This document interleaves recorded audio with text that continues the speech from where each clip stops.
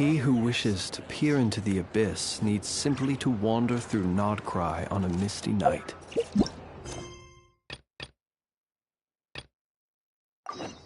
The march of the Wild Hunt will be sure to...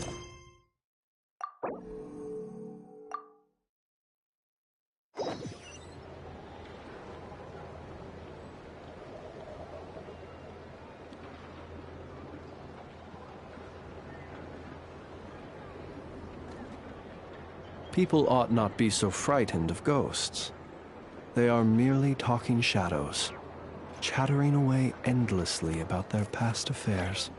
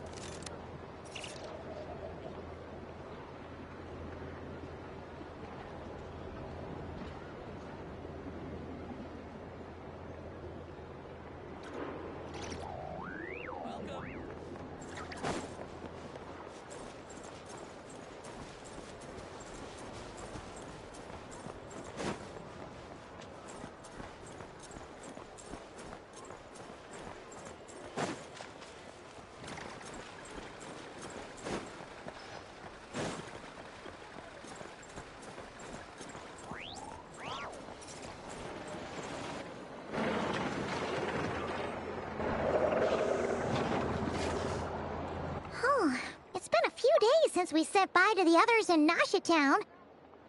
Still no news about Rarer, though. Where could he have slunk off to? If only he was gone for good. But with all the trouble he stirred up before, there's no way we've seen the last of him. Hello! You must be the traveler in Paimon? Mr. Flynn's has been looking for you. Unfortunately, there's been a serious wild hunt attack over at the quarry. He thinks it's time to regroup and figure out a plan. The Wild Hunt? Oh, uh-oh. We better get over there, right away! Come on, let's go!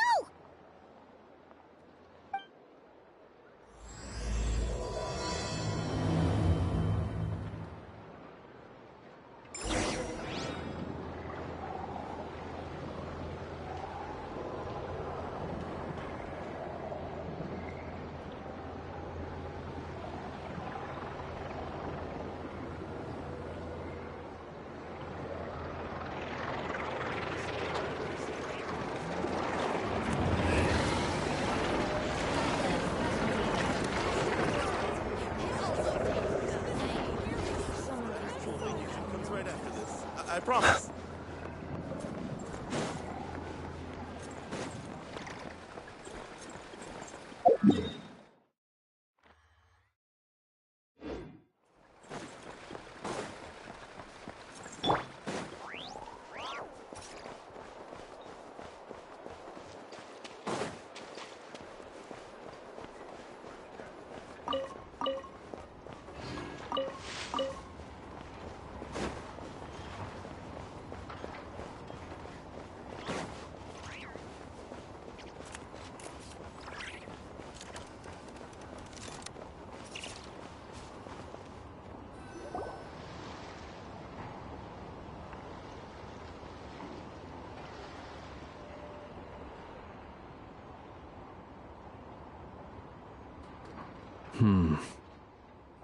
I can barely sense any Kuvaki at all.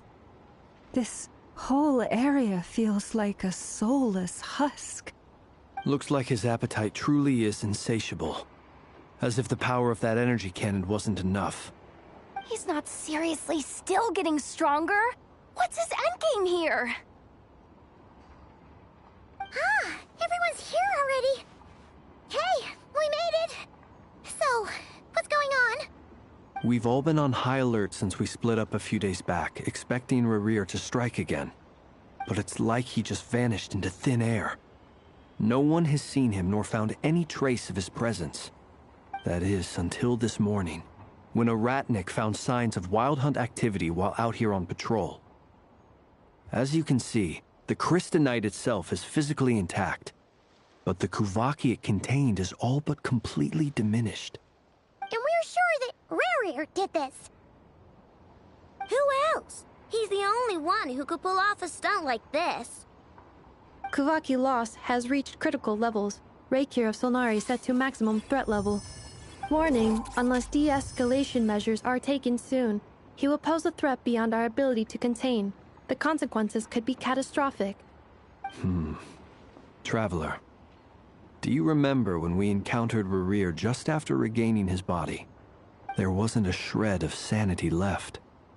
Nothing but madness and rage.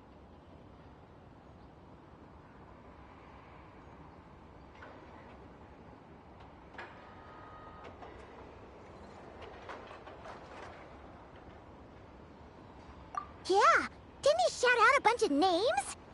Then he started raving about how nothing in this world mattered to him. Oh, Paimon gets chills just thinking about it. Oh, but the thought that he's still out there, lurking somewhere in Notcry, waiting for his chance to strike? Oh, even chillier. Last time we fought, we were already at a disadvantage. If he has such overwhelming strength, why would he suddenly go into hiding? Yeah, if I were him and I wanted more Kuvaki, I'd just take it by force. No point staying in the shadows. Unless something went wrong. His whole resurrection thing didn't exactly go smoothly. The other thing is, how does someone who's completely lost their mind still have the wherewithal to cover their tracks so perfectly? Beats me. According to certain medical studies, insanity does not always entail a complete loss of rationality. It may be that he is simply living in a world of his own. That actually sounds about right. He was ranting away to himself the whole time, like he had zero interest in talking to us. There are many unanswered questions here. He could be right under our noses, and we'd still be in the dark. Besides his name and title, we know little about him. Certainly nothing about his past, or what he might be hoping to achieve. Exactly. And we wouldn't even know where to begin looking. Even Boss hadn't heard of the Reikir of Solnari before all this. I'd be willing to bet that even if we gathered together every scrap of intel in Nodcry, we still wouldn't find more than, like, 3 useful facts about him. So, if we do nothing, he'll just keep getting stronger. But if we want to investigate him, we have no idea where to look.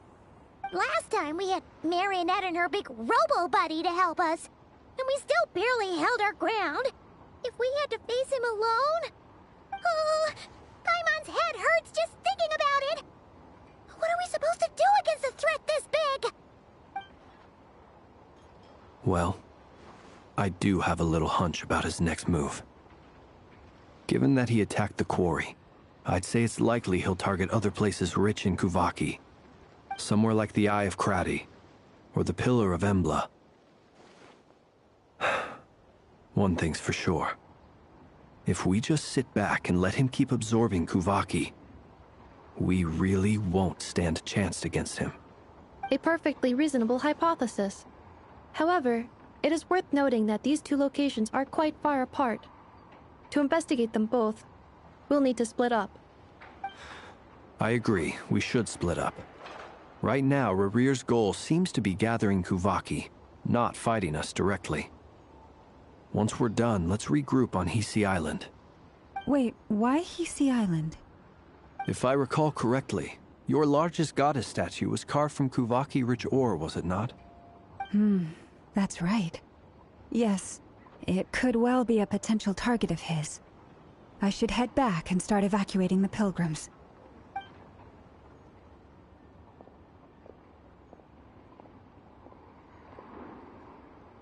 Splitting up's always gonna be risky. But I guess we don't have much choice, right? We're in a race against time here. And if we do run into Rerir, what then? That's when you follow the third rule of treasure hunting. Run like the wind. Didn't you say the third rule was go with the flow? I don't know. Did I? Anyway, whatever. In this situation, go with the flow means go find backup. Agreed. If anyone finds so much as a trace of Rerir, do not pursue him. Get out of the area and alert the rest of us as soon as possible. We need to put safety first. All right, we'd better get moving. Come on, Anefa, let's go!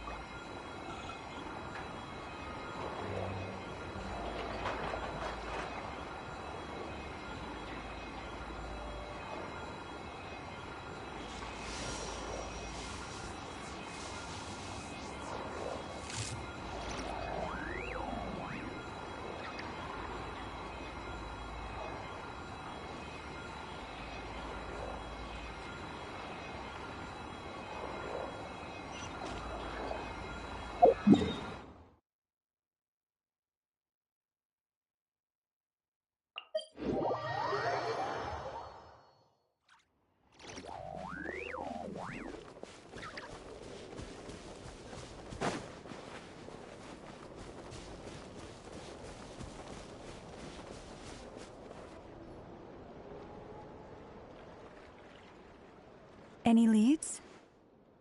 Nope. Diddly squat. No clues to where he might be hiding. It's like he's a ghost. It feels like we're sitting on a powder keg that could go off at any second.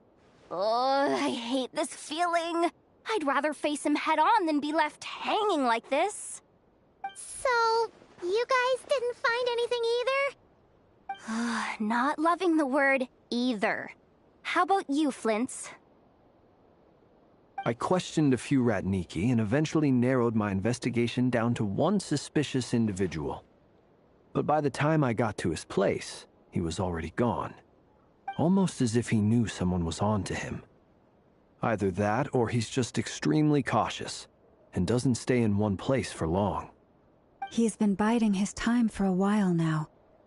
The question is, where, or what, is his next target? No idea. Since regaining his body, he seems to have lost all interest in the fragment in my possession. If he did still want it, he's had plenty of chances to take it. All we can do now is hope that Ino and Anefa turn up some leads. Darn it, Rerir! If you've got the guts, come face me one-on-one! Wait, he's actually here? I didn't mean it! I swear! No, it's coming from Silver Moon Hall. The Lady Kutar might be in danger. Let's get over there, quick!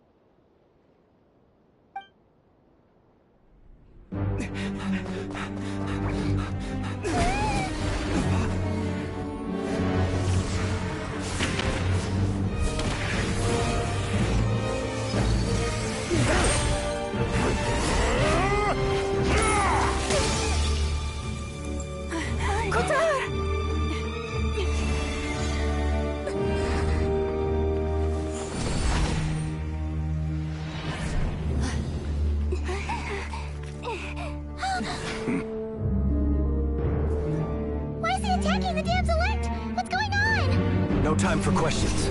Stop him!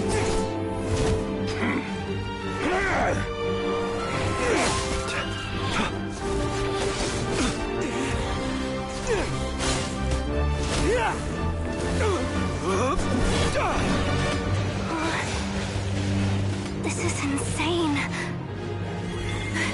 Yehuda, get Kutar out of here! On it.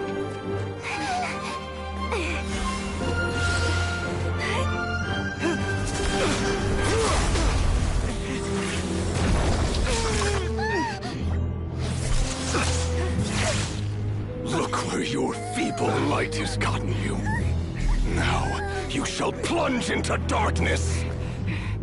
Thalindus, soon, I will find a way. Watch out!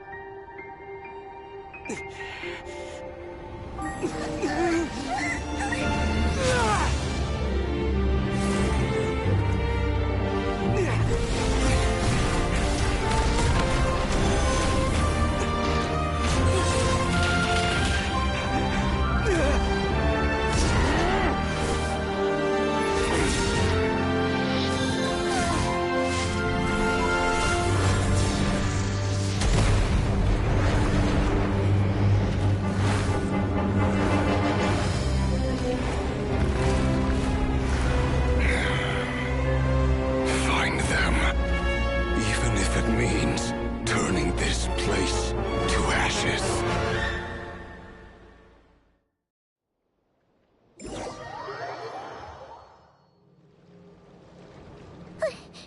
That was too close! We barely made it out of there alive. What's that guy's deal? How'd he get so crazy strong? He's a threat to this entire nation. I doubt his strength could even be measured by conventional standards. I have a question. When me and Anefa showed up, we saw him chasing after this lady like he wanted her dead. What was that all about? We weren't there for the whole thing either. They were already duking it out by the time we arrived. Yeah, we didn't see how it all started. It all escalated so quickly, we had no choice but to step in. Kutar, can you shed any light on the situation? Kutar. Cross-checking database. I see. So you're the one that the Frost Moon Scions refer to as the Moon Goddess? Wait, she's the moon goddess?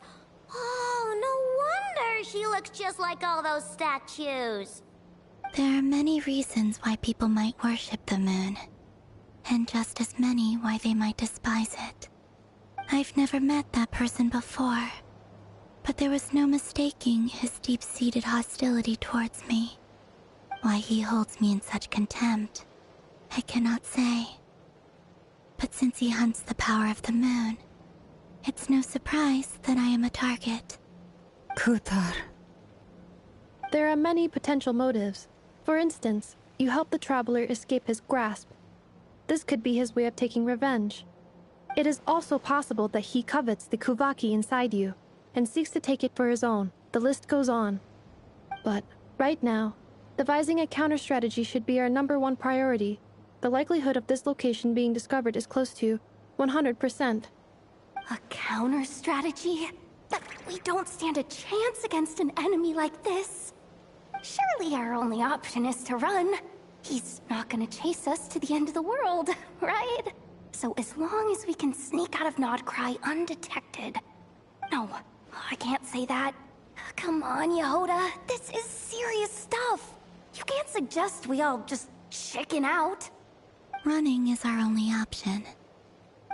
Huh? You seem surprised, but what other choice do we have? We are facing an enemy we cannot possibly defeat in battle. Well, I mean, yeah, but still. It's not too late. I can distract him, so you'll have plenty of time to make your escape. Wait, what? You're gonna act as bait? Doesn't that make sense? I'm the one he's after. There's no need for you to risk your necks on my behalf. A coyote doesn't stop for bypassers while it's howling at the moon. What is it, Loma? The Frost Moon Scions have already grown accustomed to life without their goddess. My presence here is no longer essential, and this is not my home, so you needn't ask me to stay. We can't just roll over and let him get away with this. That's not our style. Yeah. We can't just call it quits after everything we've been through together. Besides, she'd pretty much saved my life back there. If I just ditched her now, I'd never forgive myself. We can't overlook that you have saved our lives multiple times now. To talk of returning the favor would be a little crass for my liking. But suffice to say that we are friends, and friends look out for one another. River's true objective remains unclear. Even if we were to sacrifice Miss Kutar, there's no guarantee he would stop. But... Kutar, I know why you left the Frost Moon Scion so long ago. It was because people started treating prayer as a form of trade. They would make self-centered wishes, force you to accept meaningless offerings in return, and then expect you to perform miracles for them, as if that were their entitlement. If it were me, I might have walked away too. But I believe that time can change everything, and that sometimes it takes losing something precious to appreciate its true worth. After much reflection, I've realized that this was never about whether the Frost Moon Scions need you. Any relationship based on need is purely transactional.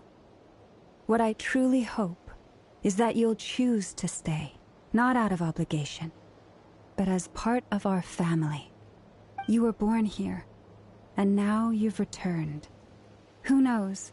Perhaps it was the moonlight that guided you home. Thank you, Lauma. But my power is on the wane. I'm afraid I will be of little use to you now. Very well then. I'll do as you say. Both times you saved us, we were transported across great distances in an instant. Is that one of your powers as the Moon Goddess? It is, but I find it very draining. I barely managed to pull it off just now, and it will be some time before I'm strong enough to do so again. Rejected by the world, my power is dwindling. Like a lake cut off from its source, slowly shrinking away. Now, it has almost run dry. What do you mean, rejected by the world? The 3 moons belonged to the ancient bygone era in which they came into being. From the moment I was born, the world itself has been steadily sapping away at my strength.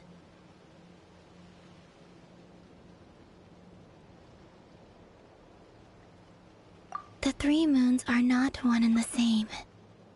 As the goddess of the Frost Moon, I cannot wield the powers of the other 2. Yet moonlight has a way of blending together. Each can reflect the other's glow. So when our fingers touched, I was able to restore my strength by drawing Kuvaki from the eternal moon's marrow. But this method of recovery is painfully slow. If only we could find the... It's the Wild Hunt! Even faster than we expected. We'll have to finish this conversation later. See how those Wild Hunt creatures are running away from us. They're likely just a scouting party, which means Rerir won't be far behind. Then what are we waiting for? Let's get the heck out of here!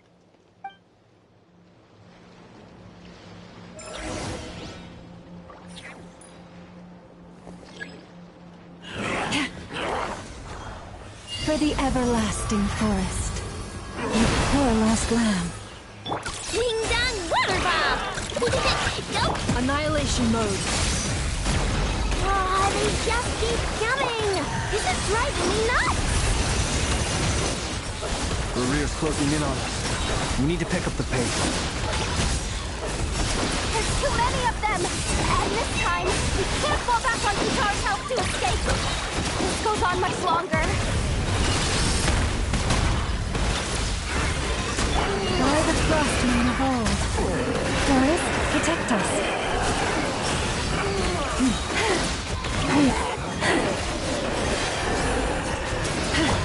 Rash attack! Nope! Preparing for dust up. Insulation chamber deployed. Beware the creatures of the night. Close your eyes.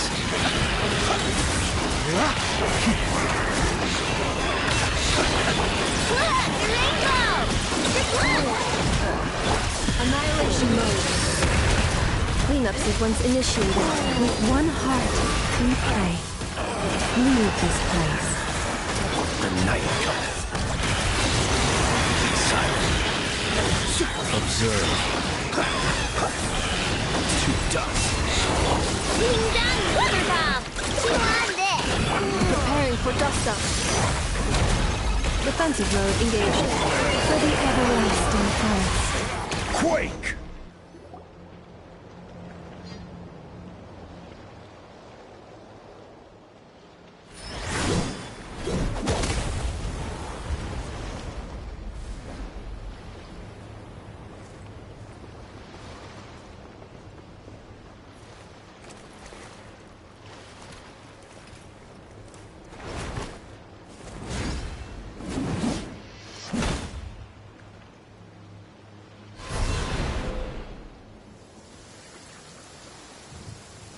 What's the matter? Bit off more than you could chew?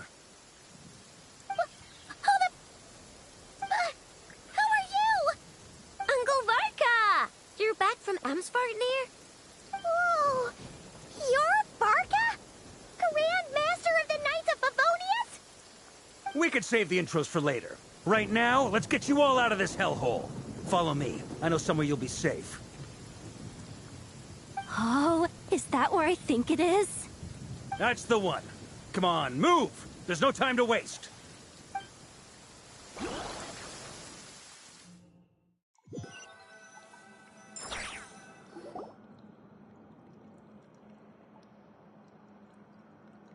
Wow! Where are we? This is so well hidden. Well, that goes without saying. This is the Knights of Favonius' meeting place in Nodcry, and a contact hub for the Northern Intelligence Network.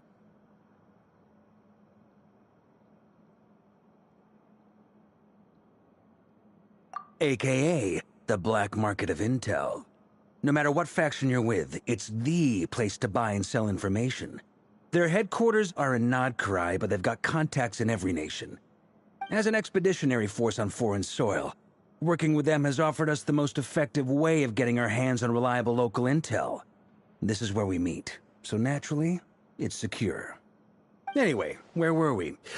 Folks from Nodcry should be pretty familiar with me by now, but I believe this is the first time we've met. Allow me to introduce myself. I am Varka, Knight of Boreas, and Grand Master of the Knights of Favonius. We've heard all about you. This meeting's been a long time coming. You look way younger than Paimon expected. But you definitely have that Grand Master vibe. Well, I'm no spring chicken. Just not showing my age yet. Definitely feeling some of that back pain today, though. Rushed back from Amsvartnir without a wink of sleep, only to get right into another fight with that freshly revived maniac. Another? You mean you fought him before? Yep. He wasn't nearly as strong back then, but he was still a formidable foe. I brought some of the knights along to give him a little surprise, but he saw us coming from a mile off. My squad took heavy injuries, and I barely made it out alive myself. We knew it might have been our last chance, so we staked everything on it. But still, it wasn't enough to stop him. I tried tracking him down afterwards, but he didn't leave a trace. Even in his unhinged mental state, he's as cautious as any trained operative. So, I decided to come find you. And as luck would have it, turned up to find you being ambushed by the Wild Hunt. The rest, you already know. Is that why he's been frantically absorbing Kuvaki these past few days? Because he sees you as a threat? Maybe I'm part of the equation, but even if I weren't, I'm sure he'd still be gathering power. He's clearly working up towards something. Note to self, Uncle Varka's strength rating officially upgraded. Guess it's my turn to ask questions now. So, what exactly has been happening in Nodcry? Why is the Wild Hunt returned in humanoid form?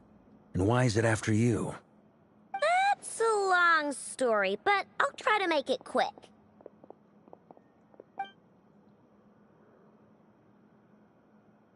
Wow, I had no idea so much had happened. Sounds like you guys have really been through it. So, The Kutar is actually a Fatui Harbinger. And all this wild hunt activity in Nodcry is the work of the Raker of Solnari, one of the 5 sinners. Oh, that's a lot to take in. Need some time to wrap my head around it all. I'm truly sorry, Mr. Varka. You stood with us against the Wild Hunt, and did everything you could to stop it from escalating into a full-blown catastrophe. And then, the one time you're away, it all comes to a head and all your hard work gets undone. You've got nothing to apologize for, Miss Moonchanter. You can plan 100 steps ahead and still slip up. That's just life. No one knows what tomorrow holds. You can't predict which way the wind will blow next. And, to be perfectly honest, I can't say I'm surprised. For all the times we've defeated the Wild Hunt in the past, we've never been able to completely wipe it out. Turns out, we were just delaying the inevitable. But now that a new variable has come into play, fate may well take a different course. A new variable? You mean... us? Who else? And in a strange way, I think his resurgence might not be an entirely bad thing. The Wild Hunt is like an unrelenting force of nature, but Rerir is an individual with an agenda. He's gotta have a weak spot somewhere. That said, while I was explaining everything just now, some of the points that Mr. Flint's added caught my attention. You mean about our mystery ally? That's right. From what you've said, not only did they lead you straight to some key files, they also shielded Hisi Island from a lethal Kuvaki blast. I don't know who or what could pull something like that off. Heck, even Miss Columbina doesn't have a clue. I hadn't heard the story about those files. Would you mind repeating their titles for me? Wild Hunt Phenomena Log, a Nodcryan Ratnik's Field Journal, and Kuvaki Survey Log. Oh. No. Still doesn't ring a bell. Another dead end. Guess all we can do now is hope that our mystery ally keeps showing up when we most need them. Still, it's safest to assume they won't be intervening again. From here on out, we'll have to resolve this crisis by ourselves. Your intel also explains something else I've been wondering about. The reason I led my team to Amsfarnir was because we'd had reports about a possible source of the Wild Hunt showing up there. But once we looked into it, it turned out to be a red herring. I don't know who was behind it, but clearly, it served its purpose. I doubt it's by chance that he happened to make his comeback while my attention was diverted. And from everything you told me, it sounds like his scheming began well before his return. So maybe luring me away was all a part of his plan. But is it even possible that he orchestrated all of this by himself? The Moon Maiden and the Raker of Solnari, Nodcry of all places. The way everything is unfolding, it can't be a coincidence. So, what do we do now? Got any ideas? Right now, we've got at least 3 things to consider. Let's go through them one by one. First, we need to figure out how to take down Rerir. If we can't beat him in a straight-up fight, the rest won't even matter. To my knowledge, the bulk of Nodcry's fighting force is already gathered here. But even with everyone united, we're still no match for Rerir in his current state, let alone with his power still growing. What if there was a way to tap into a new power of our own? How so? Have you thought of something, Columbina? 3 moons once watched over this world. The Eternal Moon was the largest. The Frost Moon was the brightest. And the Iridescent Moon was the most mysterious. They say that back then, the 3 moon goddesses wielded immense power. Enough to shape the workings of the world itself. I now bear the Frost Moon's power, and the Eternal Moon's marrow resides within the Traveler. Hold on. Are you suggesting... The iridescent moon, the last piece in the puzzle. That's right. If we can find the Iridescent Moon's marrow, I will be able to regain my strength much more quickly. The 3 moons are said to stir the tides and illuminate all things. Perhaps they hold further secrets beyond our understanding. According to my analysis, the solution is feasible. However, it is subject to one major condition. How do we locate the iridescent moon's marrow? I know a way, but we will need to visit the Fatui's Experimental Design Bureau. The Experimental Design Bureau? Are you saying we need to involve Marionette? Yes. I must speak with Sandrone. It's a long way from here to the Experimental Design Bureau. There's a high chance you'll be spotted. You shouldn't go alone. Then that's settled. Next up, our second priority. Somehow, we need to figure out Rarir's end goal. As you saw for yourselves, when he was still in his wild hunt form, everything he did was for the sake of recovering his body and resurrecting himself. His first act since then, after laying low for a while, was to try and assassinate this young lady. People's obsessions often reveal their greatest vulnerabilities. There must be a reason why he despises the moon so deeply. Perhaps it sheds some light on his title, the Raker of Solnari. The Wild Hunt has plagued Nodcry for centuries now. If we want to stop it for good, we have to get to the root cause of what's driving it. It's true. We still know very little about him. If Kuthar hadn't given us that lead, we wouldn't even know his name. But where would we even start? I doubt even the Intel Queen of Nodcry has a clue, and she has info coming out of her ears. Oh? That's a rather hasty conclusion for someone who's so painstakingly meticulous when it comes to dealing with machines. She heard me.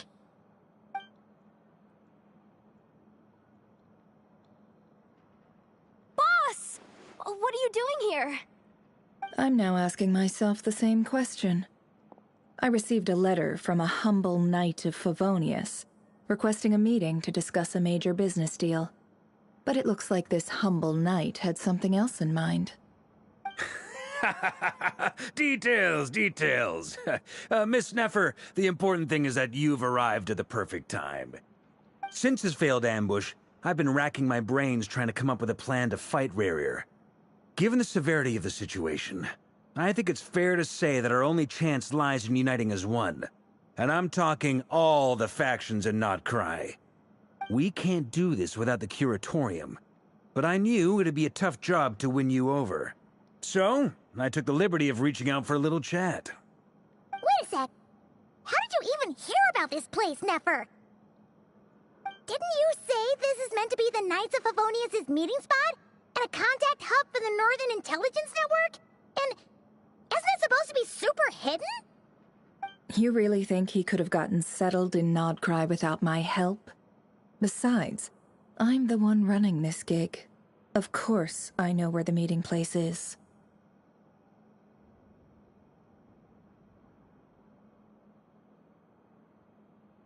Allow me to introduce the current head of the Northern Intelligence Network. If it's intel you're after, she's your woman. Pretty much seen and heard it all.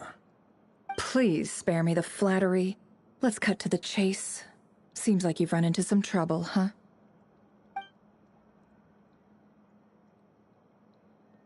Well, this certainly qualifies as an unforeseen crisis. On behalf of the Curatorium of Secrets, I wish you all the best of luck. So you're just going to sit this one out? Why should I get involved? What could possibly be in it for me? What if we told you we can't do this without you? Oh? Then I'd say, you'd better make it worth my while. I don't work for free. I can't put a price on something like this. It's just not in my nature. But then again, you and I have always been polar opposites in this regard. So I can't exactly say I didn't see this coming.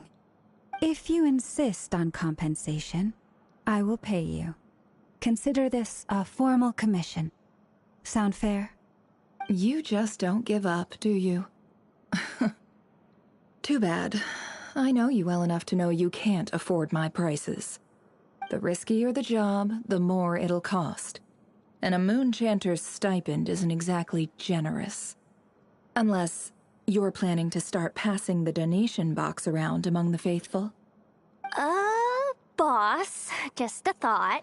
If they come up short, maybe you can take the difference out of my next few paychecks. Things got really dangerous during the fight with Rerir. If this girl hadn't saved me, I'd be ley line fodder by now.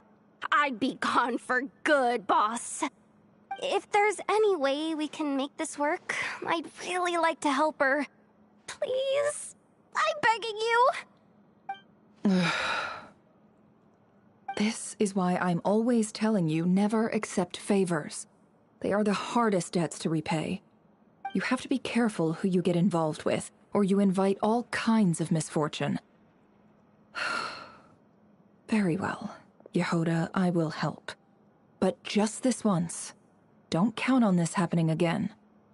Flynn's, that fragment that Rerir was after, do you still have it on you? Of course. Let me borrow it. I need it to follow up on some leads.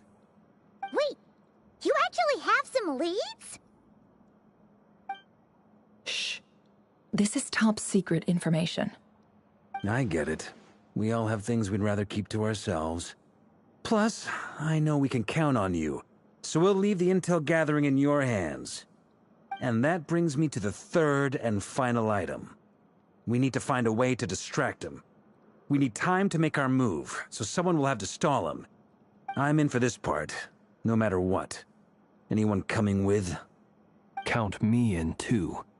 Come off it, you two. Quit playing heroes. I'm way ahead of you here. Ineffa did a scan of the Moon Goddess's Kuvaki signature, and we're gonna use it to make some decoys over at the Kramkake craft shop. Anyone who's in, follow me.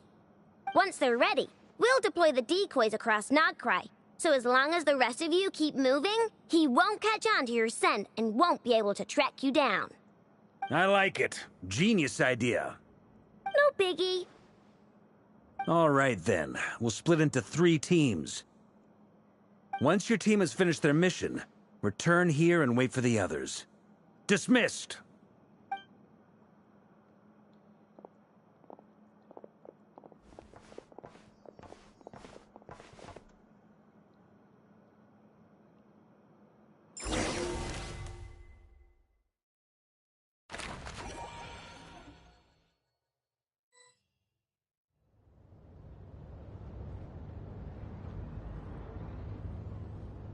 Lady Damselette.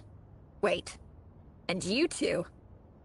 What are you doing at the Kuvaki Experimental Design Bureau? We've been doing our best to mind our own business lately. But if you're just gonna waltz up here like this, you're seriously pressing your luck. Don't blame us for doing what we have to. Huh! You really think that's gonna scare us off? We're not looking for any trouble. I just want to see Zandrone. Do I need to remind you that you're still a wanted fugitive for deserting us? Out of consideration for our former ties and the crisis we're all up against, we'll let you leave in one piece. But don't even think about trying to get inside. Let them in. But... Are you going to make me repeat that? No, my lady. Zandrone seems to be in a good mood. Must be maintenance day.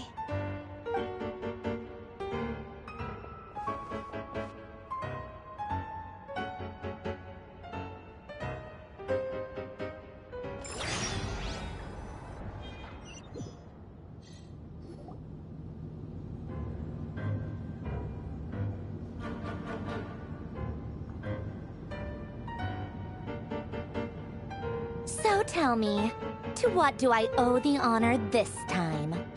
Actually, before you answer that, just so we're clear, we're not colleagues anymore, Columbina. I don't owe you anything. I promise it's nothing big. It seems like you've gotten the wrong idea here. The only reason I let you in was because I was bored. It seemed like a way to kill some time and satisfy my own curiosity. Whatever miscalculations I may or may not have made in the past, I haven't lost the plot enough to even consider sticking my neck out for your sakes. I'd like to speak with Arlecchino. What? Huh? You mean the knave? I'd like to speak with Arlecchino. Is she in Nodcry? No, she's not. Once the work on this facility was completed, she went back with the Rooster and Regrator. The only ones in Nodcry are me and... What is it you need to speak to her about anyway? Rerir is hunting me. If I'm going to face him, I must first retrieve the lost moon.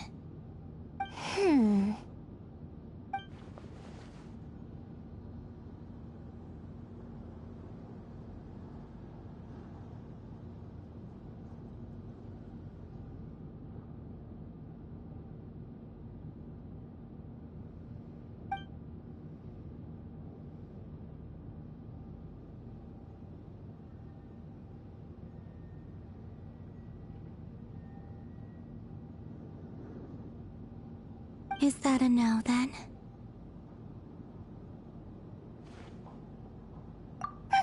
As if I need reminding.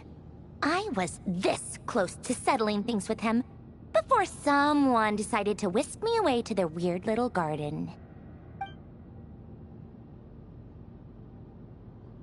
Have you held any tea parties lately? Tea parties? Yeah, obviously. You don't seriously think we'd pack it all in just because you aren't here. If anything, they've been more eventful than ever. Just me, Arlecchino, and a bunch of insolent, insensitive guests who won't stop asking where you've gone. Oh, they've been a real joy. I bet you served them the worst tea you have. Just like you used to do to me when I upset you. Who cares about how good the tea is when there's no one around to drink it? I keep losing people. First Rosaline, now you. I'm running out of people who can make me laugh. Honestly, what could be more ridiculous than the multi-centenarian goddess, who's only ever had the plain herbal tea she received as offerings? You'd always brew a different type of tea for me each time. Was it really just to see how I'd react?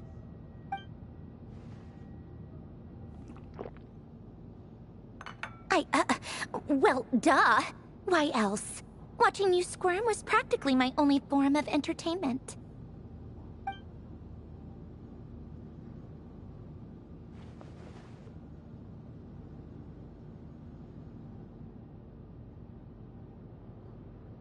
Oh, yeah. And Capitano sometimes used to bring Tartaglia around, too. But I guess we won't be seeing him again. Well, I guess we are overdue for a get-together. Polonia! Have Febronia pass a message to Arlecchino for me. It's time for tea. Will suffice. Pass along a message for me, too, if you would. My body cannot contain the marrow of 2 moons, so I'll be leaving one of them in her care. Excuse me? Who said you were on the guest list? If my tea meant that much to you, maybe quitting the Fatui wasn't your brightest move. Back when you were under the Tsaritsa's protection, no one would have dared come at you so openly. But that protection didn't come for free. In fact, I paid dearly for it. At the end of the day, it was just another transaction. I just got tired, that's all. I never wanted any part in their grand ambitions, and I've had enough of being treated like a bottomless supply of power. It brings back memories from the old days, when I was still worshipped as the moon goddess. Centuries on, it may be a different group of people, but I see the same greed in their eyes. I figured you'd leave eventually. You didn't have as much of a reason to stay as I do. The Tsaritsa gave you shelter and protection, but that was it. Nothing more, nothing less. Meanwhile, the Fatui demanded everything from you in return, until it was more than you could bear. I get why you left. And frankly, I I have no interest in dragging you back just because the higher-ups told me to. But if you keep hanging around with this riffraff, the next time we cross paths, we might be enemies for real.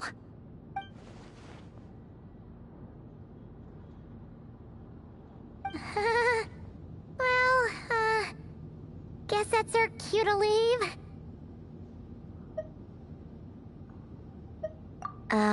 That might be your plan. But it sounds like someone else wants you to stay a little longer. Huh? What do you mean? Listen.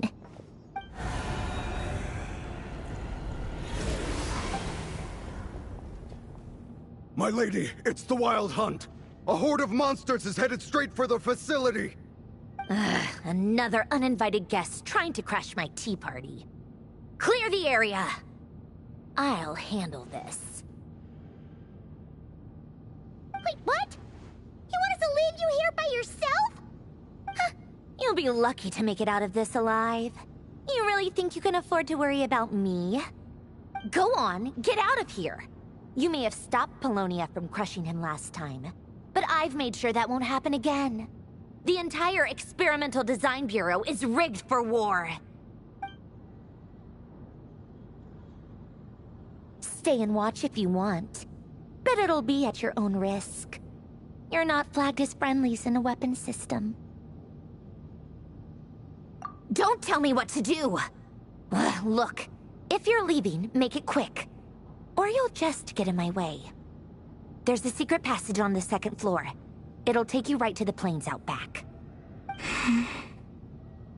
Stare all you want, Columbina. You're not getting another invitation to my tea party. I know.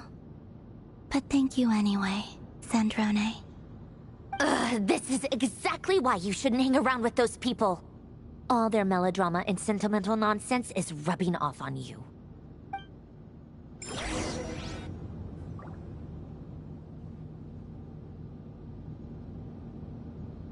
Come on then, Mr. Ray here. Let's pick up where we left off. It's your Wild Hunt monstrosities versus my beautiful creations. Let's see who comes out on top.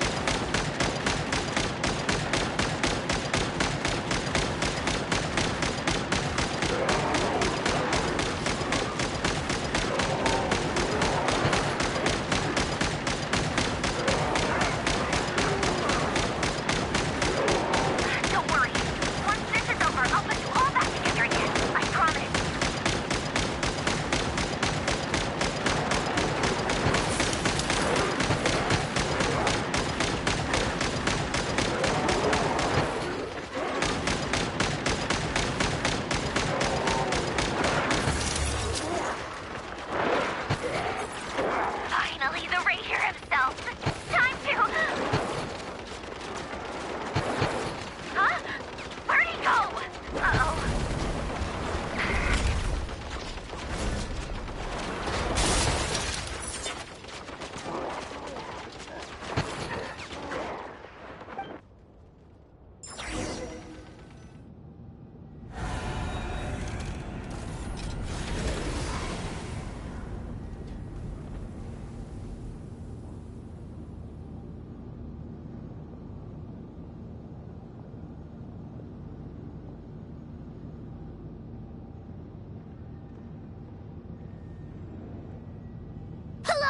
Get him!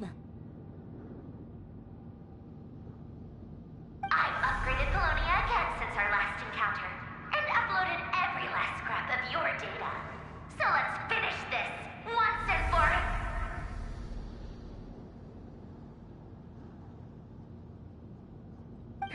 She's not here. Where did she go? Hey! Over here, you big... Curse it. Moon. Go. Keep searching. She cannot have gotten far.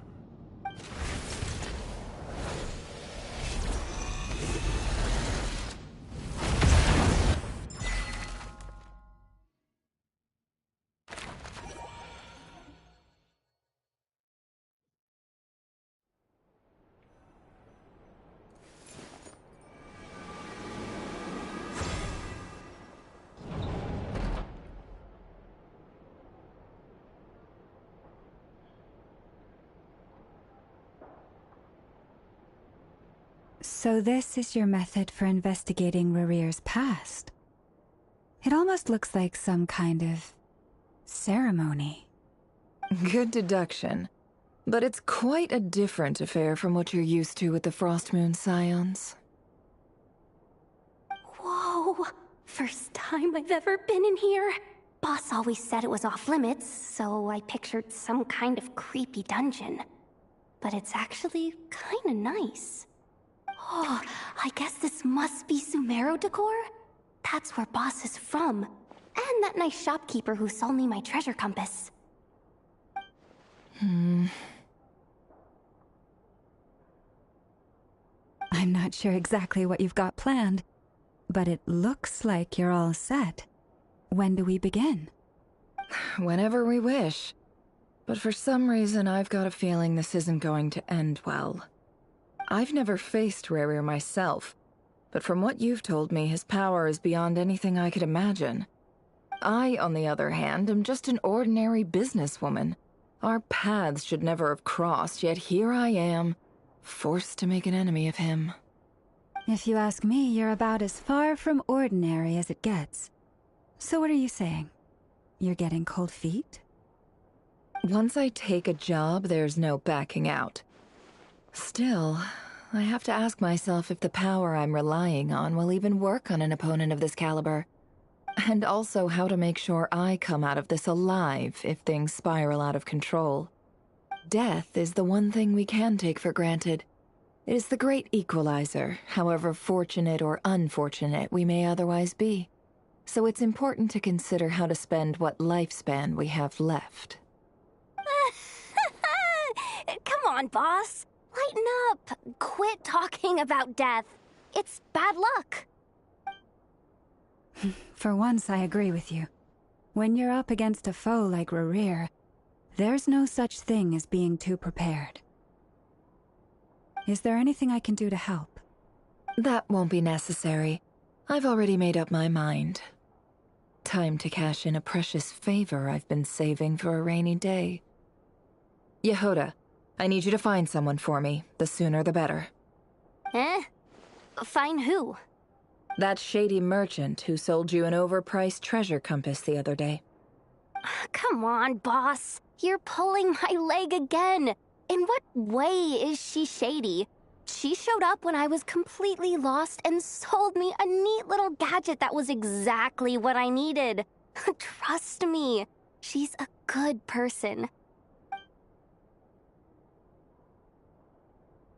Anyway, I know who you're talking about. Don't go anywhere. I'll be right back.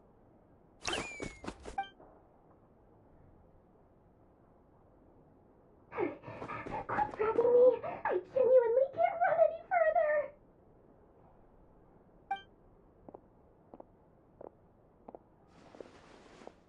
Hey, aren't you? What is it? What's the big rush? You dragged me out of a dream where I was literally swimming in Mora. I'm charging double my usual attendance fee. See, look how easygoing she is. After that rude awakening, she could have completely snapped at us. But instead, she kept it together and just asked for an extra fee. Dori Sangama Bay? I never would have pictured you two doing business together. If you want to make it big and not cry, it's all about connections. Lady Nefer just so happens to have a lot of intel that interests me. And she also did me a big favor in the past. It was back when I first arrived in Notcry. My trusty assistant, the genie in my lamp, had an adverse reaction to the Kuvaki and fainted. And wouldn't you know it, that's when I suddenly find myself in a life-or-death situation. Good thing my compatriot was there to swoop in and save the day. I've been giving her a 30% discount off all of my goods ever since. Now, so that no one here feels left out, I'm willing to extend a 20% discount to fellow friends of Boss Nefer. Plus, any other friends you send my way will enjoy 10% off. What can I say? The great Lord Sangama Bay is nothing if not generous. So, let me guess. You've run into some trouble. I've got everything you could possibly need, and the more you buy, the more you'll save. You guessed correctly. What have you got in the way of survival gear? The one type of gear I've never been short on. What are you looking for? A jetpack fresh from the Academia's labs? An ancient suit of armor dredged up from the bottom of the sea? At the very least, I need to know what kind of opponent you're dealing with here. If even you're worried about staying alive, it must be pretty serious. What if I told you it's someone with the power to bring a nation to its knees? Is that so? Then we really are talking top-shelf treasures. I don't have anything like that in stock right now. I'll have to ask my supplier. Your supplier? A powerful woman, make no mistake. I can't reveal her identity, but luckily for you, I hear she's planning to visit Notcry in the near future. If you're willing to wait, I can ask her when she's here. Can't say exactly how long that'll be, though. Then, let me put it another way. What would you do if you encountered an enemy like that? Roll over and serve yourself up on a silver platter? Of course not! I have a handy little trinket from one of my generous suppliers, which... Hold on. What exactly are you getting at? No, no! This is for my personal use only! Let's just say I'm borrowing it, all right? Just for insurance purposes. You'll get it back later. Favors are the worst kind of debt to owe, and now you've got a chance to repay one. A win-win situation, don't you think? Fine. You can borrow it for 5 days. No, make that 3. And for every extra hour after that, I'm charging you 1,000,000 mora. Deal? Deal.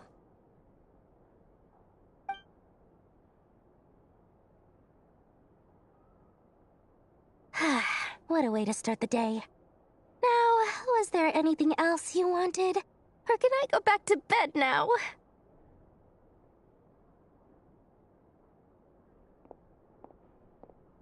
That will be all. Take care now. Don't trip up on your way back, friend. See you later! You're my favorite shopkeeper.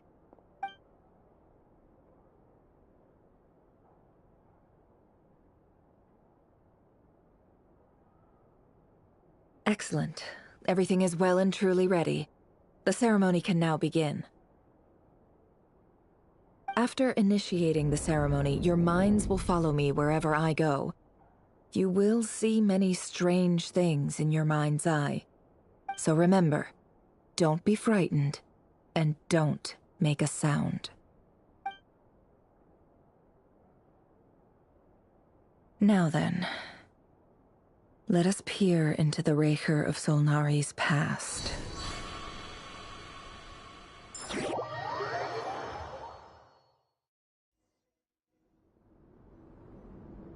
I made it.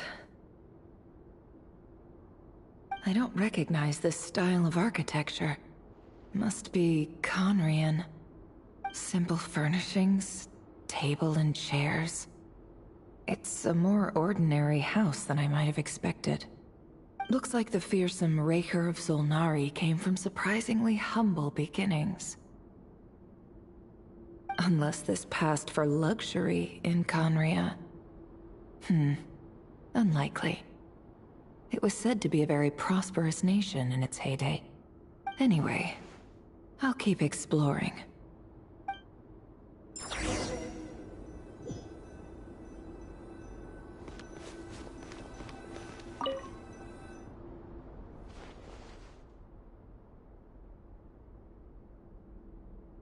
Hi, Rivier.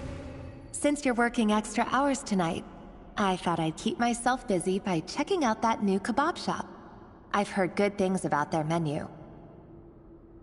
I'll test it out, and if it's as good as everyone's saying, let's go back together sometime. P.S. New stash from the Universitas Magistrorum. I brought some goodies home. A few teacups and a pin rack. Hope you like them. They didn't sign their name, but they must have been close. Sounds like they were living together.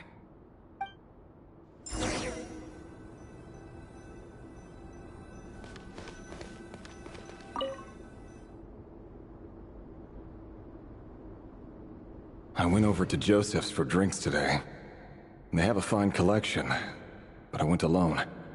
Felindis was tied up with something and couldn't make it. Joseph asked why I came alone, but I didn't really have an answer. He then went on to ask about other things. If you ask me, someone who asks that many personal questions is too nosy for their own good. But if he invites me again, chances are I'd still go. Felindis. That's the same name Rerir mentioned. Crane imports keep falling. If things don't pick up, we'll soon be back to meat and mushrooms only. Honestly, I'm not a huge fan of that new type of mushroom everyone's been into lately. Didn't it start out as a lab-grown variety? I heard it's even mildly corrosive. Seriously, why would you even eat something like that? I don't care if it's an impressive feat of alchemy. That just isn't the kind of thing I like to eat. Grain has to be imported, and they're eating a diet of mostly meat and mushrooms.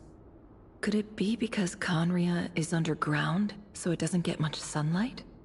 That would explain why they use so much stone in their buildings. They even use alchemically modified strains for food. Seems like the people of Conria don't have many options when it comes to dining. I've just about saved up enough now. Time to buy it and keep it somewhere safe. Making a big purchase. I wonder what it is.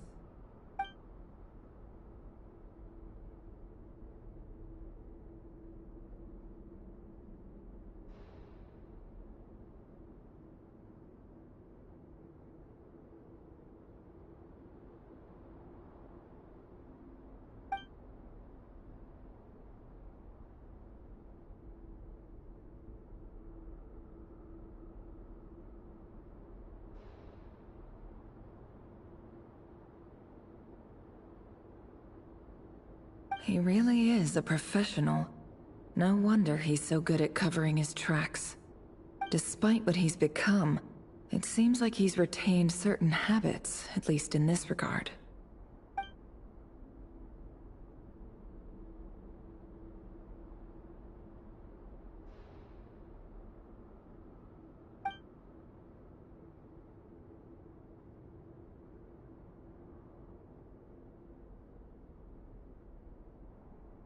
Did Rary rip it out himself?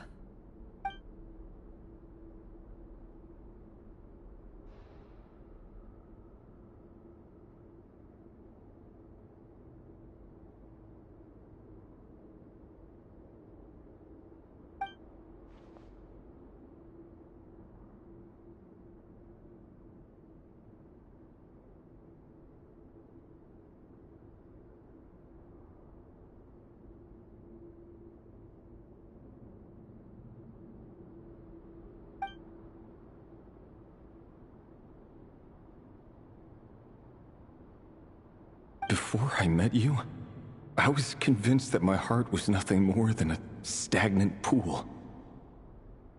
The burial place of a fallen moon. A withered, windless grove where the waters rested forever unrippled. It was you who helped me see that my heart hadn't entirely withered away. That it could still beat to the rhythm of love. This is just trivial sentimentality from the looks of it. Why would he go to the trouble of hiding that? The burial place of a fallen moon.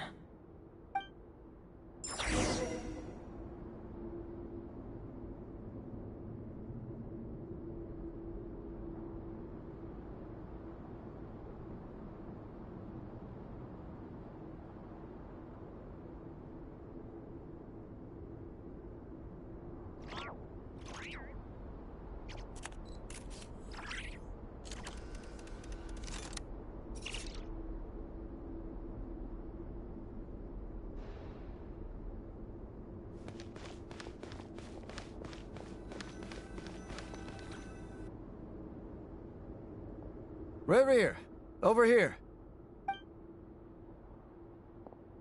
Dane! Oh, and, Vedalfin here? What a surprise to see you here, sir. Hello there, Rerir. You need not address me so formally outside of court. He doesn't get that much free time, so I invited him over for a drink. Even the court prophet deserves a break every now and then, right? Well, I'm flattered. So, what are we discussing today? Hey, don't look at me. As far as I see it, we don't need an excuse to have a few drinks. Come on, don't give us that. Didn't you say you were about to pop the big question? How's that coming along? Who'd have thought the great Twilight Sword was an even greater gossip? I just didn't expect you to be the first one to settle down and get married, that's all. Yeah. If you told me that a few years ago, I wouldn't have believed you either. So, are you planning to come clean about your job then? I'm guessing you still haven't told her. Sure, I'll have to tell her at some point. But I'll need to pick the right time and place. To be honest, I have no idea how she'll take it. Come on, stop being such a pessimist. For all you know, she could be thrilled. I bet she'll be much more impressed by your actual job than the one she thinks you're doing now. A member of the King's Guard.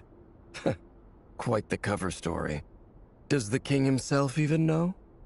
Of course he does. Anyway, enough about me. How have you been? Me? Same old, nothing much to... Huh? What's up, Ved? It's nothing. Vedalfin, Dainslift's elder brother. Renowned throughout the court of Conria as the Visionary, and said to possess a wisdom far beyond the reach of any ordinary man.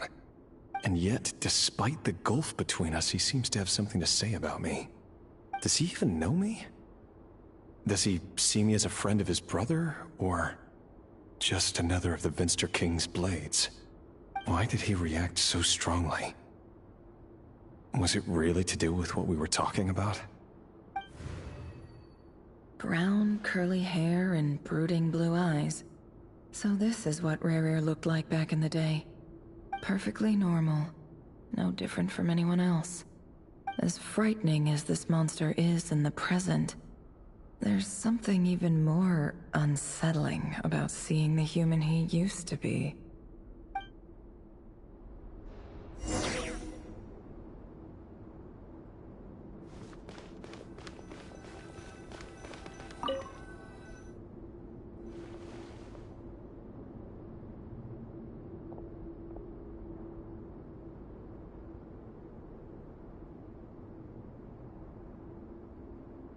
Felindis? You're back early? Our equipment's being serviced today, so I got off earlier than usual. How's your day been? Aw, why the long face? Is something the matter? Has your boss been giving you a hard time again? Went for a drink with Dane and the others after work. Isn't that a good thing?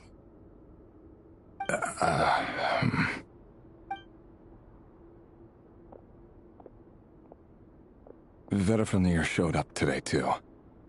You know, Daneslif's older brother. Ah, Mr. Vedifnir. Yes, I've heard of him. They say that everything he says ends up coming true. He overheard Daneslif mention that I'd recently proposed, and seemed to have an issue with it. But when I asked what it was, he kept it to himself. So, you're worried? You could be such a child sometimes, Revier. We're nobodies. Why would the Visionary be concerned about us? I'm sure someone in his position has much bigger fish to fry. Maybe you're right. You worry too much, Revier. We've been together for ages now, and everything's been going so well, has it not? You've even proposed to me. So, you do remember. Tell me then. What's your answer? Like I said, I need some time to decide. You can't just rush into things like this. We may be nobodies in the grand scheme of things, but if we want things to work out, we've still got to plan ahead. All right. Take your time. Just don't keep me waiting forever. Nobodies.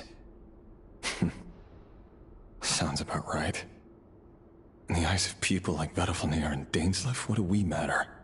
Can someone whose gaze is so fixed on a far-flung future even see the present clearly?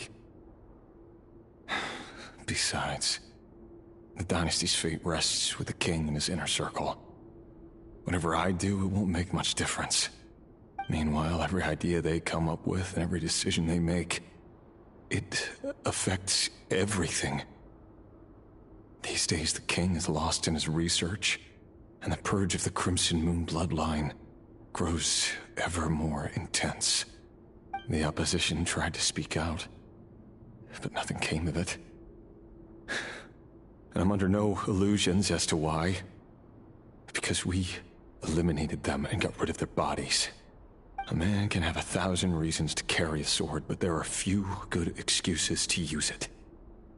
Yet the king has never even considered a gentler approach, and he never will.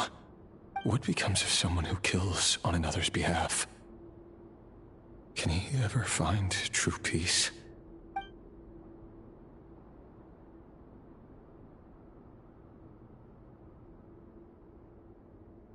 Thelindis?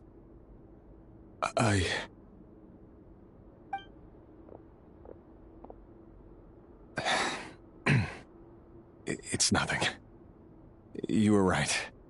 Fate has never smiled upon nobodies like us. But by the same token, it's unlikely to bear a grudge against us either. There's no reason we can't keep living happily together, cherishing the simple joys of each day as they come. See? You just need to stay positive, Revier. I can feel your warmth, your breath. You're right there, right by my side. Just seeing you makes me happy in a way I can't explain, and that's something that no one could ever take away from me. So smile, my love. Let go of that frown. You're right, Thelindis. I've just been overthinking things. That's better. Getting caught up about things like this will only ruin our evening. Speaking of which, all set for the ball tonight? I need to go get ready. You go ahead. I just have a few things to take care of, then I'll come join you. Even busier than the big shots, huh? Fine, I'll go get started. But don't be late. If you keep me waiting too long, I won't be a happy bunny. Relax. I'll be there. Seriously, though, you drive a hard bargain. You're really gonna leave my proposal hanging and still expect me to take you to the ball? Well, that goes without saying. I already told everyone I'd be coming with a dance partner. Besides, they're two completely different things. Let's take it one thing at a time, all right?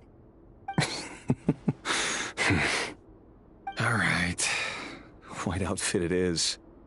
It seems like Rerir was deliberately hiding his ties to the intelligence services. by giving the impression that he was just an ordinary member of the Vinster King's Guard.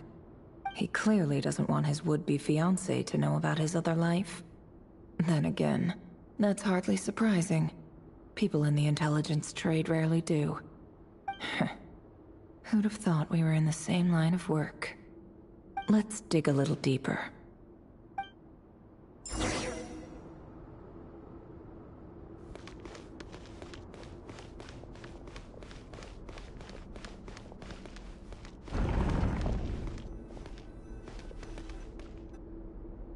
Our last operation was a resounding success, and all thanks to you, Rahier of Solnari.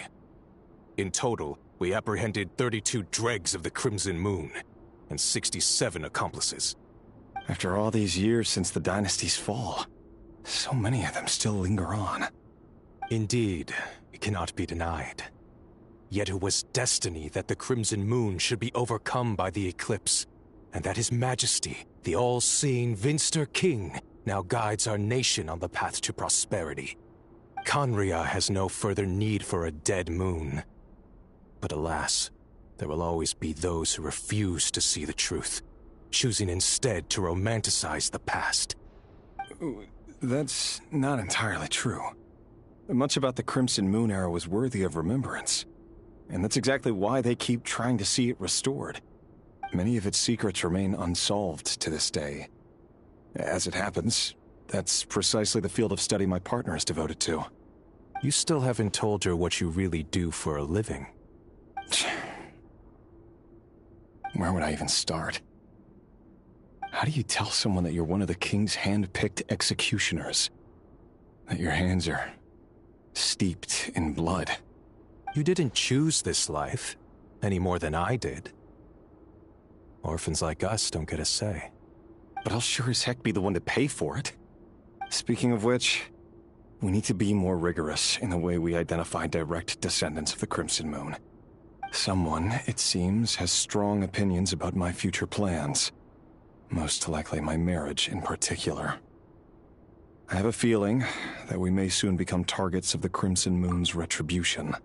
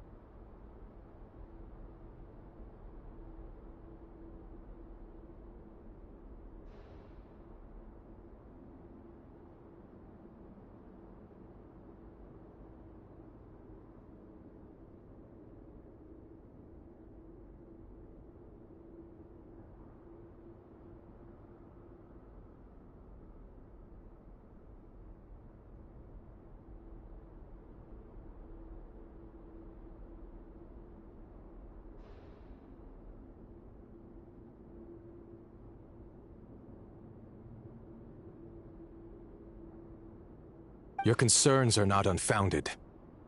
They've taken out many of our colleagues these past few years, and for that very reason. These are no helpless lambs we're leading to the slaughter. They're wolves in sheep's clothing. Take care, Rehir of Solnari. I look forward to toasting you at your wedding. Thanks, Thorkel. You look after yourself, too.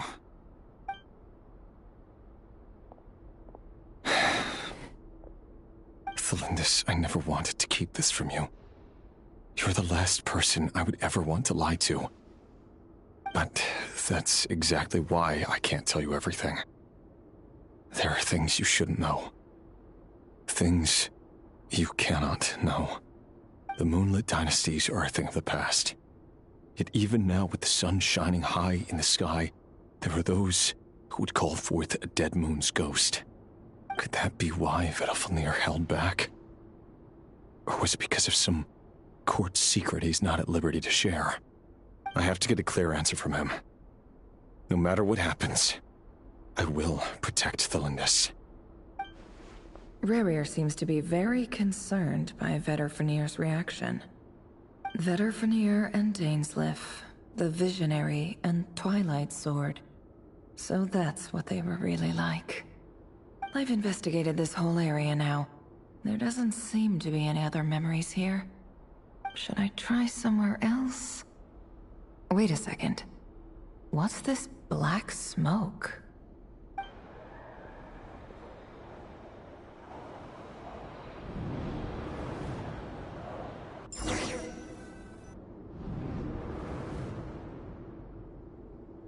So, he's late after all. Just you wait, Rerir. You're in for it. Big time. Are you waiting for someone, ma'am? Could I tempt you into buying some flowers? Oh, sure. Pick me out a pretty bunch if you would. Thank you.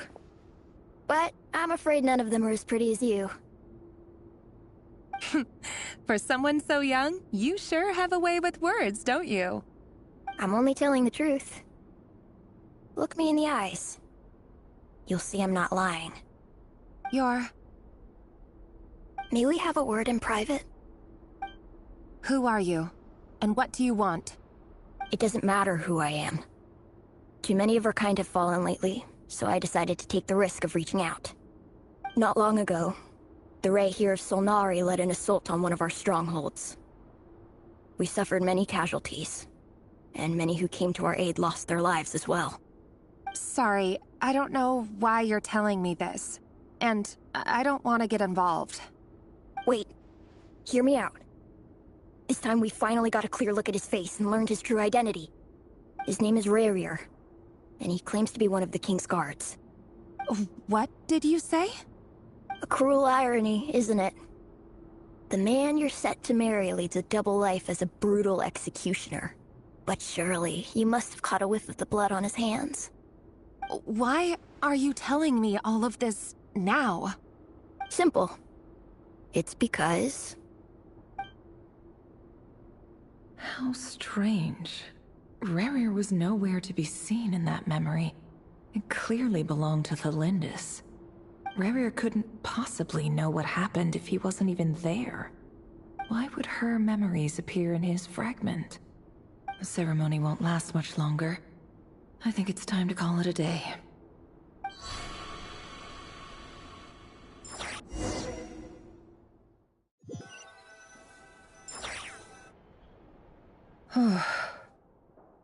So that was your doing? Did you just pull us inside Rerir's fragment to spy directly on his memories? Any more questions, and I'll have to start charging. I had no idea you could do that, boss! Seriously, that was amazing! We're not worthy. We're not worthy! I gotta admit, though, I'm itching to see what happens next. Feels like we barely scratched the surface. I'm just as curious as you are, but the ceremony only allows for limited time inside. That's all we can see for now. Luckily, we managed to learn quite a lot. So far, so good. I just hope the others are doing okay too. Especially the group with the Traveler. Their mission is a risky one. Let's hope it's all going smoothly. If you're worried about them, go see how they're doing. If I know Boss, she's gonna need some time to write up all the details and make sure it's all coherent. I'll stay behind to lend a hand, but feel free to head back and meet up with the others.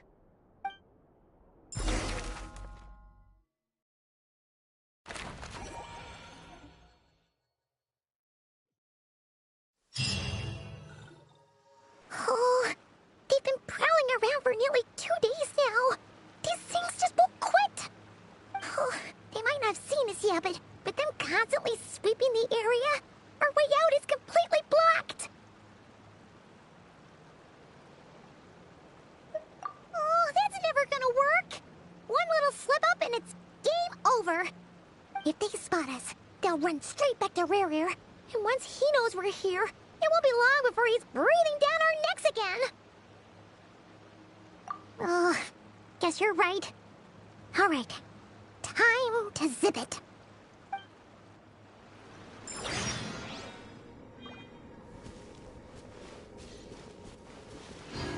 Quick, hide! We almost got spotted.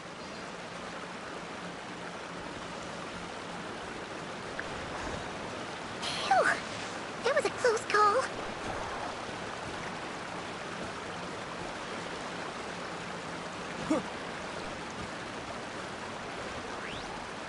Watch out! He's coming this way!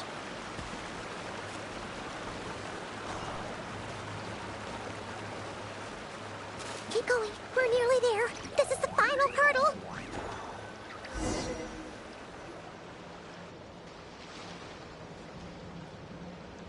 Oh, there's no end to these things!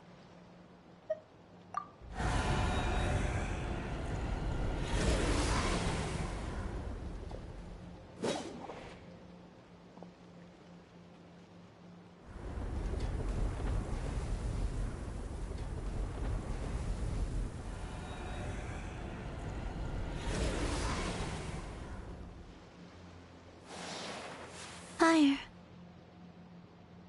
Fire? Wait, what's that smell? Oh no, there's a fire!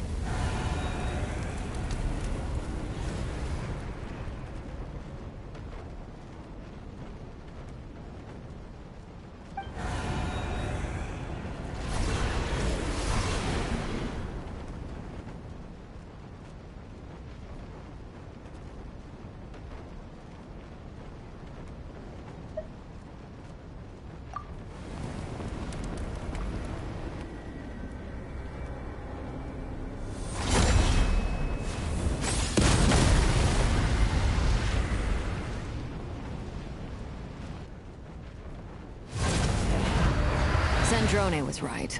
You look weak, Columbina. The old you would never have let such lowly creatures bar your way. Word has it that you did something for the Tsaritsa, and that's why you've lost most of your power. Freedom comes at a heavy price, doesn't it? It's Arlecchino! You came! Hello again, Columbina. And greetings, guests of the House of the Hearth. It's been a while, Arlecchino.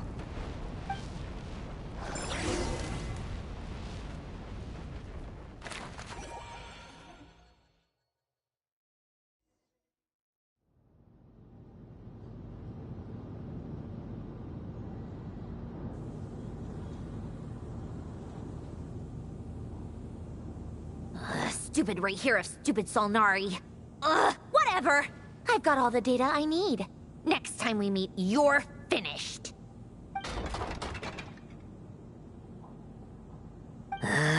He sure doesn't pull his punches. Excuse me, do you need a hand? You can do me a favor by staying out of my way. Can't you see I'm busy? Wait a minute. I recognize that voice. Hello, Miss Sandrone. Father sent us over to help. Huh. How considerate of her. Hey, Fremine, get over here and help me fix this. Lenny, you do your thing. Just Keep your sister away from my machines. Nearly every machine that cat girl touches ends up going haywire. Go put her on cleaning duty or something.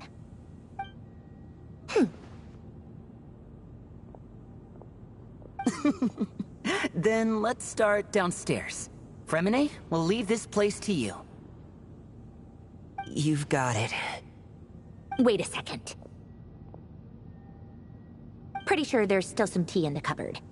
If you want some, you'll have to make it yourselves.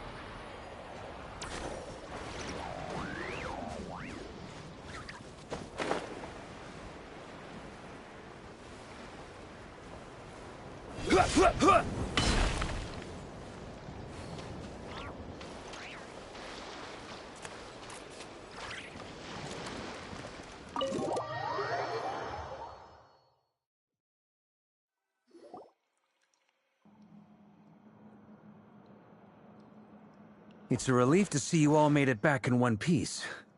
Huh? Feels like there's quite a few people missing. Where's Flint's and the others? And what about Nefer? I returned ahead of them. Flint is helping Ino and Anefa to set up the decoys and buy us some time. As for Miss Nefer... Boss is still wrapping things up on her end. She sent us back to fill you all in on the top secret intel we've been gathering. I see. Then let's get right into it. But first, who do we have here? You brought someone else in to help?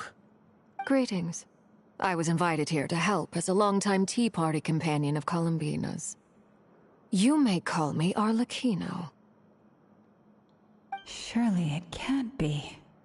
Those eyes. Oh, where have I seen them before? Wait, of course. In those memories we just saw. The only Arlecchino I know is the fourth of the Fatui Harbingers. So either you share a pretty uncommon name, or you're more than just a Tea Party buddy. You are well informed, Grandmaster. A man from Mondstadt living all the way out here in Nodcry, and yet the people and affairs of Snezhnaya seem to hold a special place in your heart. Oh, the feeling's mutual. Sounds like you know all about who I am, too. A Fatui Harbinger. The atmosphere in here just got really tense. Guess we can't just start trusting Fatui Harbingers, even at a time like this. I must admit, though, I'm a little curious. Seeing as the Moon Goddess no longer belongs to the Fatui, what makes you so willing to put your neck on the line here? Nor does Nodcry belong to Mondstadt, Mr. Varka. Yet still, you're fighting for it all the same. Things don't always have to have a tangible payoff. Sometimes, stopping things from spiraling out of control is a higher priority than chasing the spoils of victory. Of course, I can't say there's nothing in it for me at all. But that's between Columbina and myself.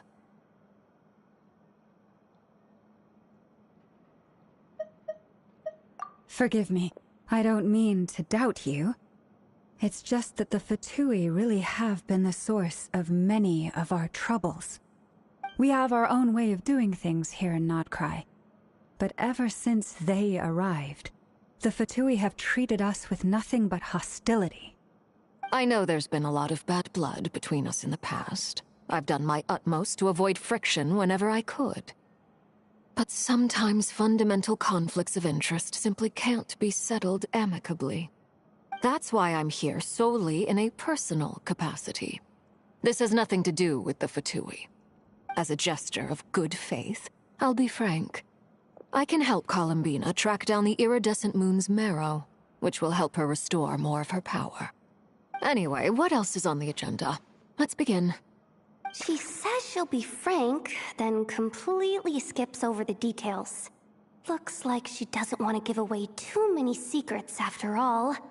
But she clearly wants to change the subject. It'd be awkward if I tried to bring it up again now. I guess we'll just have to go along with it. She's the fourth of the Fatui Harbingers after all. One look and you can tell she's not someone you'd want to mess with.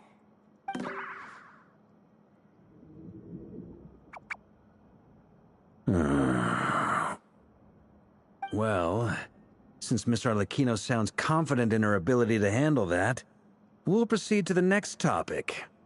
Yehoda, time to share that top-secret intel. Alright, listen up everyone. First, we now know that Rerir was originally a Conrian secret agent whose primary mission was to hunt down and assassinate the so-called Dregs of the Crimson Moon. The Dregs of the Crimson Moon? Mm-hmm. In the memories, there was a lot of talk about the Crimson Moon and Eclipse, and a whole bunch of other stuff from the time of Conria. To my knowledge, those were the names of two different Conrian dynasties. Long, long ago, it is said that the people of Conria worshipped the Crimson Moon, drawing a mysterious power from its reflection. But one day, a coup saw the Crimson Moon eclipsed, hence the name of the new dynasty that replaced it, and how it became the new emblem of Conria. Still, long after the Crimson Moon dynasty had fallen, the last ruler of the Eclipse dynasty, the Vinster King, still coveted the secrets it left behind. So, he sent the Rehir of Solnari to secretly hunt down the Crimson Moon's few remaining followers. In those days, Rerir showed no signs of madness. In fact, he was as normal as any other person. Oh, and he had a fiancé, or at least a would-be fiancé, called Tholindis. What's the matter?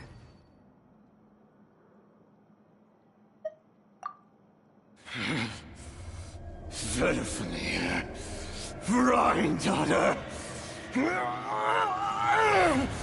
Flinders.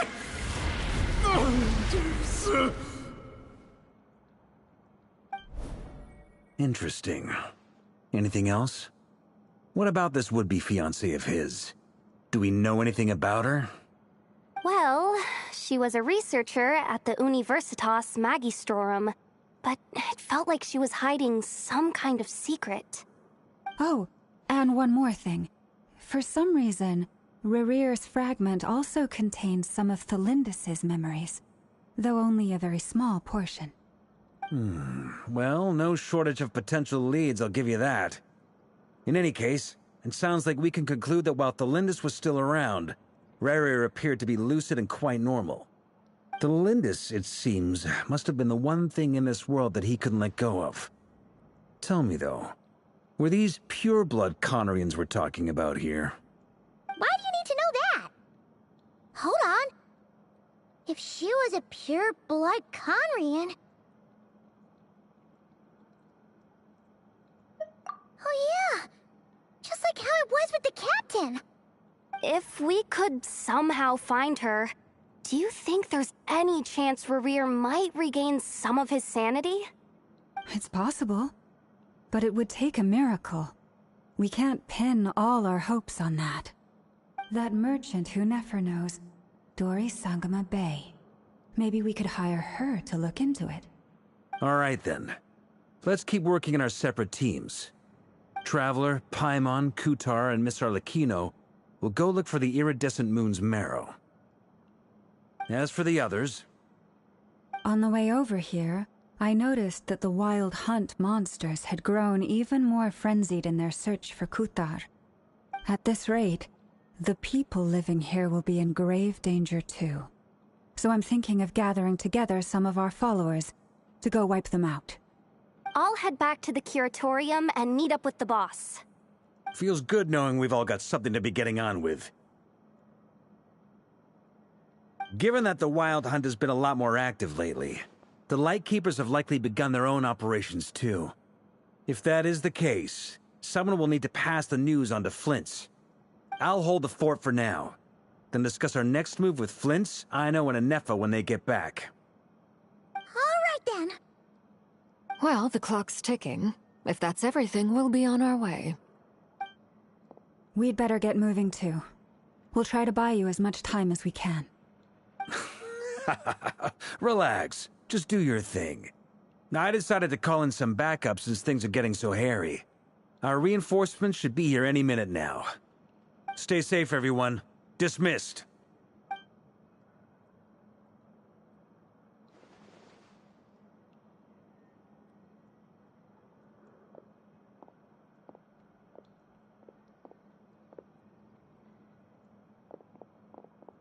We're back. Did we get here a little early? Or a little late? A tad late. The others have already set off. To summarize, our resident moon goddess has found us a new ally, and Boss Nefer has uncovered some promising info. Everything going smoothly on your end? Not great. I don't know how long we can stall them for. The decoys are getting taken out way faster than we imagined. I'm gonna make some more later, but I need a timeout first. I'm so tired right now. Oh, right! Inefa, could you fill in Uncle Varka on what we just discussed with Flint's? Sure. Uncle Varka, you previously told us about how when you went to investigate a source of the Wild Hunt in Amsvartnir, you discovered that it was just a diversion. But according to Flint's intel, several outbreaks of the Wild Hunt had already occurred in Nodcry in the period leading up to that. That was before Rerir had regained his body, when he was far from regaining his full strength. In other words, in theory at least, he still lacked the means to act in two places at once. Flint's, with everything that's been happening, the Lightkeepers across Nodcry are rallying to fight back against the Wild Hunt. They're gonna need your help. I know, I'm sure you're capable of coming up with something far more effective than decoys. But for now, you should stay here and get some rest. Anefa and I will head back over to Amsvartnir to see if there's anything I missed. I told you Uncle Varka would say that, didn't I? A deal is a deal. Not a word about my snack intake for the next week. Database updated. Reliability of Aino's predictions increased. What does that mean? They were betting on how you'd respond after hearing their intel. It's the obvious choice, isn't it? That's hardly worth betting on.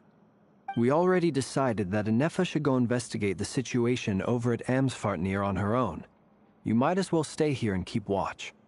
Someone needs to hang back and oversee our strategy meetings. And besides, you still haven't fully recovered from ambushing Rerir. So I've ended up with the easiest assignment. Well, I appreciate it, everyone. See you when you get back.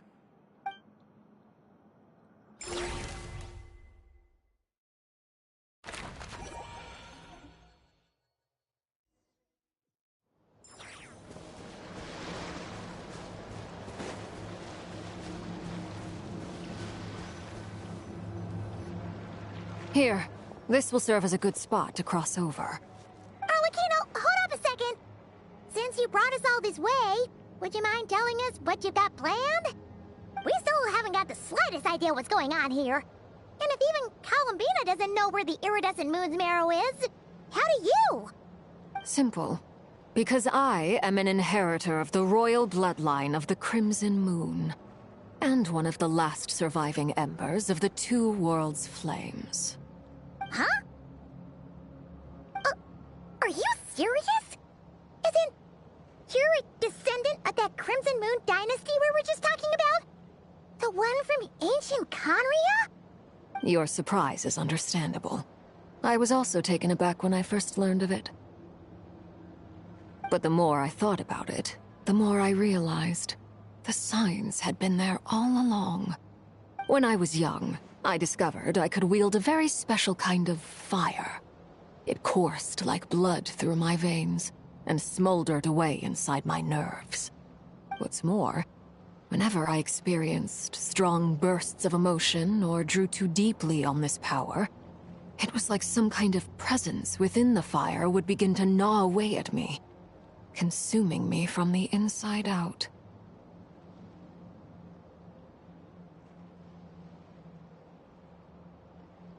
Exactly. That is why my hands are like this, too. At first, I saw it only as a curse, but once I became a harbinger, the Jester apprised me of the truth. Together with my own investigations, over the past few years, there are several things that I have gradually come to understand. For instance, take the so-called Crimson Moon. In truth, it is nothing more than the shattered remnants of the iridescent moon, fused with the abyss to prolong its lifespan. Since this blood flame was bestowed upon me by the Crimson Moon, it is a fusion of the iridescent moon's former power and the corruption of the abyss. You all understand the nature of the abyss well enough.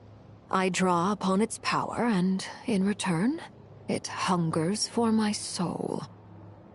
This strange blackness is the mark of corruption it has left behind. If I recall correctly, you once told me that if the corruption ever made it to your heart, you'd become a completely different person. Yes, and that's the reason I'm always careful not to push my power too far. It's essentially a never-ending tug of war. Oh, sounds intense. Anyway, the rest of my story can wait. Is there anything else about the Crimson Moon or the Iridescent Moon that you're unclear about? Paimon has a question. So, the Crimson Moon that the Carians used to worship was actually the Iridescent Moon, right? Which was one of the three Moon Sisters. Does that mean that the Carians were to the Crimson Moon as the Frost Moon Scions are to the Frost Moon? So much of that history has been lost. We have no way of knowing exactly what they were like. But I would suspect that the Conrians weren't as devout in their moon worship as it might appear. The iridescent moon's remains simply served as their link to the Abyss. Later on, perhaps someone discovered a way to make direct contact with the Abyss. Or maybe there was some kind of ideological divide. Either way, a dissenting faction staged a coup and drove out the royal heirs of the Crimson Moon dynasty. Still, even with the dark sun looming high overhead, the Crimson Moon's glow never truly faded. If you want living proof, it's standing right before you. The first time we met, I sensed something familiar in your presence. When I looked at you, I felt I could see that mysterious red moon in the corner of my eye. In your flames, I saw its broken image, surrounded by a strange black aura. Well, I appreciate that you kept it to yourself. Much about the Crimson Moon is still a mystery, and I'd prefer not to end up as the object of an insane research project. Anyway, time is against us here, so if there's any other questions, they'll have to wait. I just want to make sure I've got one thing straight. In her letter, Sandrone mentioned that since you are unable to contain the iridescent moon's marrow yourself, you intend to leave it in my custody. Correct? That's right. For now, it's the only way I can pay you back for your help. The iridescent moon is already part of who you are, so with its marrow in your possession, you'll be even more powerful than before. Deal. Then let's get started. Get what started? What does this place have to do with the Crimson Moon? When I first became a Harbinger, the Jester gave me a book called Paranhari, also known as Leobranto Innamorato. You should be able to buy a copy next time you're in Fontaine. It's a love story set in the Crimson Moon era. But setting aside the tangled romances of its characters, it also records a few interesting details. In the Crimson Moon era, or so the story goes, there was an orphanage that received children from beyond the bounds of this world, and subjected them to a peculiar induction ceremony. Beyond the bounds of this world? For real? And what kind of induction ceremony? The Crimson Moon sages looked beyond this world for beings with powers that surpassed the gods. But fearing they might lose control, they subjected these children to a process of refinement. They made these children crawl up a fireplace and kept asking them, "Have you died? Did you see it?" Until they finally admitted to having died and seen a crimson moon. The adults embraced the children who passed the ritual, telling them, "Within the fireplace, you have traversed the flames between two worlds. Here and now, you are born anew." The book leaves much unsaid, but I suspect that this was their way of branding the children they had enrolled, leaving an indelible mark upon them so that they would forever live in the Crimson Moon's light. That explains why I can't sense the Crimson Moon's marrow in this world. It makes sense that it would be sealed in a special space that can only be accessed temporarily through some kind of ritual. But there's no fireplace here.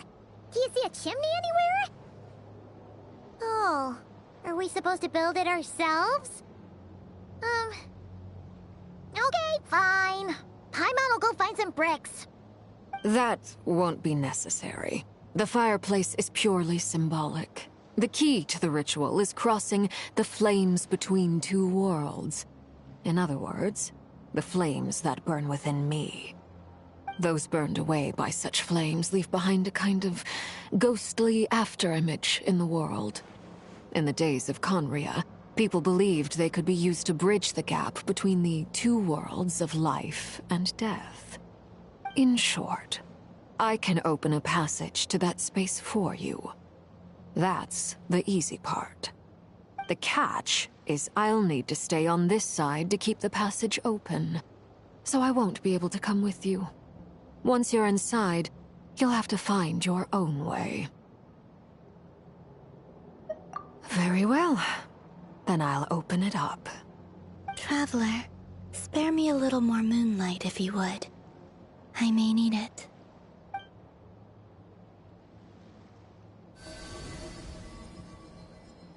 Thank you. I feel like I've recovered some of my strength now. It should be enough to move us across short distances and confront whatever dangers might await.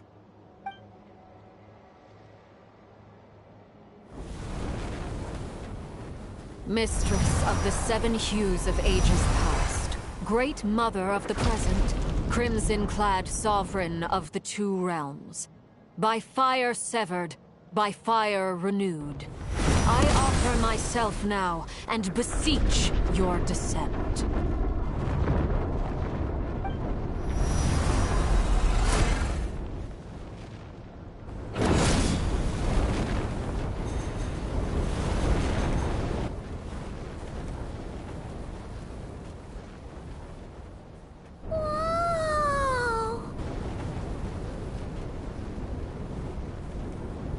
One word of advice. As you're crossing over, no matter what voices you hear, do not answer. Got it! I sense a sinister gloom inside, but also the familiar light of the moon. I feel that I am about to meet an old friend who has changed beyond all recognition. All right, let's go.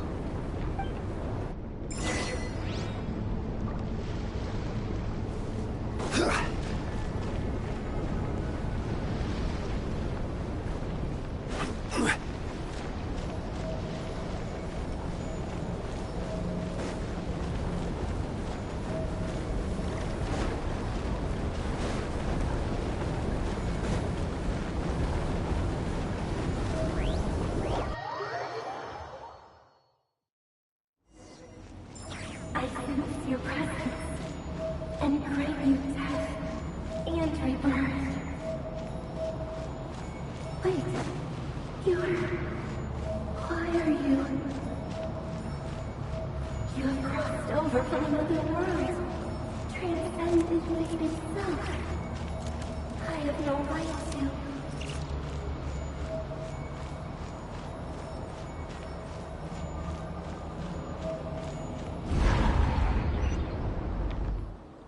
Hey! Look up at the sky! A red moon! This must be the spot, right? Is that the abyss? It's practically filled the entire place! What now?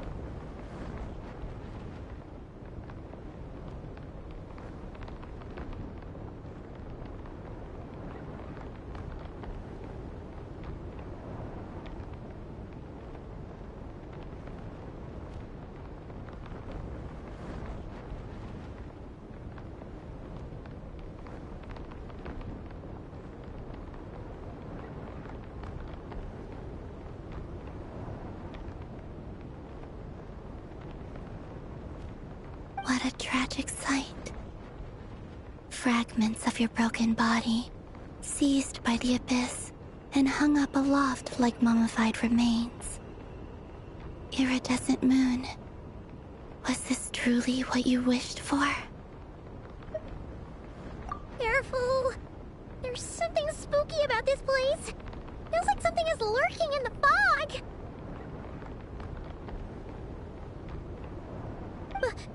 Haimon's right behind you. Whatever you do, don't run off without her.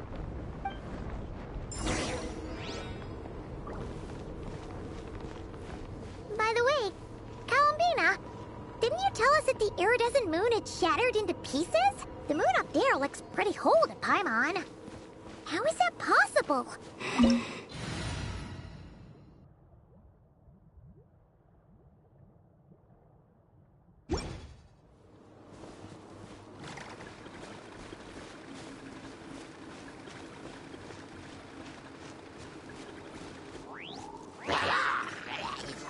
Solidify! There is no escape! Go!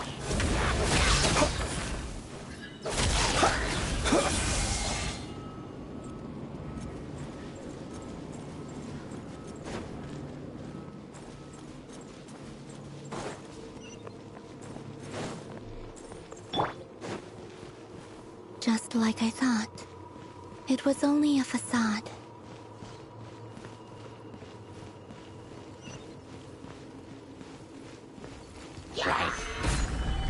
Illusion shattered!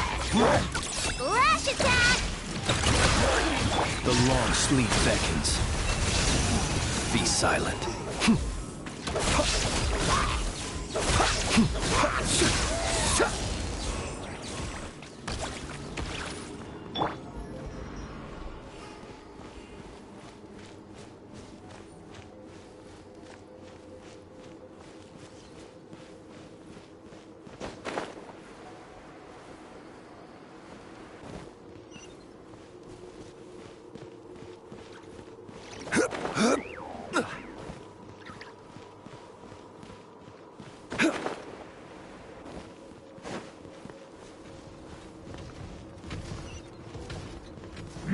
Stabilize!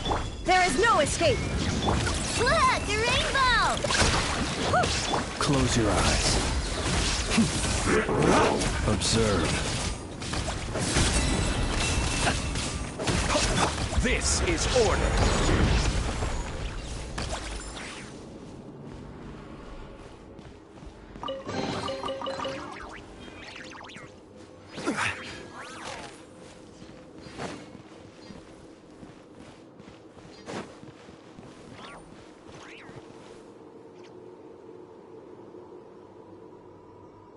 Huh?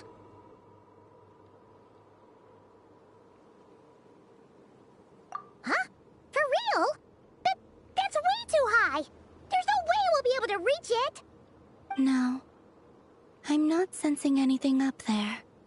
It's coming from under the mountain. Let's see... Ah!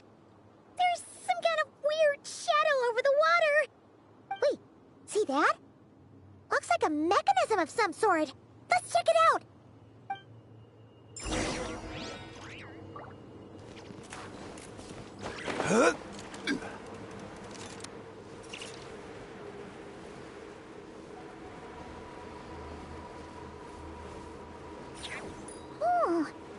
Looks like a device from the time of Kyria. Maybe people once came here to study the Crimson Moon's domain, and they left this behind. Oh, if we can activate it, we might find some clues!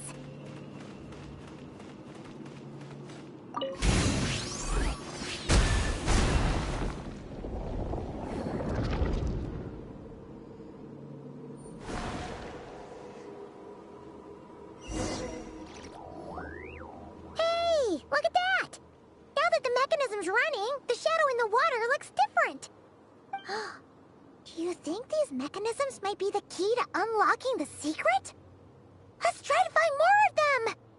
Thalindis, we'll leave the rest of the research in your hands. We'll be heading back now. I hope this isn't ruining date night. Ugh. Mind your own business. Just leave me some snacks on the table. Thalindis? Is that Rerear's girlfriend?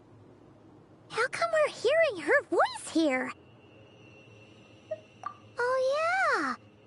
So, do you think she was studying this strange space all along? The Abyss has made this space extremely unstable. Maybe that's why some of the things she said and did were preserved here. Like echoes. Or after images. Whenever I see this view, it takes me back to a poem from my childhood. Waning moon, oh lifeless damsel, weeping on the mountain crest. Mourning still in wistful tone, her fragile soul now laid to rest. For me, of all people, to be here investigating the mysteries of the Crimson Moon space, is it a coincidence or something more?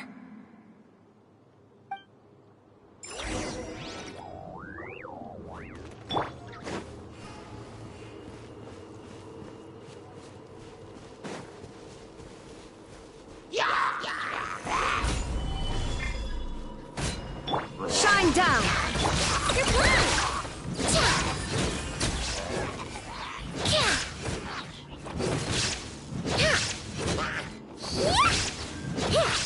Chew on this!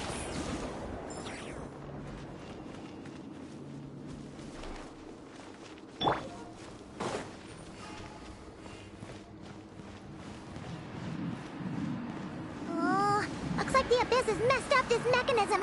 We need to find a way to get it working again. Let's see if there are any other devices nearby.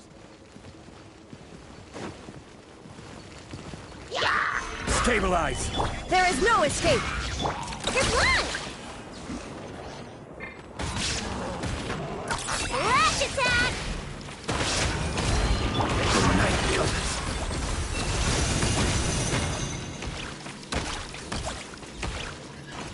Close your eyes. Observe. Solidify! I will have order! Illusion shattered!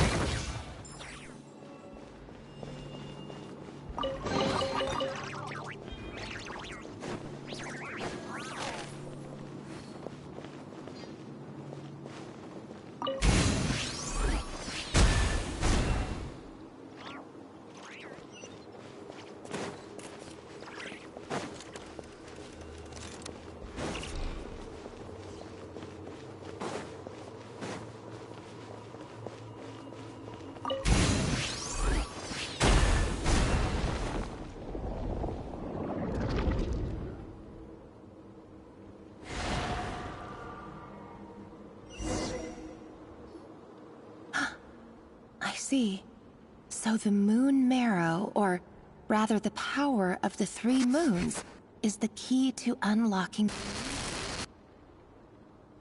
If it really does exist, then maybe this madness can finally be put to an end.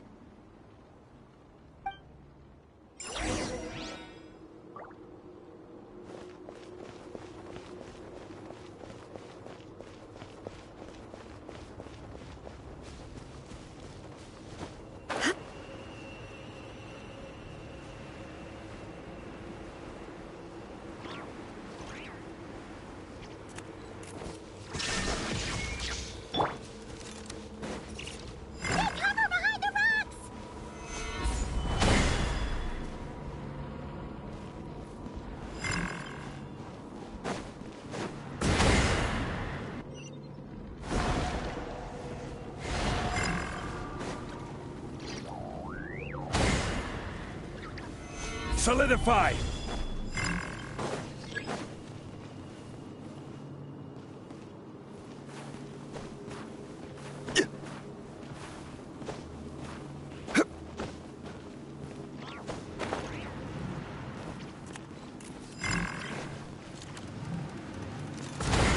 Stabilize!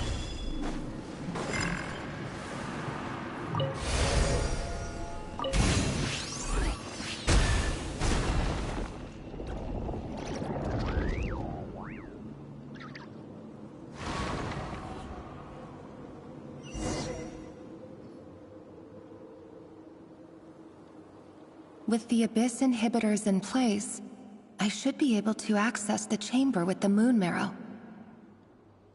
Oh, Rerir, with every step you take, you're drifting further from what you truly desire. But you're not the root of the problem. Ever since that outsider set foot in Conria, the Vinster King has sunken deeper into madness. If only I could get my hands on that outsider.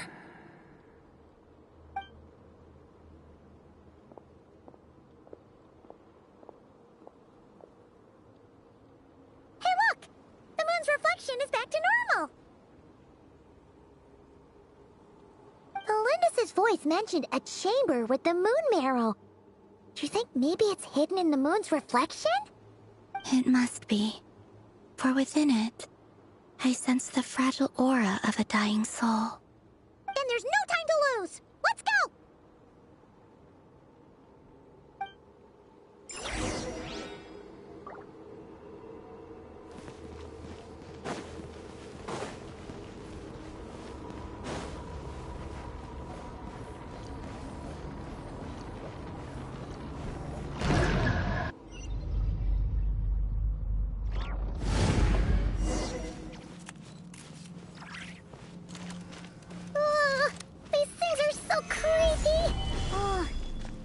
Looks like we'll have to destroy them if we want to get to the iridescent moon's marrow.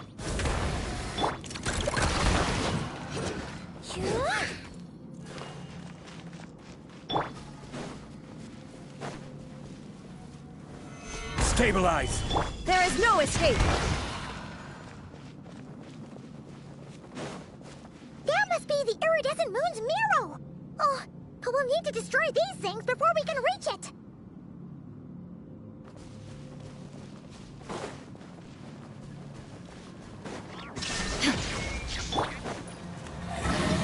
Gather! Look, a rainbow! Be silent. Close your eyes. Shine down! Now you shall perish!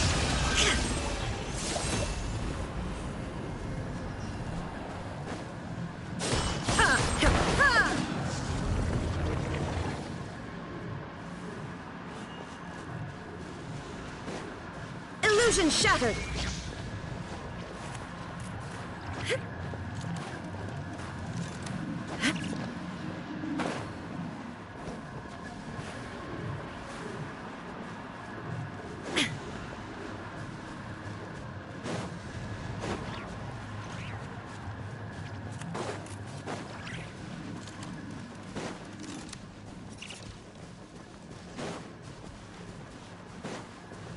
There is no escape!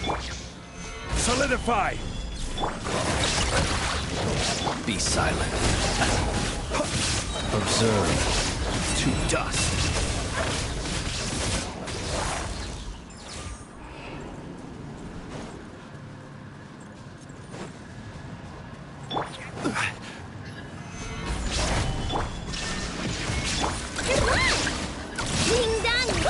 The long sleep beckons.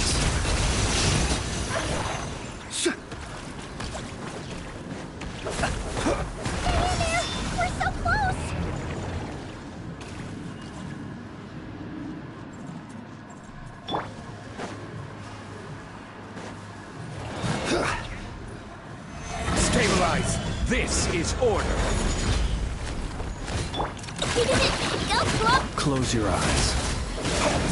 Be silent. Shine down! Torn to oblivion!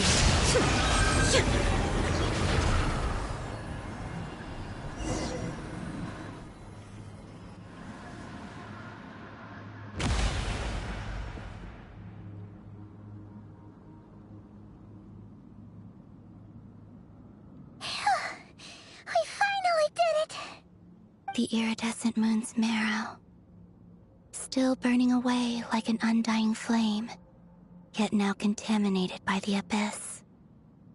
It has taken on a new form entirely. If we can purify the abyssal power within, we should be able to obtain its untainted essence.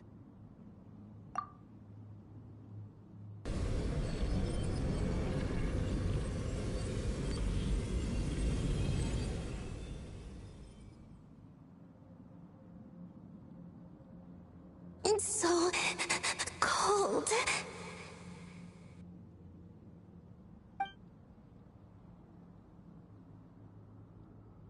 Is it you?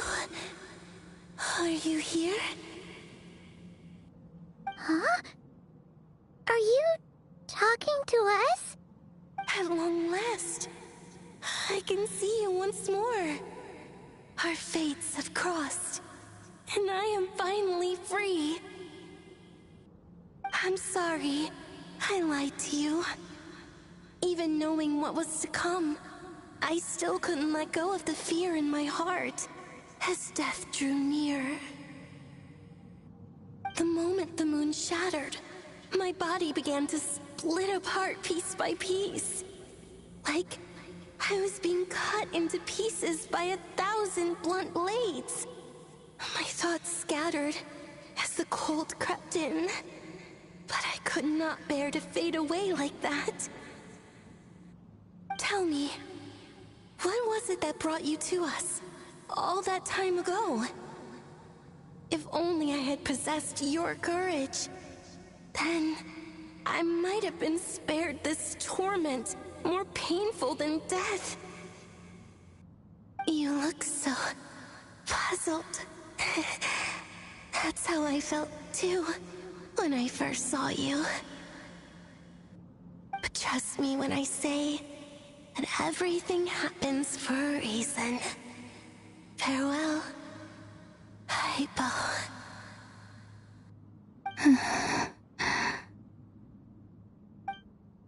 What was that all about? Was that the goddess of the iridescent moon? Oh, it sounded like she was speaking to a long-lost friend. But none of us have ever met her before, right? Perhaps. She took me for the goddess of the frost moon she once knew. For a fading soul like hers, our auras must be too similar to tell apart. But anyway, we've got the iridescent moon's marrow now. That should help you regain your strength, right? Alright. Time to leave this place and meet back up with Arlecchino. Let's go!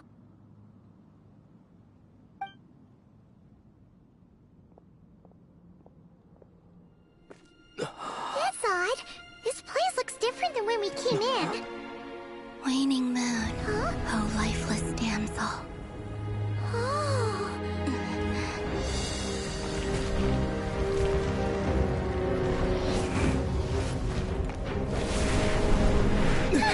Hurry! The place is collapsing! It wants to trap us here. Who's it? The Abyss? Now we've taken the moon marrow. All that's left here is a dark will. It will show us no mercy.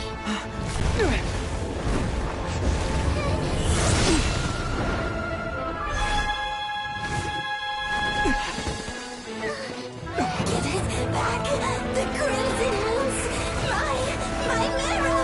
My heart!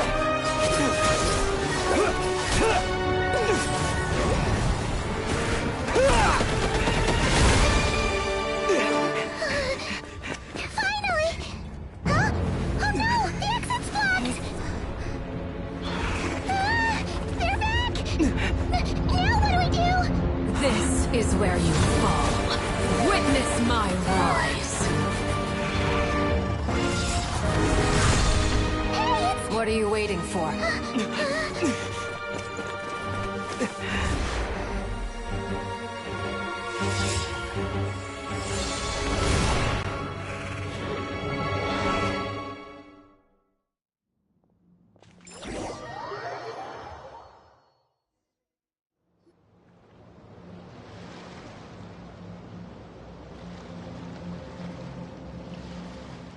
Oh, we made it!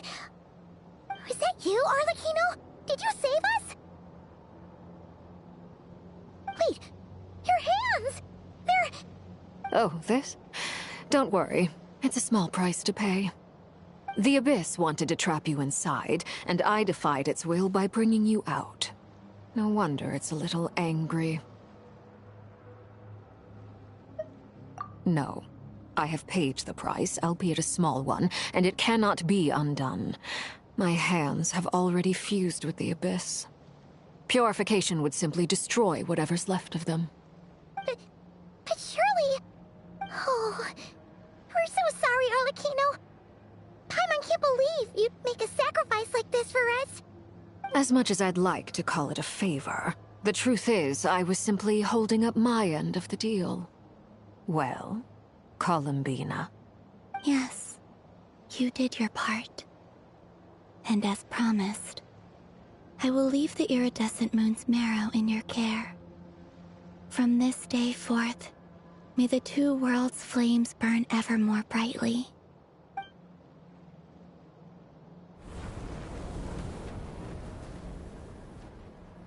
I'll take that as a blessing. Now, Columbina, give me your hand. Accept this moonlight I offer in return.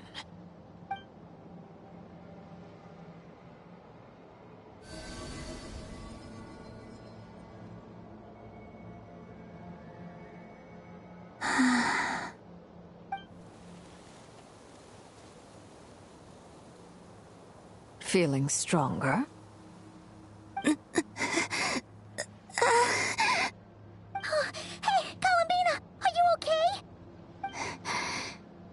I'm fine.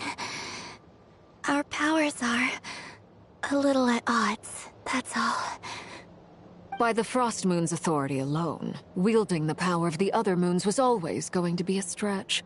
Still, I think it's fair to say that your strength has returned. At least to the level it was at as Third Harbinger. It's still not enough. There's no way I can hope to challenge Rayrir like this. Just one more ray of moonlight, if you would.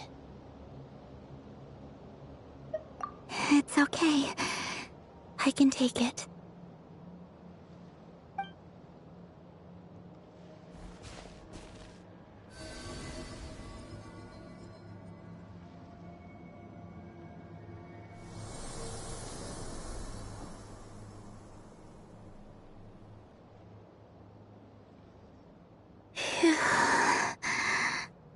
How about now?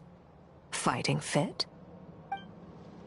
At the very least, I won't have to stay hidden like before. I want to see him gone from Not Cry. The Rayhir of Solnari and his wild hunt must be sent back where they belong. Well, it's good to have something to aim for. You certainly seem more alive now than you did earlier. When I first met you, you didn't strike me as a ray of moonlight. More like a wisp of fog drifting in from who knows where, ready to scatter at the first sign of a breeze. But now, you're full of vitality. Just like the Frost Moon, once the brightest of them all. May you keep shining, Columbina. This is who you are. Thank you. Look after yourself too, Arlecchino. I know you have plans of your own, and that's why you're always seeking to grow stronger. But whatever you're after, don't let the Abyss take a hold of you. I do not wish to see you go down the same path as Rayrir. I appreciate the concern, Columbina. Although perhaps it's time you took a new name. A new name? Kutar, the Moon Maiden, Columbina. They're nothing more than code names. They describe who she is and the roles she's played, but they're not her real name. We often use code names in the House of the Hearth, too. But it's knowing your real name that keeps you grounded. Up till now, you've been living a wandering life, so you've probably never really cared. All I'll say is this. Once you've defeated Rayrir, give it some thought. All right, that's it from me. I'll get you back safely first, then go meet up with Sandrone.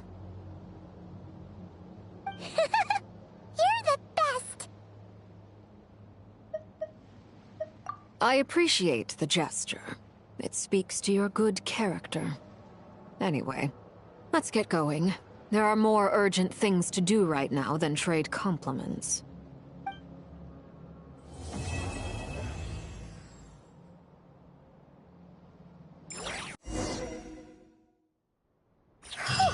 It was a close call, but we got the iridescent moon's marrow and restored Columbina's strength. And that's all that matters. In other words, mission accomplished. Paimon wonders how everyone else is doing.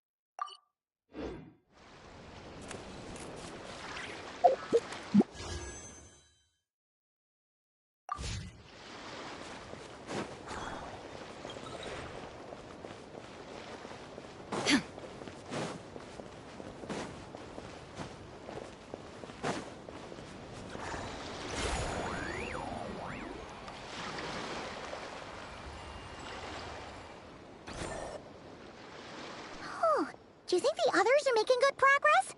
Hope it's all going smoothly. Oh, hey look! They made it back as well! Flintz! Llama! How did it all go?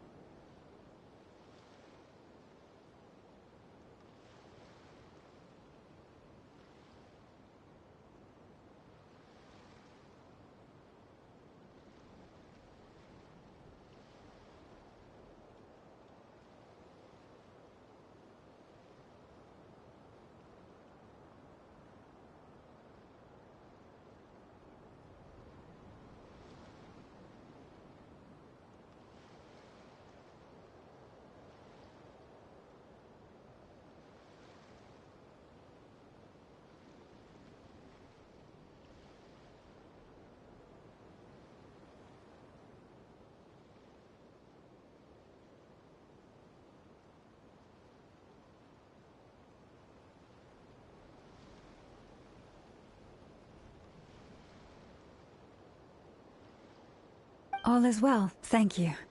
Nefer and Yehoda had to stay at the curatorium to wrap things up, so they won't be joining us for now. I ran into Miss Anefa and Miss Aino on the way back. Their work is still in progress, so I suspect they won't be back for a while either. You seem rather cheerful today, Mr. Flintz. I certainly am. I achieved what I set out to do and came away with more than I bargained for.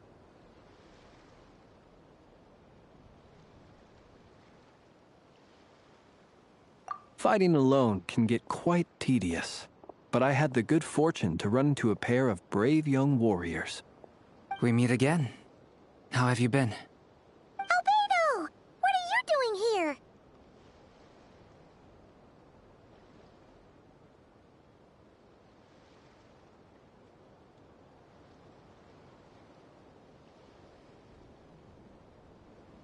Thankfully, tracking you down turned out to be a lot simpler than we envisaged. These two courageously lent me a hand while I was fighting the Wild Hunt. When they told me they were Sir Varka's colleagues, it all made sense. And given how people of outstanding talent tend to cross paths, it's no wonder you're already acquainted. So, who's your travel buddy, Albedo? Why don't you come and introduce yourself?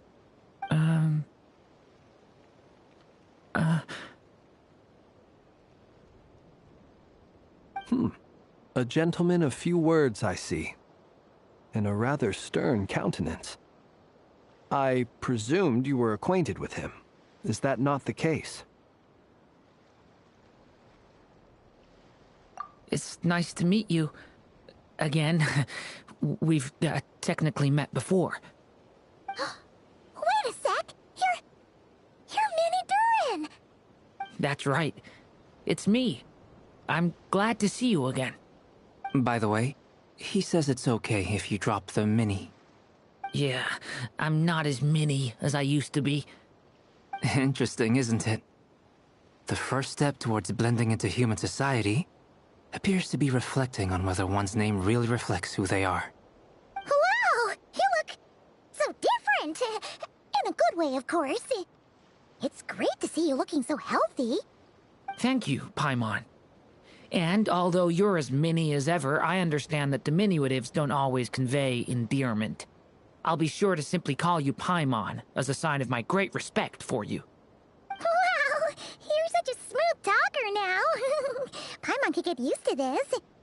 From now on, you may refer to her as your esteemed guide, Paimon.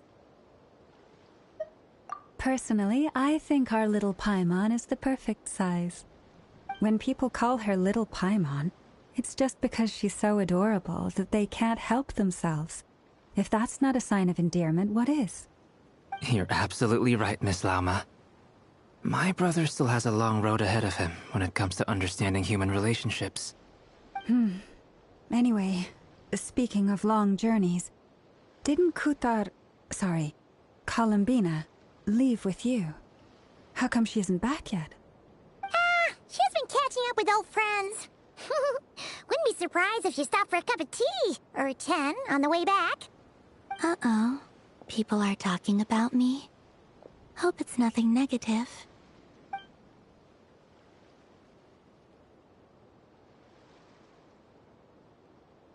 Judging from your expressions, I'm guessing it all went well? It's getting crowded here. I'll go grab some chairs. No need. This is a job for an alchemist. I'll whip some up momentarily. Thank you for your hospitality, ladies and gentlemen, but I was merely escorting my friends back. I'll be meeting Zendrone shortly, as we still have some things to discuss. It's been a pleasure, everyone. But this is where I'll say goodbye. We really appreciate your help. Oh, come on. Spare the formalities. I'm just glad I could help out some true friends. I understand. Well, bye for now, Harlequino.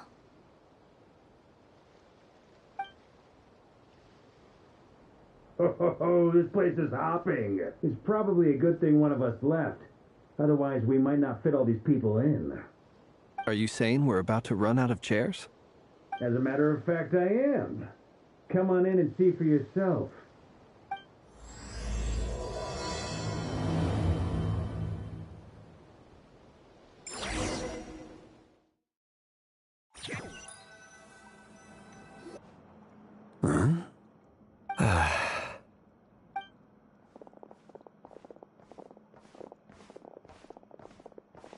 I overheard your little chit-chat outside, by the way.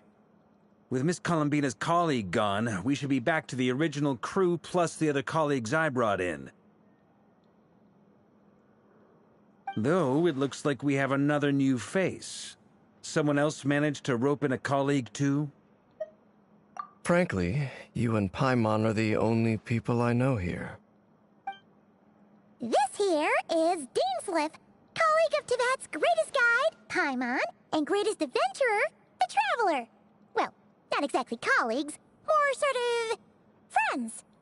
When someone else jumps in to do the announcing, you know you're speaking to someone important.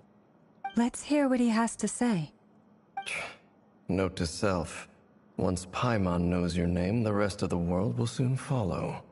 When he comes looking for us, it's usually something important. Paimon's guessing you've heard about the Wild Hunt, then. From the looks of it, you're about to hold a meeting. If I were to say that the Wild Hunt is our mutual enemy, would that earn me a seat at the table? As the saying goes, the enemy of my enemy is my friend.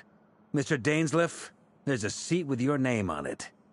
Though, I can't promise the same for everyone else. Hey, Albedo, think you can rustle up a couple more chairs?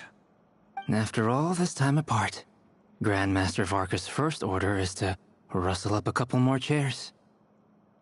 I've missed this. Is he being sarcastic? Hey, he's your brother. Why are you asking us?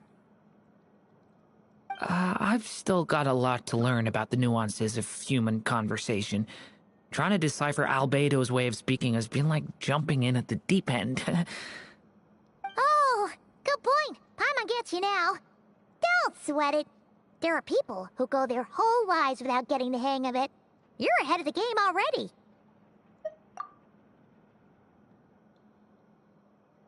I wonder what's taking Nefer so long. Perhaps you should go and check in with her. If anyone can hurry her along, it's you. I just got back from the curatorium. Besides, aren't you curious to see what's taking her so long? Miss Nefer doesn't strike me as the type to share secrets. And since gathering intel is her specialty, I'm guessing she'd prefer to keep her methods confidential. Under such circumstances, would it not be tactless for me to impose? Oh, but it's fine for me to impose. What can I say? You have an unrivaled ability to garner people's affection, Miss Moonchanter. Besides, you have far more in common with her than I do. All right, then. Impressive. She barely fought back at all. I admire your powers of persuasion, my friend. As I'm sure Miss Lauma will realize soon enough, the trick in life is to always pitch in with other people's responsibilities so that you can be selective with your own. Another trick is to simply hide in the background. Spoken like a true sage. Anyway, looks like we've got some time to kill before the meeting. Let's take a little breather, folks. And feel free to chat amongst yourselves. We'll get down to business once the other two arrive.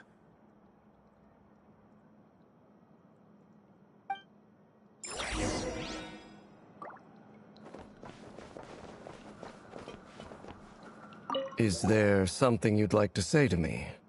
Yeah! For starters, why'd you just show up here without even giving us a heads up? If you think back to our previous interactions, you may recall that that's hardly out of character for me. You do have a point there. Oh yeah! You'll need to find somewhere to stay the night too, right? Want to tag along with us? You never know. We might get a group discount. Sure. Let's do that. Great! Paimon will handle it! And in return, we can get Dainsleif to be our very own personal bodyguard. If that's what you had in mind, you should have said so sooner. I'd be happy to help. Oh, okay then. Paimon was only kidding, but good to know. Anyway, since we're all here together, we might as well watch each other's backs. That's just what friends do, right? Indeed. Thank you.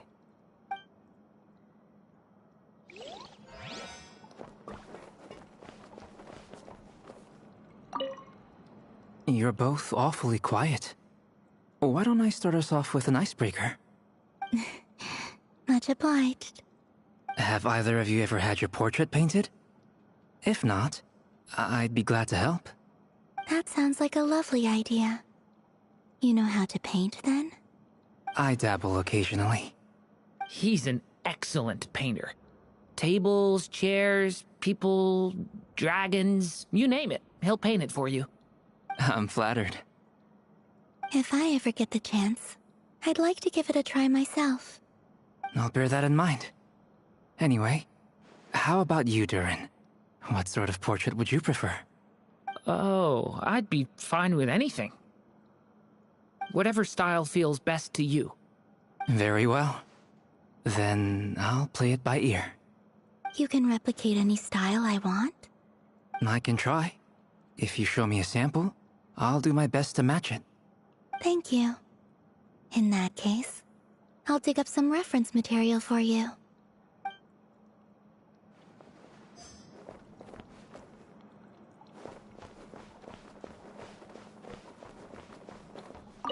Truth be told, I can't remember the last time I was in a meeting with so many people.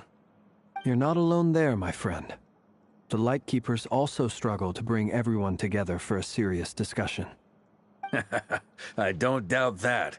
I've only ever met two Ratniki, one being you, and the other being that young guy, Itlua. Itlua is a good apple. I'll give him that. He's kind, honest, and regularly delivers supplies to my lighthouse. A true Ratnik to the core. In that sense, he puts me to shame. So you're what? A fake Ratnik? That's what it sounds like you're saying. But I get the feeling that's not quite what you meant.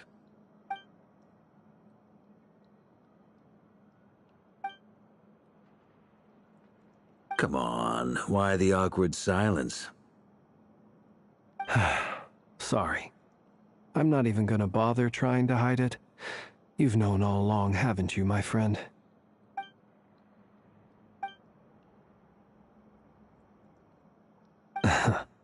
Now that was an awkward silence. Let's just keep this between ourselves. Probably best if Itlua doesn't know, huh? That goes without saying. Gotta be careful what you share with youngsters, after all. Anyone else in the know? Let me guess. The Traveler and Paimon? It's dangerous being too sharp for one's own good, you know. Then, in the name of the Animo Archon Barbados himself, I swear, your secret's safe with me. When we went for drinks, you said that you and Barbados were practically best buds. In the light of that claim, do you really expect me to take your oath seriously? Of course. Just as long as you don't go spreading around the fact that I'm close with Barbados, all right? Fair enough, then. Nothing like a bit of mutual leverage to seal the bonds of friendship.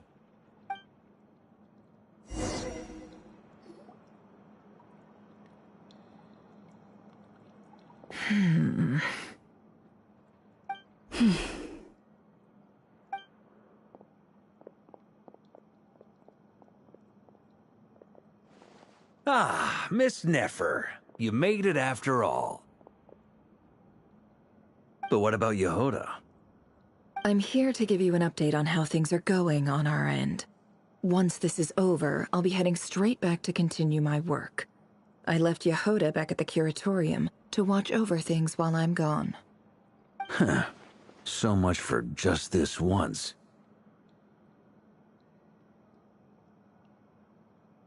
Shh! Not so loud! We're on a roll here. What if she remembers and suddenly decides to back out? Did you say something, Mr. Varka? Huh? I didn't say anything. Right, Flint's? Must have been a frog. They get so noisy around here at nighttime. It's like they're putting on a concert in the background. Anyway, before we begin, there's a few introductions to make. Let me start by saying that it's an honor to be speaking before so many distinguished colleagues and collaborators. First up, we have Miss Lauma. As Moon Chanter, she's the leader of the Frost Moon Scions, a local religious community in Nodcry. Then there's Miss Nefer, boss of the Curatorium of Secrets, and intel gatherer extraordinaire. Nefer is leading the investigation into Rerer's background, assisted by Yehoda and Lauma. From the little I've heard, they're making some great progress. Over here, we have Mr. Flint's, a Ratnik and guardian of the abandoned lighthouse. In our last operation, he courageously distracted the Wild Hunt to buy time for the rest of us. For those of you who've never met, this is Mr. Albedo, a renowned alchemist and captain of the Knights of Favonius investigation team. By his side is a new face for us all, myself included, Mr. Durin, who has come to lend his aid. Next up, we have the Moon Maiden and former Fatui Harbinger, Miss Columbina. Then we have the Traveler, who's earned more titles than I could possibly hope to list out, so I'll spare you the rundown. And Paimon, the ultimate travel companion and quite possibly the best guide in all of Tevat. Wow! That's a lot of people! Great turnout! Miss Nefer, it looks like you might have another job coming your way, so, congratulations on the booming business, I guess. You think I haven't got enough on my hands as it is? Who's looking for me now? That would be me, Miss Nefer. I have a commission for you. And you are? Who I am doesn't matter right now. What does matter is that I'd like you to gather more intelligence about the Recher of Solnari. Well, it's not as if we never take on anonymous commissions, but in your case, I'll have to decline. I'm gonna take a wild guess and say your job's probably more hassle than it's worth. Something about you seems like bad news. It's my eyes, isn't it? Conrian, I assume. And what's with the mask? Are you trying to hide your identity? In any case, the fact that you're even still alive raises an awful lot of questions for me. My name is Dainsleif. And yes, I am from Conria. As I'm sure you're aware, the Recher of Solnari's real name is Rerir. He was once an acquaintance of mine. Really? Then you must have been quite an influential figure yourself.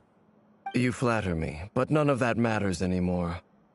My point was simply to clarify why I have asked Miss Nefer to investigate Rerir's background. So you're both from Conria, and it sounds like you used to be friends? What am I missing here? Surely you already know how he became one of the Five Sinners. I'll tell you everything I know. The history of Conria, the names and identities of the Five Sinners. I remember it all like it was yesterday. I have never spoken openly of this before. But the truth was exactly as people say. The Five Sinners were each driven by their own desires, and it was by playing upon these that the Abyss tempted them to their fall, tearing Conria apart in the process. The visionary, Vedifenir, who wished to foretell the future. The wise, Haroptatir, who sought limitless knowledge. Gold, Rheindotter, who desired to create life. The foul, Surtologi, who pursued supreme strength. And last, but not least, Recher of Solnari, Rerir, Ravager of the Moon. Of the five, Rerir is the only one who remains a mystery to me. He never harbored grand ambitions. So what changed in the space of a single night? How did he come to fall like the others? In other words, you're saying that his change came as a shock to you, and you have no idea what actually happened? That's right. You mentioned how the Abyss tempted them, which led to their fall. But what did that look like in practice? And what other context can you give me about the events of that time? The more detail you can give me, the better. Strangely, now that it comes to it, I hardly know where to begin. The fateful night took place during the era of the Eclipse Dynasty.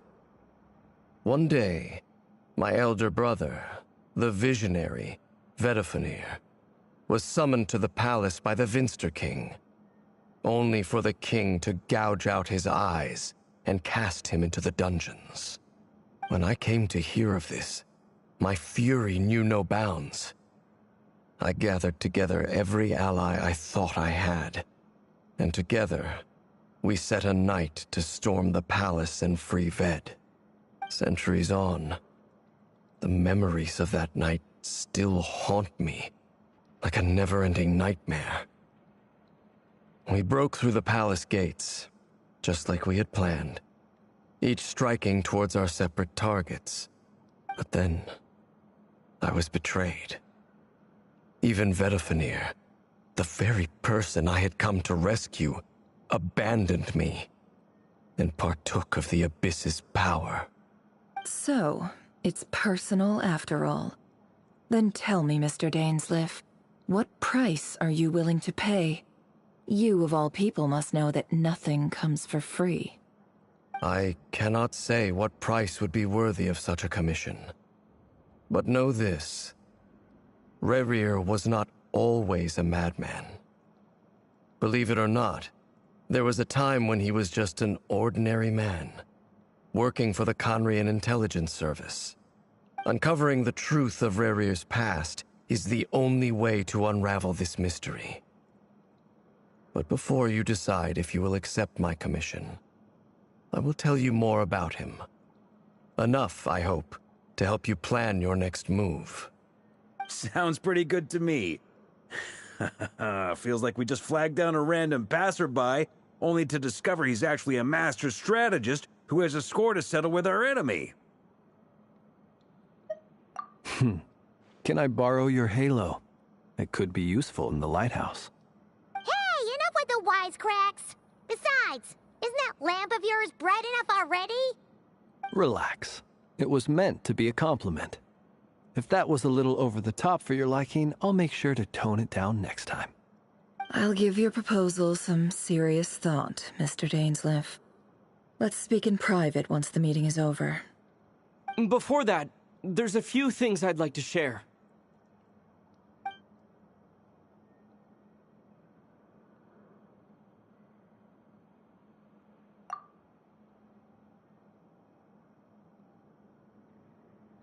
Now that we've united the hearts of the three moons, your power should be greatly enhanced. But it seems like that hasn't happened yet? I believe it will take a little longer. You've done so much for me, so I want to be completely honest with you all. Even though I'm doing a lot better now, the truth is, my recovery will likely be an ongoing process. From the moment I was born, my power has been slowly ebbing away. And that is because Tevat has never accepted me. Even with the moons united as one, it seems my rejection cannot be undone. So far, I have yet to find a solution. It may turn out to be a problem that will plague me until the day I finally leave this place behind. Even so, I will do everything in my power to help you drive out the Reihir of Solnari. As Arlecchino put it, this is not about chasing the spoils of victory.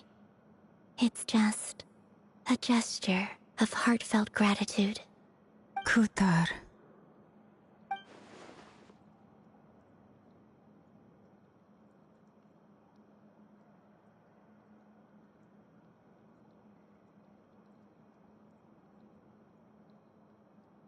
Defeating the Reihir of Solnari will be no easy task.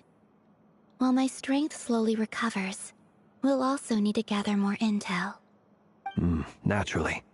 We should take all the help we can get if we hope to defeat him. We've considered several viable plans now, but our choice hinges on the answers to a few key questions. Is it even possible to kill Rerir? What experiences shaped the person or monster he became? And what's he really after? Given Albedo's expertise in alchemy, I think we should leave him to try and answer the first of these questions. Understood. As for the other two, I'm afraid we'll have to count on you again, Miss Nefer. Believe me when I say it's not my wish to burden you. But right now, relying on your skills is our only option. So you're placing all your hopes on me, huh? We can't thank you enough for agreeing to help us. Honestly, I can hardly believe how lucky we are. You sure have a talent for changing your tune, Miss Moonchanter. Timid like Yehoda one moment, then flinches insincere flattery the next. Ladies, please. I must object to your portrayal of me. That's all. Feel free to keep bickering. Just pretend I'm not here. I almost don't want to leave this room. I'm curious to see how this plays out. I have faith in you, Miss Nefer. Something tells me you'll stand by us until the very end. Oh? And what makes you so sure of that? What if I suddenly decide that my compensation is insufficient?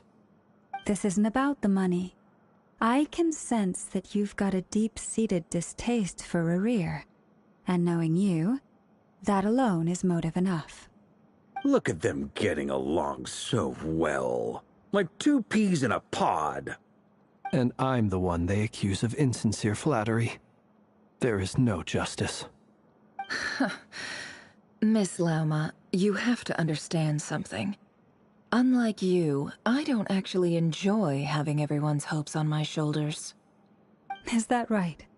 Well, maybe the fact that I'm willing to put my hopes in other people says more about me than you. But the fact is, I also trust you. And that's because I know that you're someone we can count on. Anyway, we've got our plan, so let's get moving. Mr. Dainsleif, let's talk. And Traveler, once we're finished, if you've nothing else planned, I'd like you to come with me. This whole experience is teaching me a lot. For instance, I now know that when other issues come up in the future, I'll have far more luck getting Lauma to convince Miss Nefer than trying to do it myself. Hate to say it, friend, but that's one of the funniest things I've heard in a while. Why? You think I've got it wrong? Quite the opposite. But what makes it so hilarious is how long it's taken you to realize.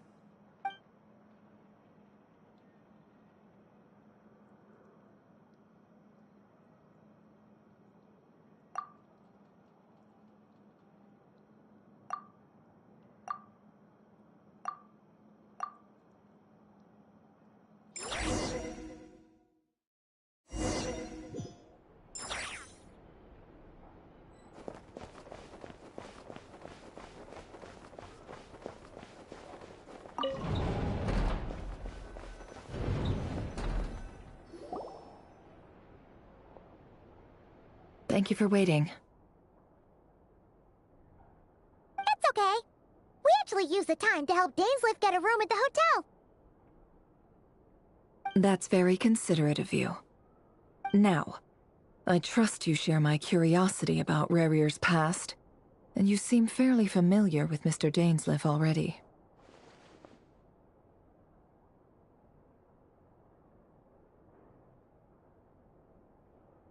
We spoke at some length after the meeting. He was the one who suggested I should invite you to join this operation. He feels confident that these secrets will be safe with you. Dane has a lot of faith in us, that's for sure.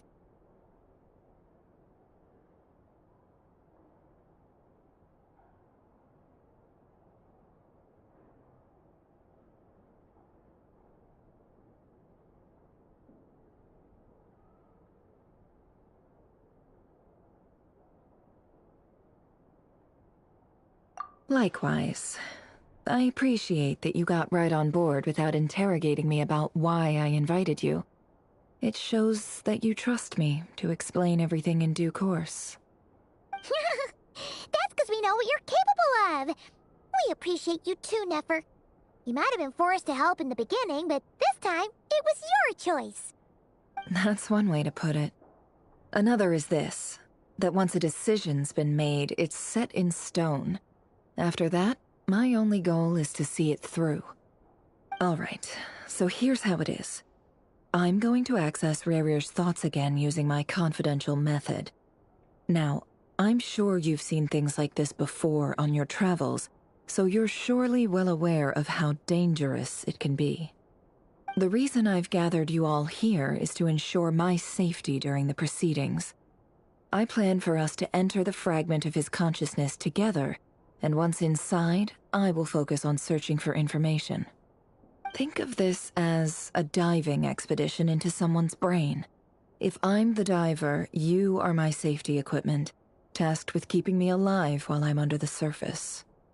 Once the ceremony begins, we will all be spying on privileged information. But in the interests of safety, you must remain absolutely silent at all times. We will discuss our observations after the ceremony has concluded. Lastly, any individuals of a weaker constitution are advised not to partake in the ceremony.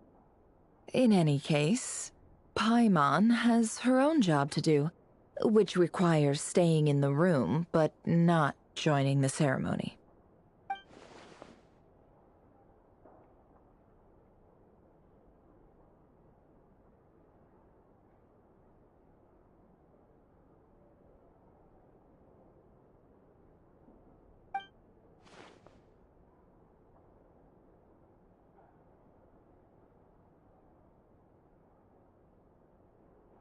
Well, good luck, everyone!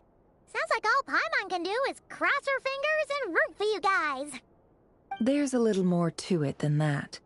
I was being serious when I said you have a job to do.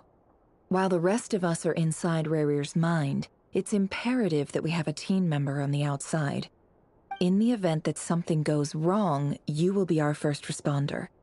I don't anticipate any issues, but the extra level of safety will be greatly appreciated. I second that. This is a dangerous operation here, and you're our whole rescue team. That's pretty much the most important job in the crew.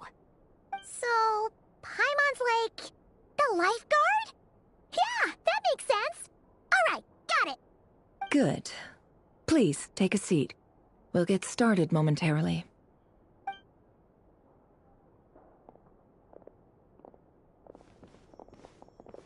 So, did Mr. Dainsliff tell you anything else? He told me that he believes Rarir kept some big secrets in his life. He's not sure that they were the cause of his eventual downfall, but he's asked me to uncover what those secrets were all the same. But surely you're not planning to go through with this, no matter the cost. If you think that, you'd be overestimating me. I'm a businesswoman, not a mercenary. But I do have my own professional reasons for taking this job. You think I'd turn down the opportunity to get a first-hand glimpse into Conrian history? No chance. Well, as long as you don't let morbid curiosity get in the way of safety concerns, we're good. We'll do whatever we can to help you. You're such a killjoy.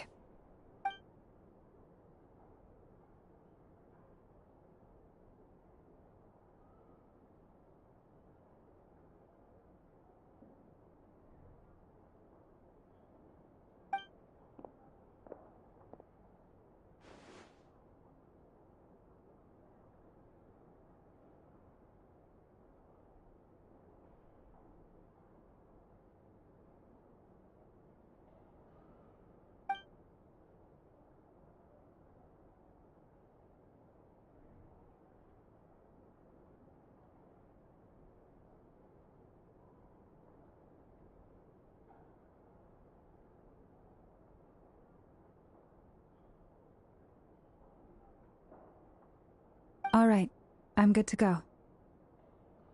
All set over here, too.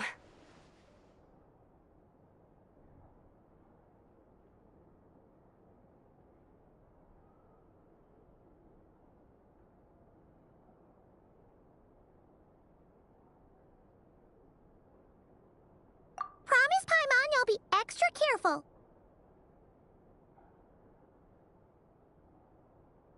All right. Let your whole body relax. We're about to begin. Close your eyes.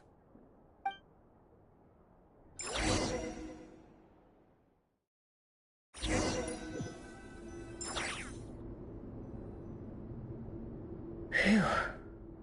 Could this be his office? Pretty standard setup. Bookshelves, paperwork, files. According to Dainsliff, Rarir used to be an intelligence operative.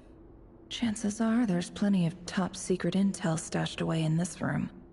Is this where you keep your secrets, Rarir? Can't say I'm not looking forward to this.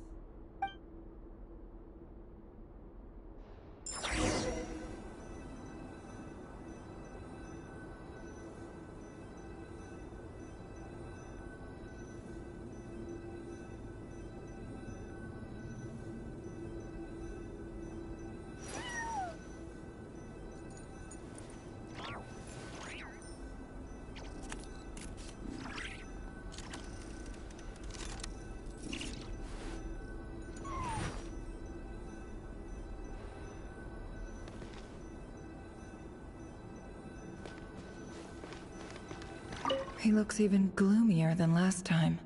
I wonder what's changed.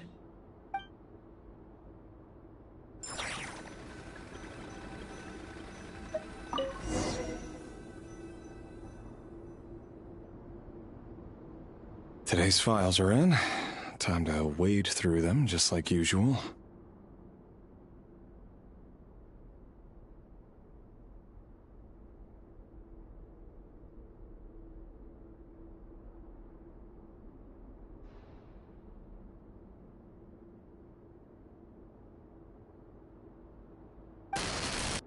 Male, 51. Occupation, cook. Confirmed Crimson Moon descendant. Has maintained frequent contact with other descendants over the past year. Poses a threat to the dynasty. Neutralized on...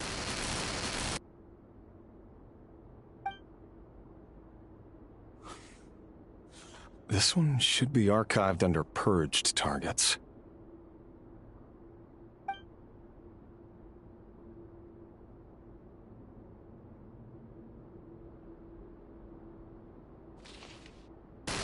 Female, 23. Occupation, office clerk. Confirmed Crimson Moon descendant.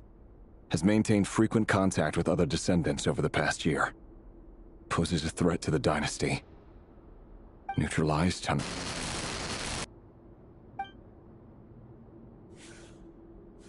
Another one for purged targets. Sounds like she was that other man's daughter. Never mind. What's it got to do with me?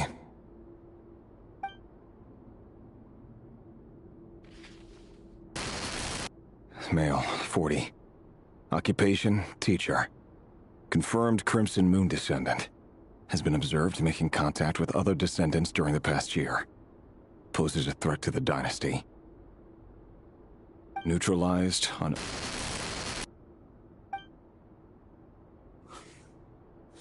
Just another nobody for the archive. Come to think of it, I remember surveilling this man. A case like his never would have been considered a priority in the past. Huh. He barely even interacted with other Crimson Moon descendants.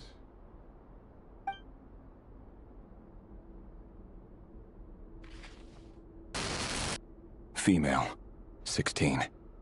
Occupation, none. Orphan and confirmed Crimson Moon descendant. Has been observed making contact with other descendants during the past year. Poses a threat to the dynasty. Neutralized on...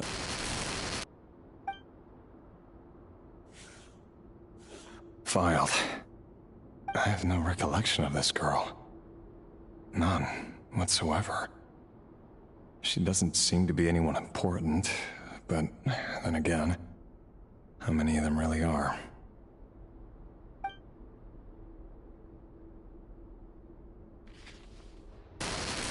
Female, 13. Occupation, none. Orphan and confirmed, neutralized and... Filed.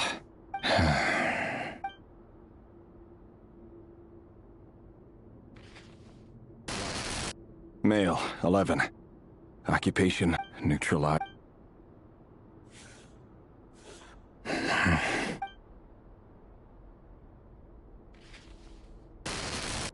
Male.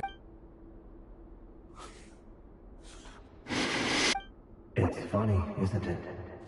Your job is becoming both harder and easier at the same time, depending on how you look at it.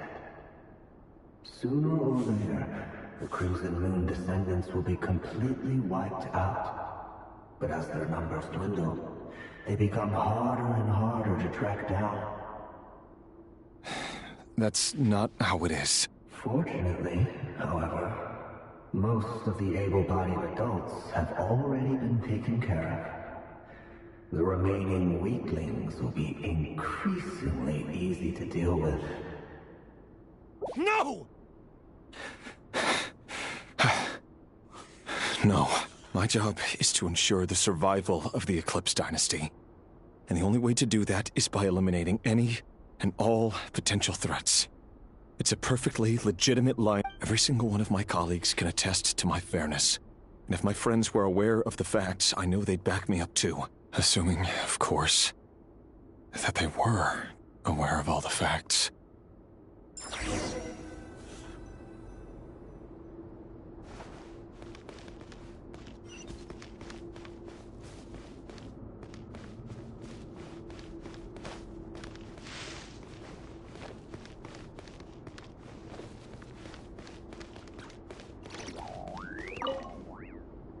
A box containing a ring inlaid with a precious gem. Must be for his girlfriend.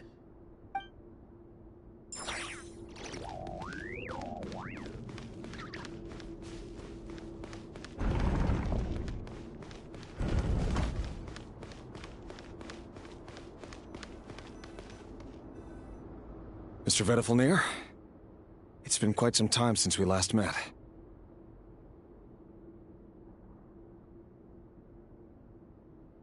Rerir, I trust you're here because you have something important to discuss. Forgive me. I wasn't tuning out, it's just, I noticed you didn't even phrase that as a question. As if you knew I was coming.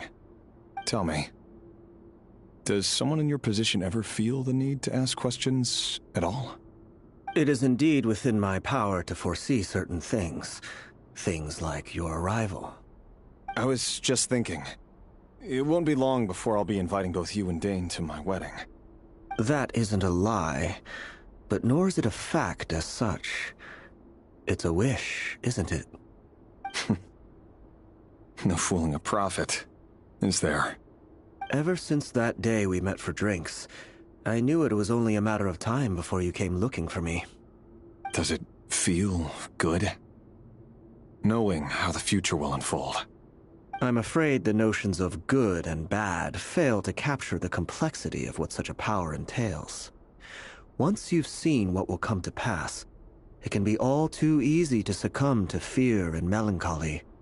Unless, of course, you learn to abandon these feelings.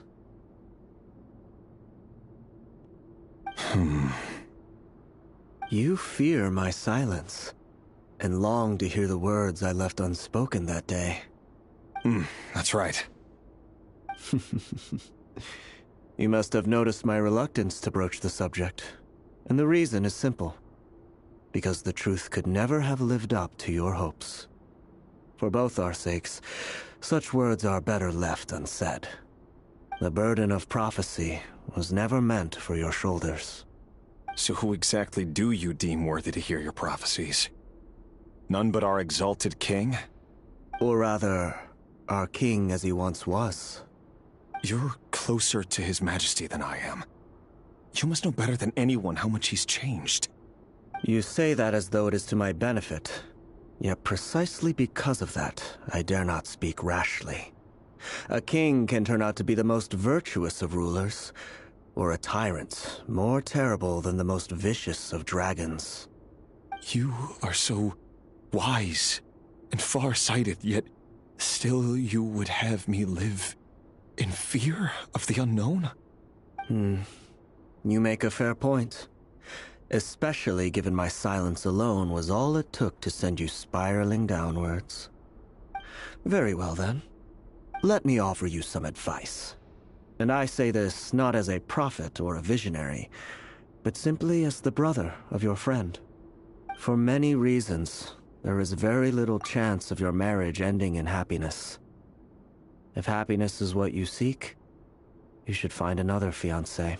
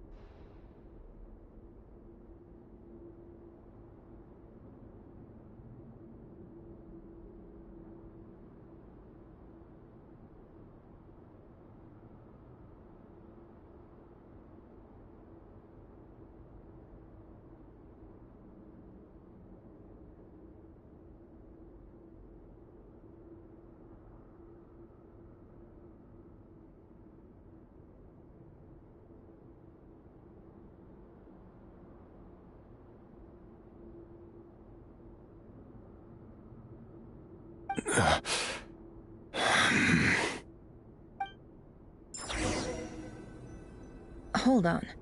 There's that same black fog again. Could this memory belong to Thelindis?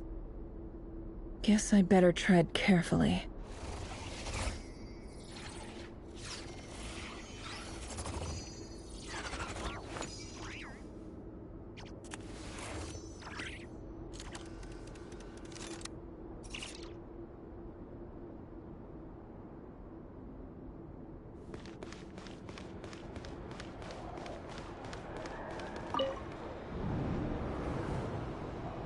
Wait.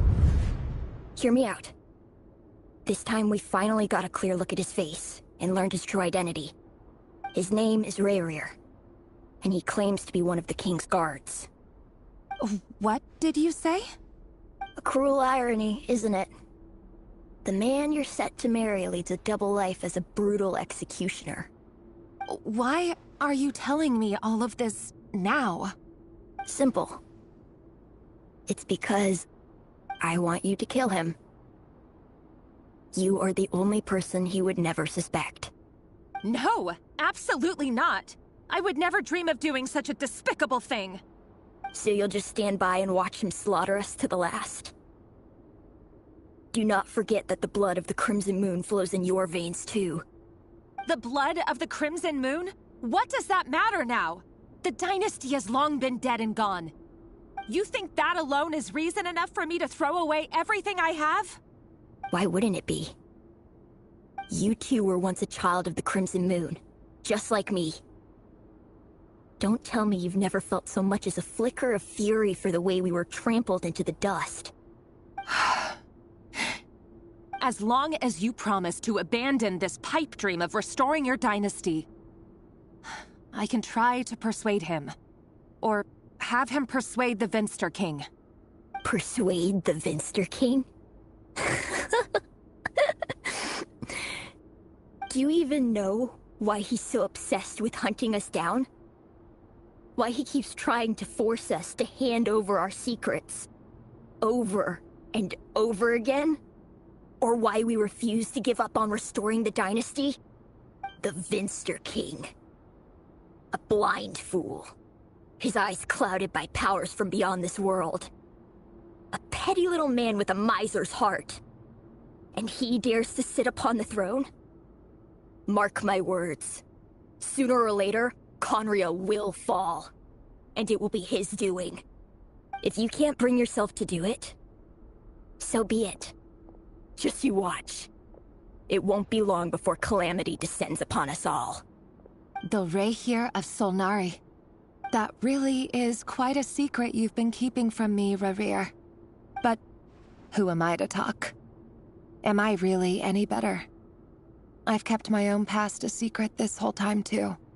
Love should be built on honesty. But ours was born from lies. And yet,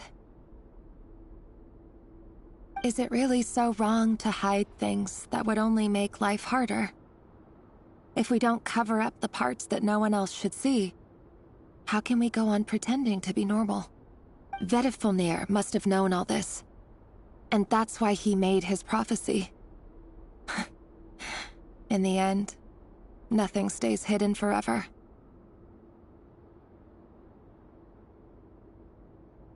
But I won't just sit by and watch this disaster unfold. I'll do everything in my power to protect what I cannot afford to lose, no matter who I have to face.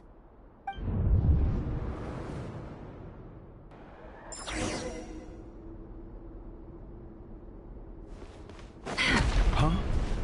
Was that Rayrir who just walked past the window? Doesn't it give you the chills that he still takes the same road to work every day, as if nothing ever happened? Those people at the deli. Enough already. They're clearly pretty taken by their own disguises, so just smile and play along. Pull the rug from under beasts like that, and you'll risk having your throat torn out. Deli? Oh.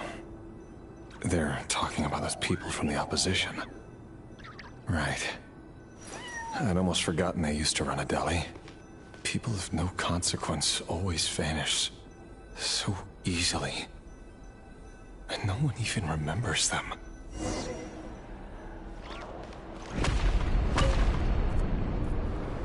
But surely you can see he's not the man he pretends to be!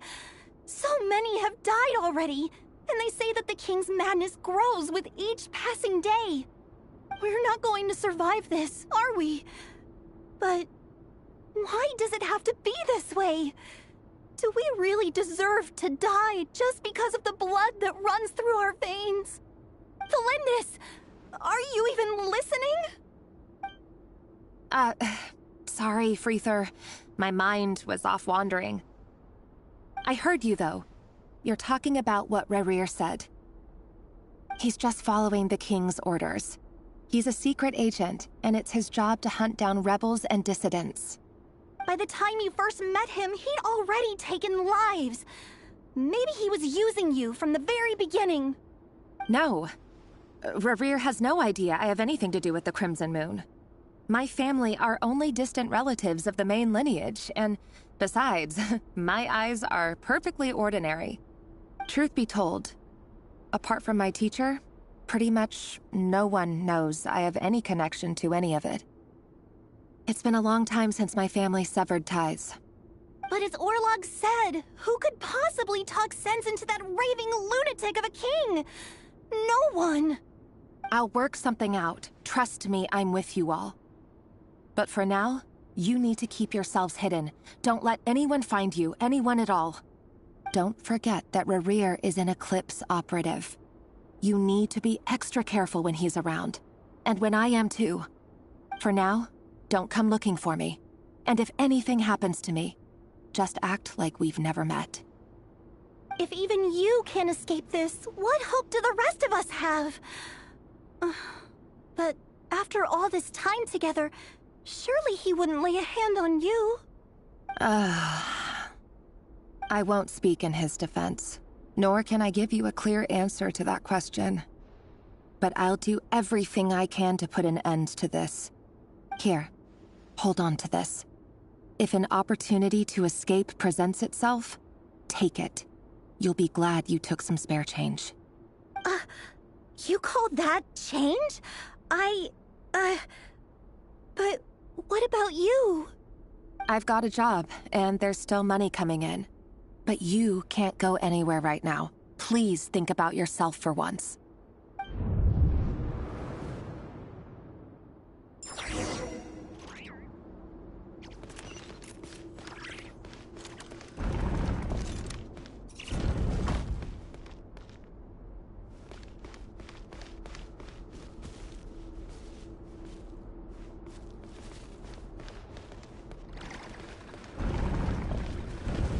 Another day, another round of assassination training.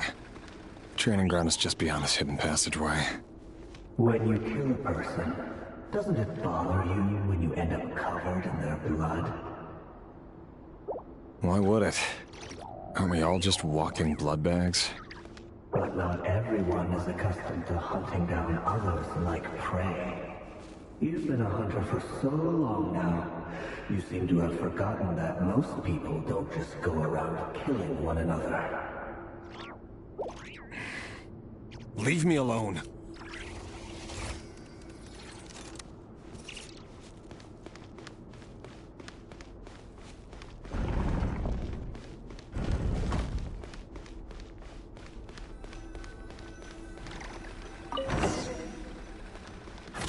Make sure you have a firm grip on the handle. Then choose your angle well. Keep your movements light and brisk. Prey won't sense a thing. I doubt that. How about no one's ever died a quiet death at your hands? I work clean. No traces.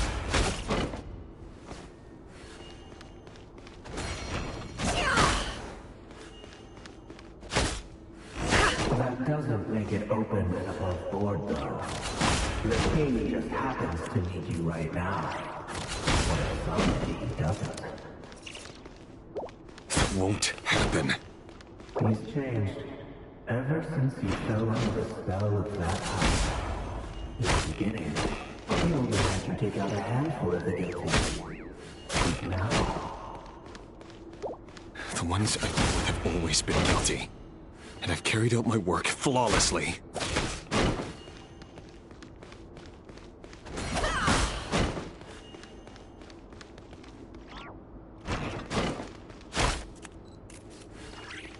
It all adds up.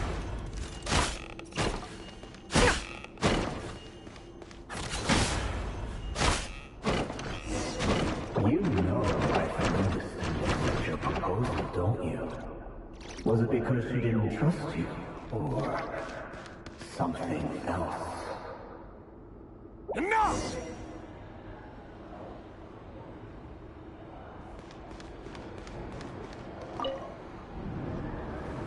Delindis, do you still remember Orlog? Orlog. The boy who was pretending to sell flowers. You spoke for quite a while, didn't you? Yes, we did. What about him? He was arrested 2 days ago. Chances are he's already dead. He... I just don't get it! After everything he's done, why do you still stand by him? Or does it mean nothing to you that people keep dying? No, that's not... Just hear me out. I need to go now, Delindis. They're looking for us. You take care too. If you ever need a place to hide, come find us.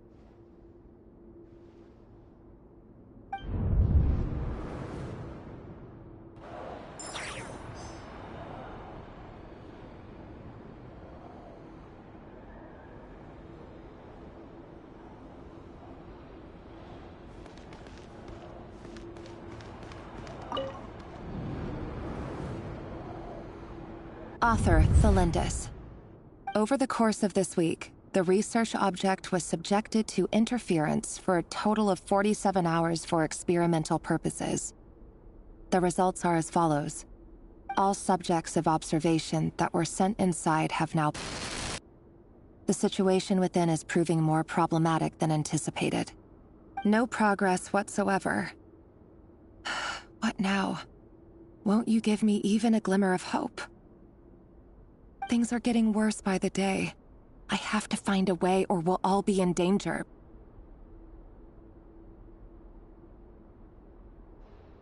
But I...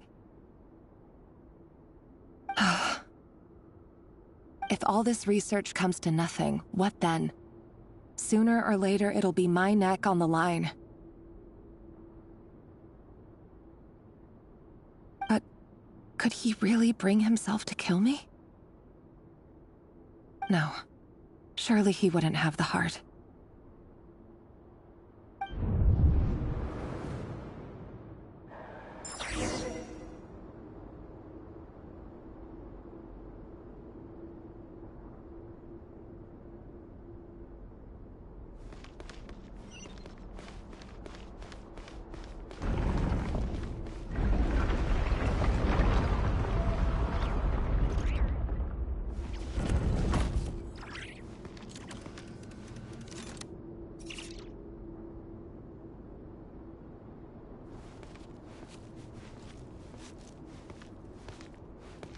Why won't you just let us go? We don't even know each other. All we want is to live ordinary, peaceful lives. You want... to live?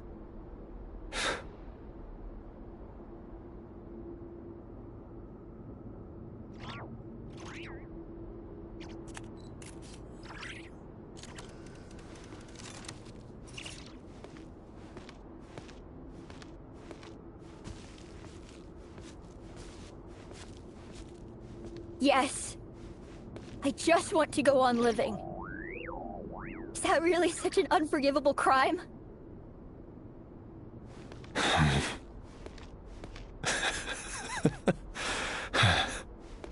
You want to go on living. I want to keep living too. To keep living forever. That's why I have no choice but to continue on the path I'm on. If only some savior would suddenly swoop down and change the way the world is. Too bad that's not going to happen.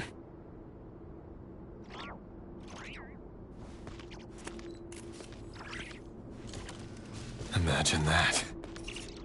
If there really were such a person, you and I wouldn't be standing here like this, would we?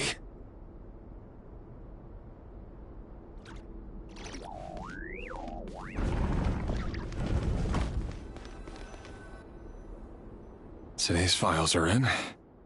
Time to wade through them just like usual. No, I don't get tired of it. It's my job. And not only am I lucky to have it, I'm good at it too.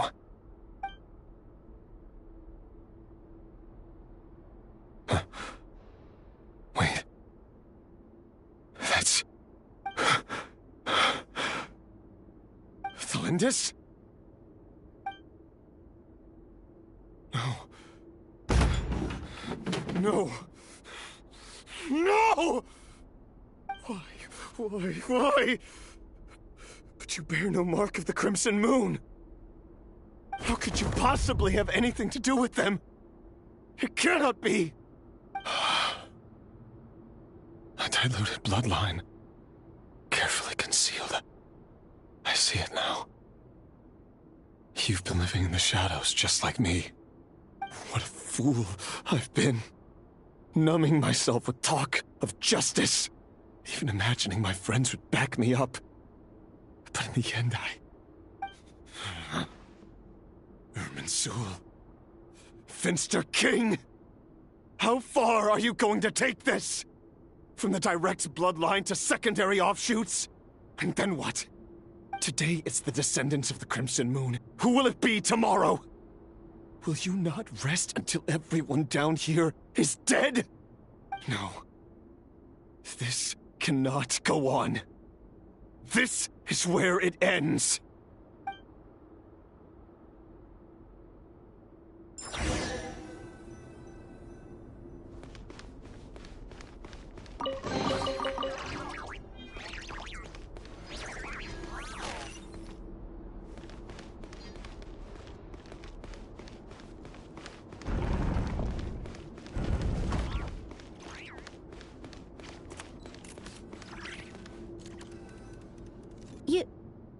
You're really letting me go?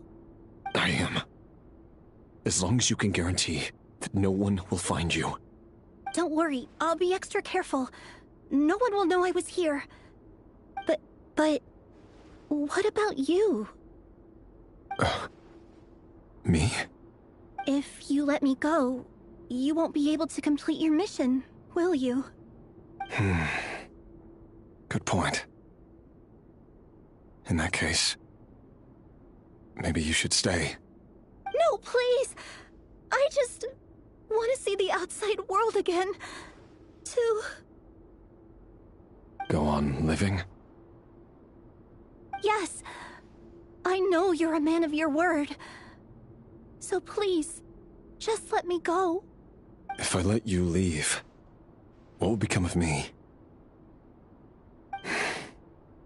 Just kidding. Go, now. But remember, don't let anyone know you were caught. We'll be seeing each other again very soon if you do. Even shadows in the dark must live by a code. But you can't save everyone. You've been whispering in my ear for days now, Vedifilnir. What are you trying to do? Break me down? I only say this because you long for an answer to your problems. Let her go, Rerir, or you risk losing everything. I will not abandon Thalindis. Then you'll need a little more vigilance and a lot more power. The world is changing, Rerir. Keep your eyes peeled for your moment of opportunity. That voice used to be so unclear. But now I know exactly whose it is. It's Vedifilnir. He won't tell me how to actually resolve any of this, but he keeps trying to manipulate me like a puppet. What's his game here? Tell me then. What will this moment of opportunity look like? And no answer. He's like a ghost. Always disturbing me when I'm on edge, but never answering when I need him most. So, the Eclipse Dynasty was purging, well, massacring the descendants of the Crimson Moon. And it seems like it was all connected to the Vinster King's research. The King's obsession with abyssal power left the future of Conria hanging in the balance. No wonder every aspect of Rarir's life was so unstable. And it looks like this Thelindis, Rarir's would-be fiancé, herself belonged to a sub-branch of the Crimson Moon Dynasty's descendants. It almost defies belief that a couple like them could hide the truth from each other for so long. If the Vinster King hadn't intervened in such a drastic way, they might have gone on deceiving each other for the rest of their lives. And why does Vedderfanir, Daneslif's older brother, keep talking in Rarir's head? This guy kept more secrets than I ever imagined. The human mind is like a vast desert of shifting sands. When you follow the flow of someone's memories, you only ever see the parts they're willing to let surface. Time for something a bit more creative. We've been inside Rarir's mind this whole time, building up a picture of his psyche. There's already enough clues on the board to start reading between the lines and mapping out the rest. Now, we can finally begin to put the pieces together. Sure, it'll only be a reconstruction, part simulation, part reasoning, but it's usually pretty accurate. Once we've built up a cognitive profile, we just need to cross-check the logic behind his actions. And then we'll be able to take a sneak peek at whatever it is that Rarir has really been hiding.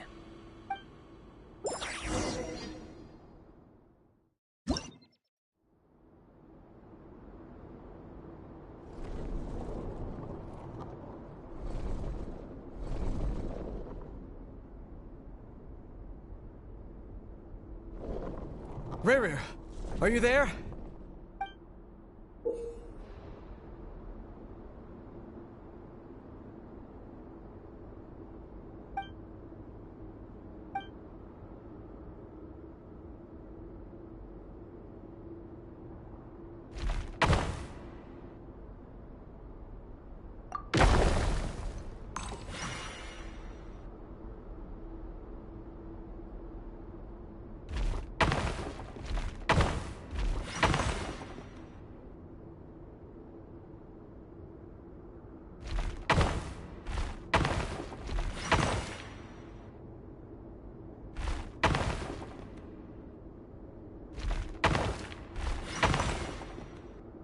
Hey, Rarir! Come out, it's urgent! Dane? What's wrong? Quick, come with me. I'll explain everything once we've met up with the others. Okay. I'll come. But the Lindis is still over at the Universitas. I'll need to leave her a note. All right then, but make it quick. I've never seen Dane so worked up before. Whatever this is, it must be big trouble.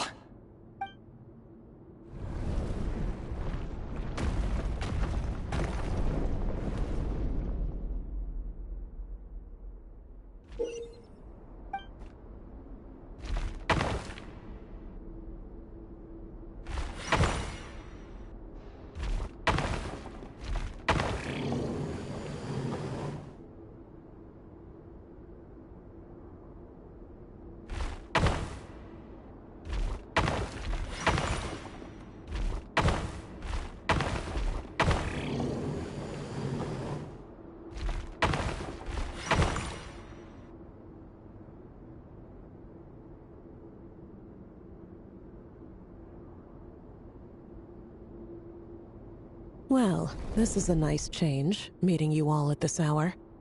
When men and women of ambition can speak face to face in broad daylight, I say that's a big step forward for our dear Conria. Don't be ridiculous. We do not fear the day. Why would we seek refuge in the night? You might ask your blade that same question. I'm told it prefers the cover of darkness. The word on the street is that Sertologi only strikes when he has an unfair advantage. But that is patently false. I see you're missing an arm and a leg. Surely only a fair fight could explain that. If this is your way of offering me replacement limbs, believe me, I'll take them. Oh, we can certainly discuss that. With bioalchemy, anything is possible. Assuming I have your full support in my research. Lunatic. Robtatir, what brings you here? Why, Dainsleif, of course. He invited me. Please, cast aside your apprehensions, Miss Rhindaughter. Whatever the rumors may say, I am but a humble servant of the king, and I can assure you he affords me no greater convenience than he does you. Well, the Universitas Magistrorum won't stop fawning over you, so at least some of the rumors must be true. You're clearly doing well for yourself, so drop the humble servant act. It endears you to no one. You're president of the Universitas Magistrorum, the chief royal mage known as the Wise by royal appointment, and by far the most favored among the 4 pillars of Conria. Vice President Veit doesn't even try to hide his envy when he sees you. My success is the product of hard work and good luck. It's as simple as that. Were the king not such an extremist, I hardly think I would have received a senior post at my age. Of course, no job is without its gripes. Serving a king like ours can be a challenging task, as I'm sure you can imagine. And as for Efterveit, in missing out on the presidency, he's dodged a mountain of stress. Like everything else in life, it comes with pros and cons. You're all here. I apologize for the short notice, but it was an emergency.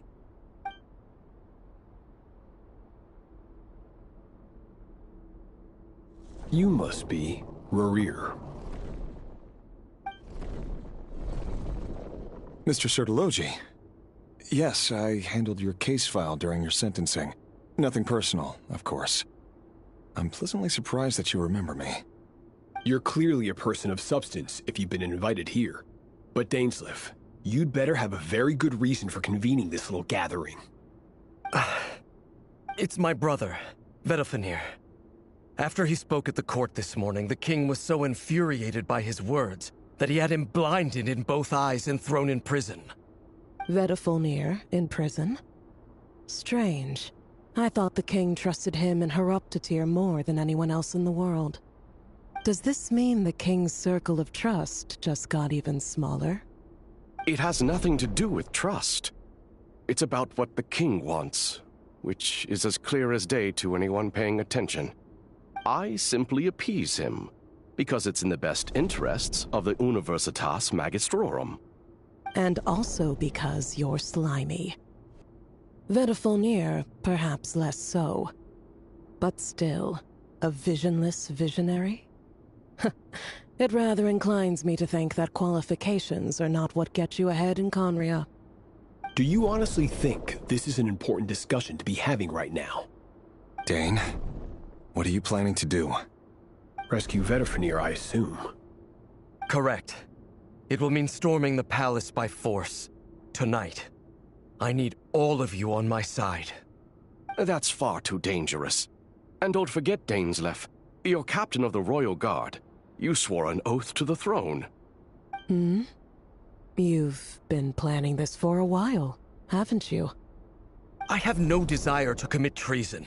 But whatever critique the king may have of Vedalfenir, disfiguring your most loyal subject for putting the best interests of his court and nation first, this is not the conduct of a wise ruler.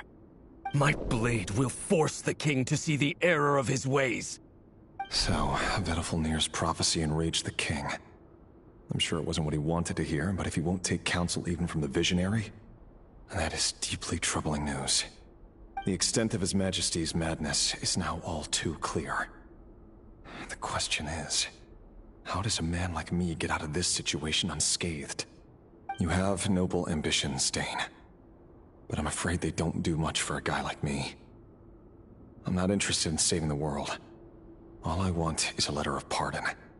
A letter of pardon? For whom? Thelindis? The chances of the Vinster King issuing a pardon for anyone connected to the Crimson Moon seem vanishingly slim.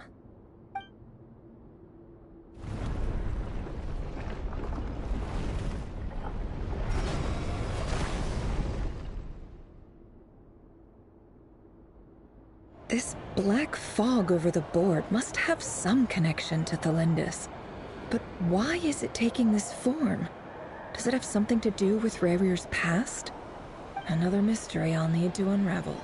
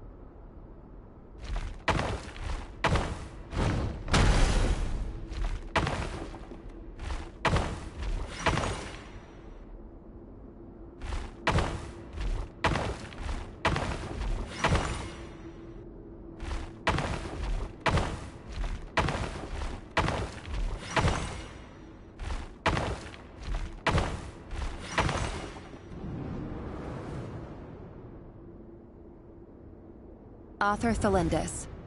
Over the course of this week, the research object was subjected to interference for a total of 60 hours for experimental purposes. The results are as follows. Research dating back to the Crimson Moon Dynasty has established 2 points regarding moon marrow. Firstly, its origins have something to do with a god's power. Secondly, it serves as a portal to an as-yet indeterminate location. Moon marrow can thus be defined as a spatial gateway. However, there are a number of hurdles to overcome before we can answer the question of where it leads to. To start with, opening the gateway requires a specific power source, which the relevant literature indicates. An enormous amount of power is then required to keep the gate open. Currently, the total power output of our instruments remains in the single digits.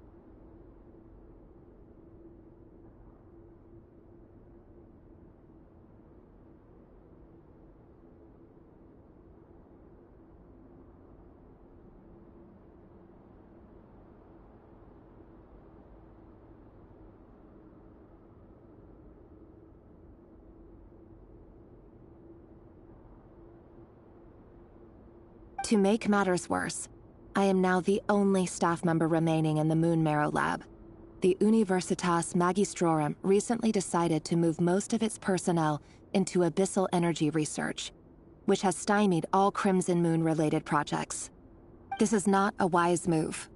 I have always maintained that placing all our hopes in a single source of power is risky, especially one as poorly understood as this. As well as making ourselves overly reliant on a single resource, we are neglecting other promising technologies. I apologize if this comes across as disrespectful. But as a Moon Marrow researcher, I desperately want to see the world beyond the Gateway. If we really made it there one day, what would we find? And how would we go about taming the unknown? My imagination is endlessly fueled by questions such as these.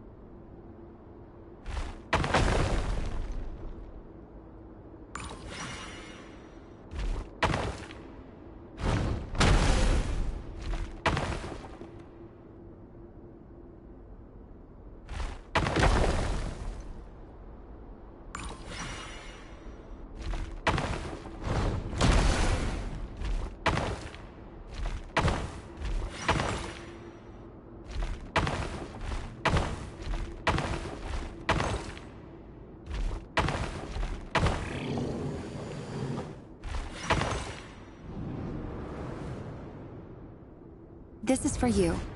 I heard you're gonna leave the city with your parents. The Lindis... Did you hear about what happened? I've heard nothing. Rerir got back very late last Friday, and he was acting a little unusual, but he slept pretty well, so I'm guessing whatever he did was a good deed. You never saw him, and I don't know what he did. And this conversation never happened. You understand? What if he finds out that you pried into his secrets? Don't be silly. I don't know what secrets he does or doesn't have. All I know is he's just a normal guy who happens to run some errands for the king. Are you scared of him? I don't know.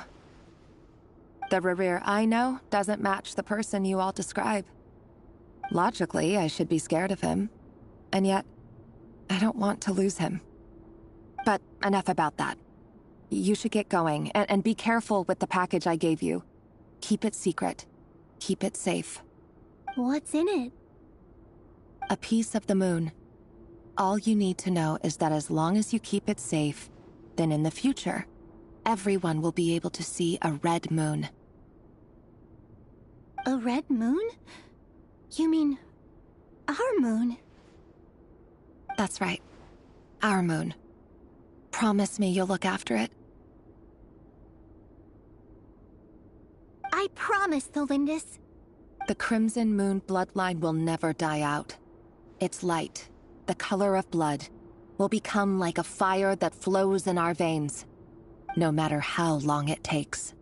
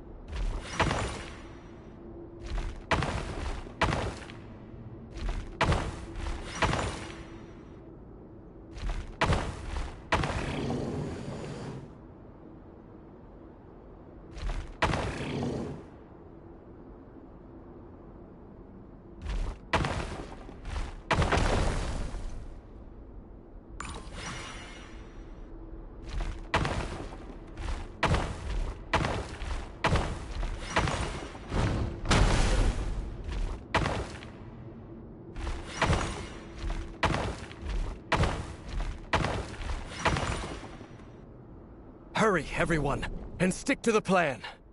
Sir Dainsleif, what are you? Is this treason? You know what happens to those who betray the throne.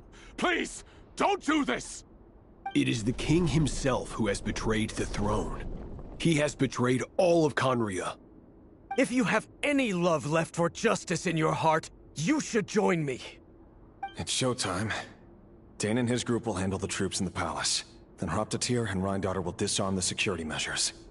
My job is to enter the prison and rescue Vedifalnir. Stay safe. Wish me luck. Look after my brother. Draw your blade. It is time for justice to prevail.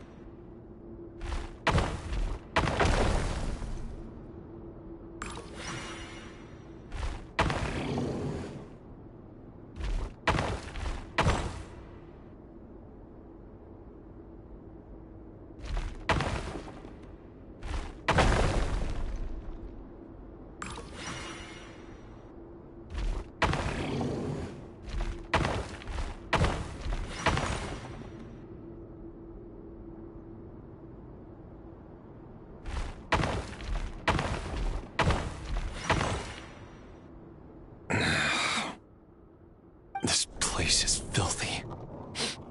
And the smell is abominable. Clearly, the king doesn't allow his prisoners a single shred of dignity. This is dire. Found you. Hello, Mr. Vedifalnir. Ah, it's you. Surprised? Oh, wait. I guess surprise isn't an emotion that prophets feel very often. I certainly felt some surprise in the moment when I was blinded. Surprise at the king's sheer ignorance. Surprise at just how unfairly this world responds to words of earnest remonstration. I'm curious. What did you prophesize this time? It wasn't a prophecy. It was a word of warning. Someone had to say it. The king has forsaken all reason in pursuit of his obsessions. I simply told him that if he continues on this path, Conria will surely fall. But he didn't listen. Worse still, he stabbed you in both eyes and locked you away. Dane asked for my help. The court is in complete chaos now, but I'm sure you predicted that. Everything is transpiring as I foresaw, yet I am powerless to change it. Fate is an immutable force. I can but lament as the inevitable unfolds. I do wonder whether giving a man the power to see the future does nothing more for him than slowly crush his spirit. Forgive my curtness, Vedafulnir, but the king did not suddenly turn on you today. His suspicions have been brewing for a long time. You can't have wisdom beyond the reach of your fellow man without attracting his fear and suspicion. There are things the king does not want to see. So, he doesn't want you having visions of them either. He blinded you because he thought this would make the visions stop. He wasn't entirely wrong. I did indeed lose my power to see the future. Right up until... Until what? Just now. I believe I saw something new. Well, tonight could go a lot of different ways. 5 of us banded together to storm the palace, also we could rescue you. This will go down as the most tumultuous day in Conrian history. I sense hatred in you. But also hope. A desperate hope that with the tyrant deposed, that will be the end of the story. But this is not the end. It is the beginning of a new chapter, in a whole new story. There are many men of honor and courage in this world, Rerir. But you are not one of them. You're not here for justice, are you? You're here for yourself. Is that a dagger? Interesting. Why not the polearm? It was always your weapon of choice. With your abilities, I don't doubt that you were able to recover some of your sight. But I also doubt that you want to make an enemy of me right now. Of course not. We're on the same side, aren't we? We could be. But I need you to be honest with me, Vedafulnir. At this point, you're my only hope for the future. You mean your future? With your beloved, Felindis? Yes. And I know there are bigger things at stake here. A dynasty, a nation, maybe the entire world. But forgive me, I care first and foremost about myself. I can't abandon the one I love to save myself. I just can't do it. But you see a broader picture of the future than I. You see the solutions to the biggest problems of our age. So tell me, what is my solution? What's the answer? In matters of fate, answers are either right or wrong. What will be, and what will not. Maybe you are willing to pay a certain price in the pursuit of happiness, but unfortunately, fate does not negotiate. That is the cruelest thing about fate. It is unmoved by your sacrifices. That can't be true. I know it's your voice that I keep hearing in my head, urging me to see how the world is changing, to seek more power, so I can protect the things I love. You show me disaster, but you won't show me how to avoid it? Why? Why are you doing all this? My voice. In your head.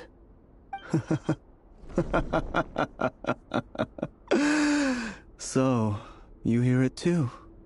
The voice that steals your mind, gains your trust, and drives you crazy. It turns out that we are not so different, you and I. Vedafulnir just broke into the strangest smile I've ever seen in my life, as if he'd discovered some monumental secret. But then he suddenly switched to looking extremely weary. Very well then. My advice to you is as follows. You must persevere. Whatever trials and tribulations you may face, be steadfast in the belief that they are your path to the future. For as long as you live, your story with Felindis shall not come to an end. That is the only chance you have of fighting back against fate. It is up to you whether you believe my words. Regardless, that is all I will say on the matter. I have no right to intervene any further. I will hold you to your word. Thank you for setting me free. In return, I will tell you one more thing that you cannot afford to ignore. Just then, A strange wave of energy rippled through the city. We had no idea what it could mean. If I were you, I would head to the Universitas Magistrorum. The Universitas? Oh no! I'm sure we'll be seeing each other again very soon, Rerir. Whatever Vedifalnir said, I didn't catch it. I didn't even help him out of the prison. There was no time to lose.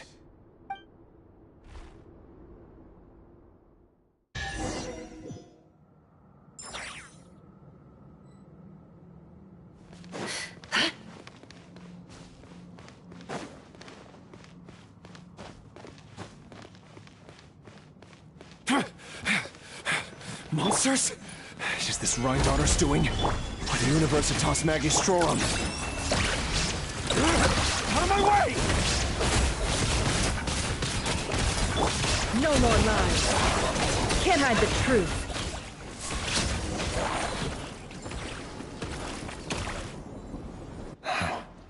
The Universitas. That reminds me of a rumor I once heard. Allegedly, the king installed secret mechanisms in the palace and around the city. No one knows where they are or what kind of power they hold. But if they were ever going to activate, it would probably be on a night like tonight. Help! Help! Hold on! Don't let them anywhere near you! Save me! I can't! Ah! That sounded like an explosion. So, the rumor is true? The king really went through with it. What other means does the king have at his disposal? They must run on power from the Abyss.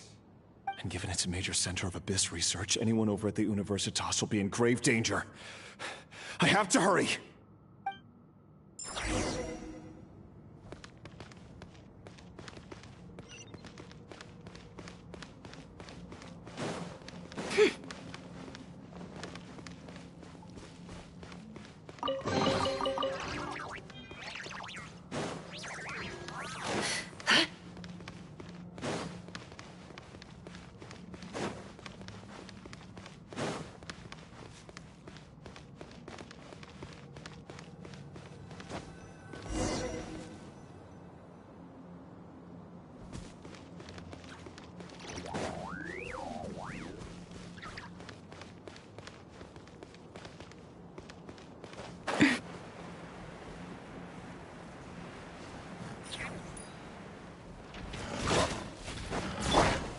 Stabilize! There is no escape! Ding dong weather bomb! Chew on this! Close your eyes. Do you fear the dark? No more lies. Can't hide the truth. The mystery unravels.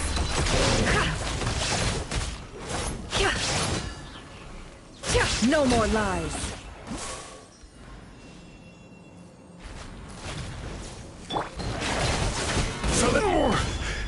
I'm feeling a little off.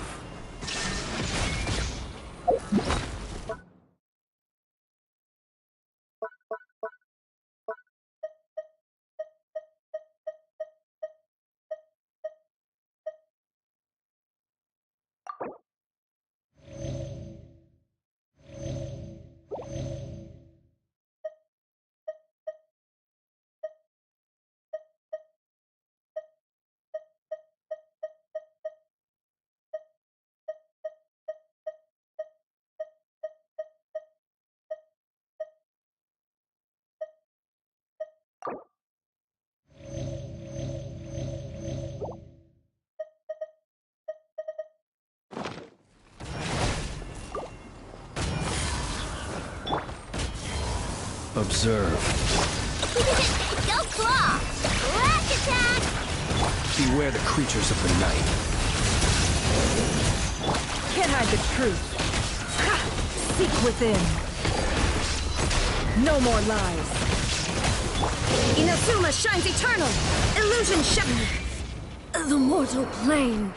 A fleeting dream.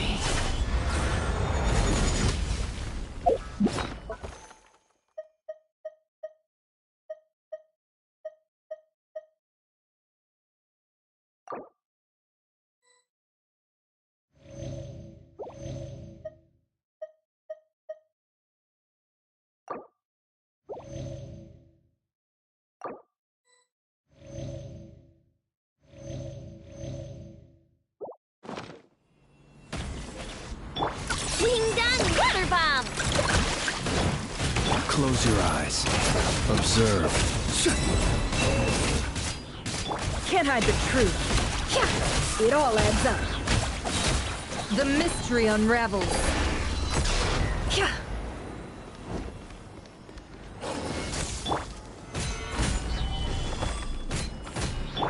Flash attack! 2 on this! Be silent. To dust. Go claw! Ding dong water bomb! Can't hide the truth.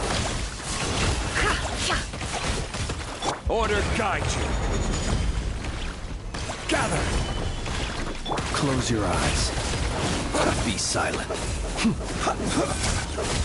Night falls. Flash attack! No more lies. Can't hide the truth. Seek within.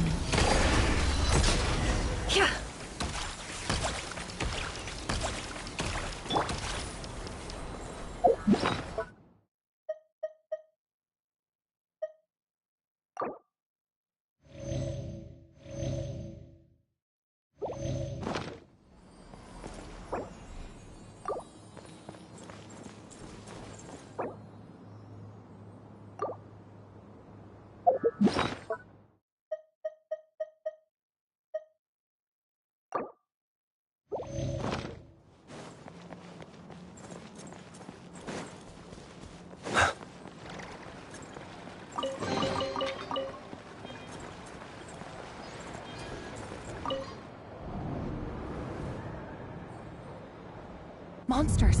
At the Universitas Magistrorum? Why now? Oh no! They're coming! It's no use. The table won't hold out much longer. The weapons. Where are the weapons? Of course. All the lab equipment was upgraded after the inspection last week, but the new weapons haven't been allocated yet. I'm done for. Is anyone there? I need help! Ah!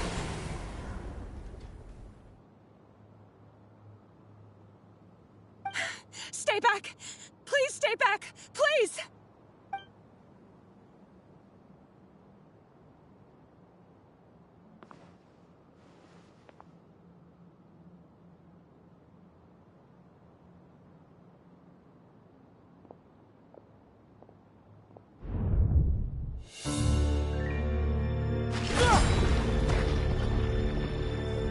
What's that? Reverie! So the rumors about your work are true. What? No! Listen, something happened at the palace tonight. We have to leave! You don't need to lie to me anymore. What do you mean? I know why you're worried, and I will respect the decision you've made. But it's okay, because I found a solution. I know how to end all this. You can have it back. The normal life you so desire. But until then, I'm afraid our wedding will have to wait. Cylindus? No, don't do it! Cylindus! Cylindus!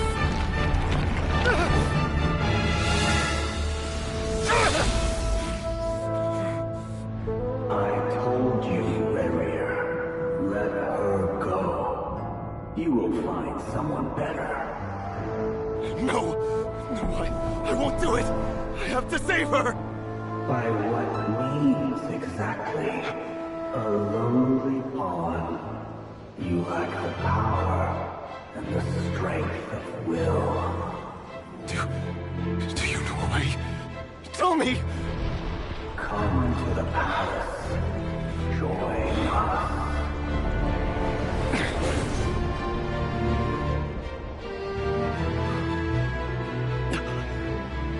Reverie, thank goodness we... Step forth and take your share. You made it. Not you too.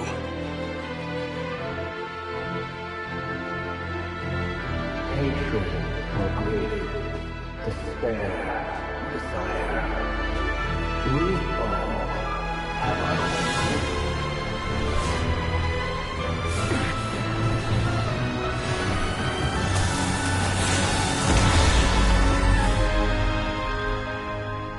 Rerir. Rerir. Flindis? Were you daydreaming?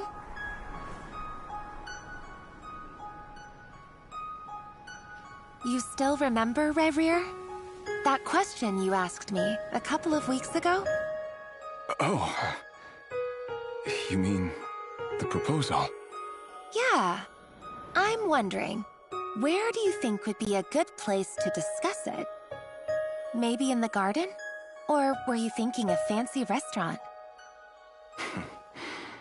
It's your choice.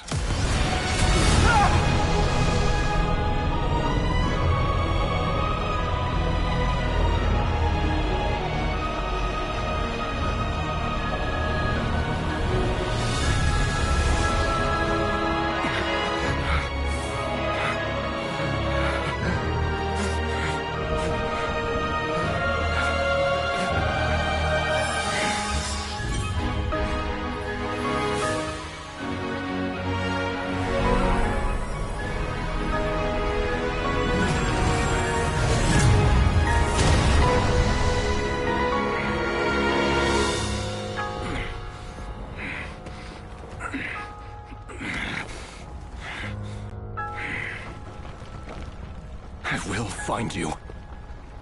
And then, you can give me your answer.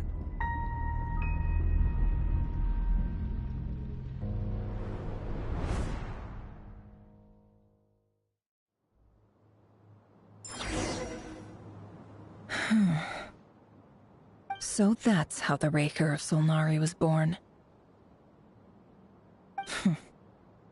A monster created by circumstance is a monster all the same. Viewing other people's thoughts for too long can get uncomfortable. Right now, I'm feeling a strong sense of loathing. In a nutshell, the story of Conria is what happens when the truth falls by the wayside. Everyone tells little white lies, and before long, you have a huge pack of lies that destroys everything. Whew. Time to get back. His past is filled with sorrow, but the tale of any fallen civilization is one of endless tragedy. Cruel as it may be, that was Conria's fate.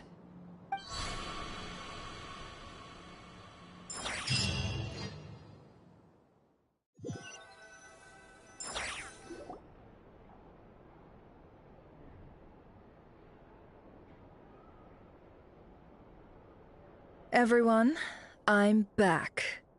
Can I get a standing ovation? Never! How are you holding up? Feeling okay? She's fine. Boss is a pro.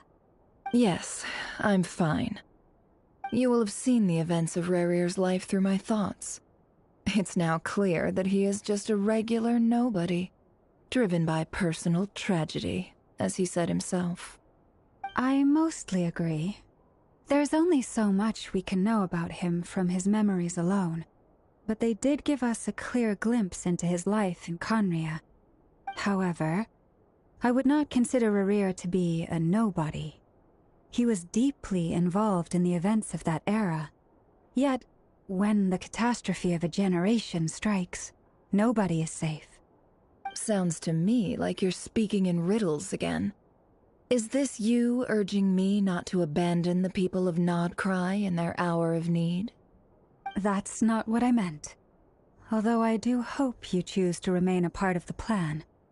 Without you, the mission ahead will be all but impossible. Then try to remember that I respond better to the carrot than the stick. And I don't appreciate being bossed around. Now, as for you, Missy, you were excellent. You stuck to the rules of the ceremony and kept your mouth shut the entire time. Bravo. Cool. So, can you fill me in on the deets now? Most of what I saw went right over my head. Patience. You'll hear the whole story, don't you worry. But let's meet up with the others first. It will save me narrating it twice. Yehoda? Yes, boss. Let me get that door for ya. That's more like it. For a moment there, I was worried you'd forgotten about the first clause of your employment contract. Forgive my curiosity, but what does the first clause say? It says I gotta do the annoying stuff that boss is too lazy to do for herself. Like opening the door, pouring the tea, yada yada. Is that right? If something is in the contract, it's because she willingly agreed to it. Rest assured that the Curatorium abides by the very strictest of labor policies. You don't seriously think I'm cruel enough to treat her like my slave? In any case, I've hardly shied away from my share of the work today. Hope I don't catch Flintz and Varka lounging about in their chairs, enjoying a leisurely cup of tea. There's nothing I dislike more than other people enjoying themselves while I'm hard at work.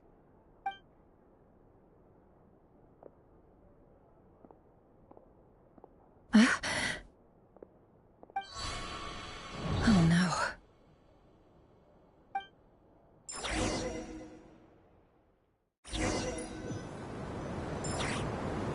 Sorry to disturb you, but we seem to have run into some trouble. Evidently so. Don't worry, I'm not about to leave you to fend for yourselves. I'm not that kind of boss. And it would go against the Curatorium's labor policy. I'm sorry? What did you hear me say? I wasn't talking about labor policy. Wait. How long have I been standing here? Not long. You just appeared by the door a moment ago.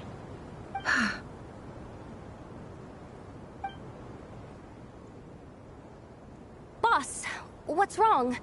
You look like you've seen a ghost. We've been tricked. We never left at all. Somehow I hallucinated that whole scene back inside the office. Hallucinated? But how?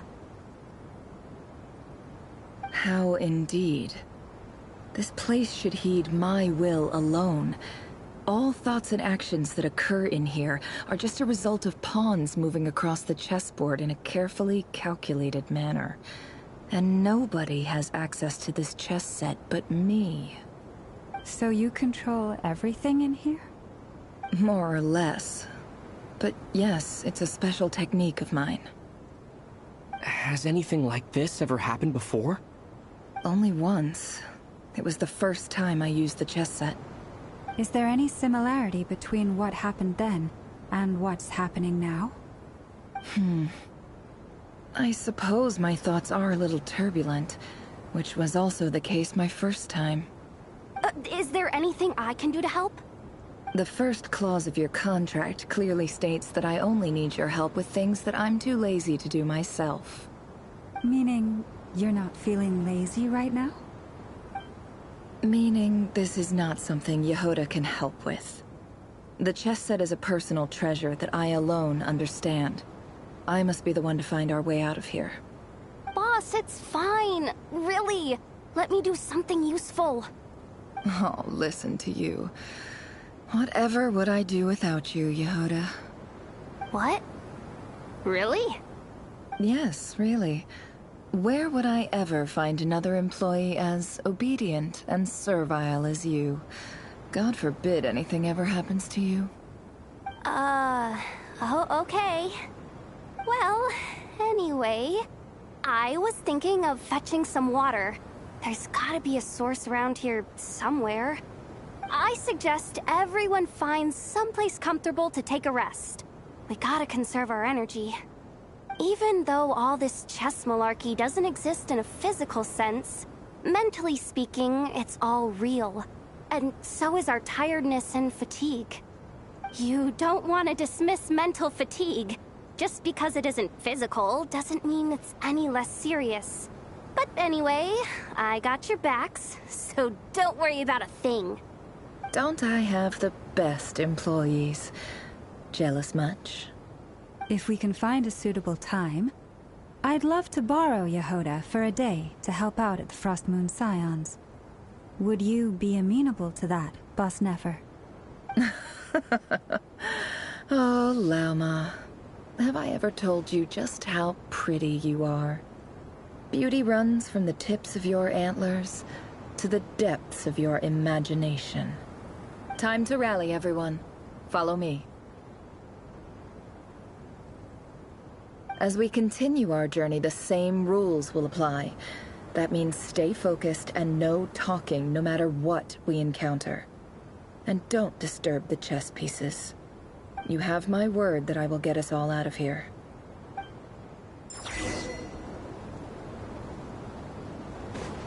It all adds up.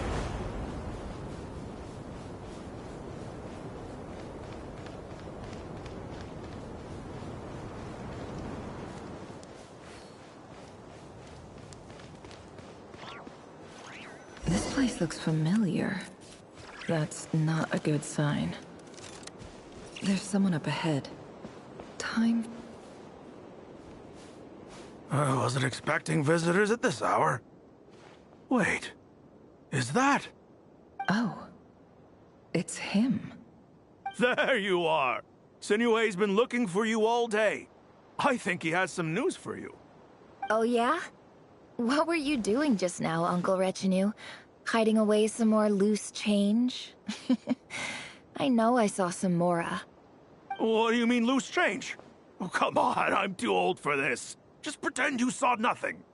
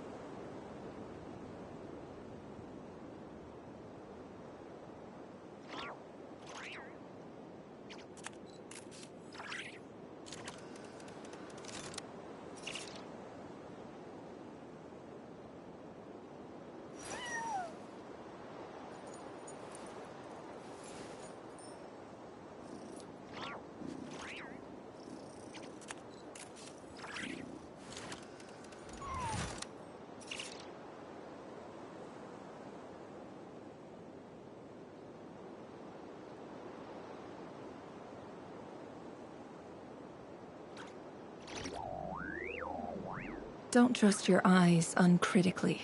People only see what they want to, so don't be your own fool.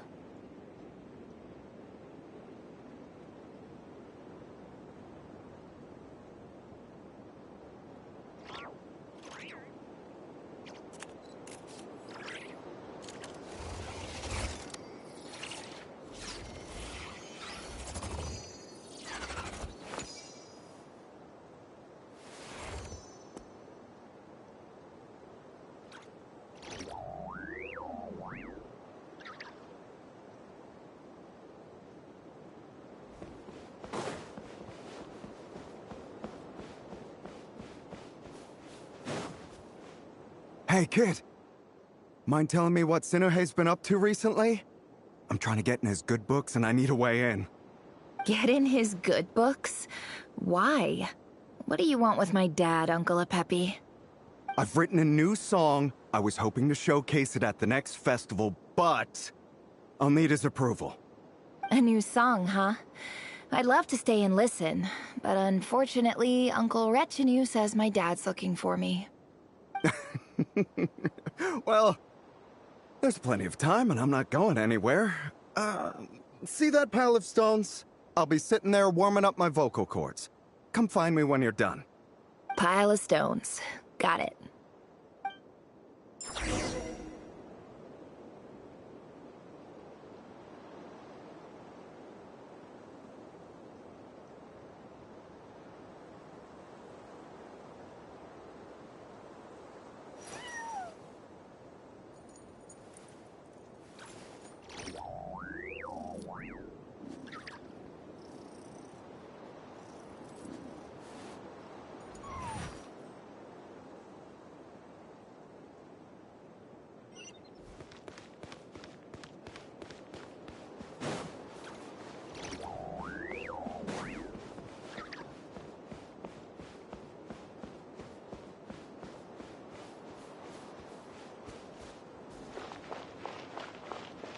Hi, Dad. Uncle Retinue said you were looking for me. Ah, there's my little princess. If you'd gotten back just a little sooner, you could have shared the spoils of war with me. Spoils of war? Who were you fighting against, Dad? It was just a figure of speech. The aftermath of a sandstorm is no time to be waging war. I was talking about our war against thirst. I went out to fix our water supply problem, and now I'm back. Which means... We have a well again! That's right. I found a new one and brought back as much water as I could carry. It should last us for a good while. If it wasn't for these blasted sandstorms, our wells wouldn't be caving in. You wouldn't be spending all your time out searching for new water sources. As the chief of our tribe, I'm supposed to be leading us out of hardship and poverty, onto better things. You know how prosperous our ancestors were. I've told you all the stories. And look at us now, squeezed into these hovels. No one would choose this, if it wasn't for the endless wars over the years. But things are looking up. I started working with some folks from the academia a few months back. They gave me some contacts in return for my assistance in the desert. So you're the Academia's helper now? Special ambassador, they call it. Think of it as a partnership.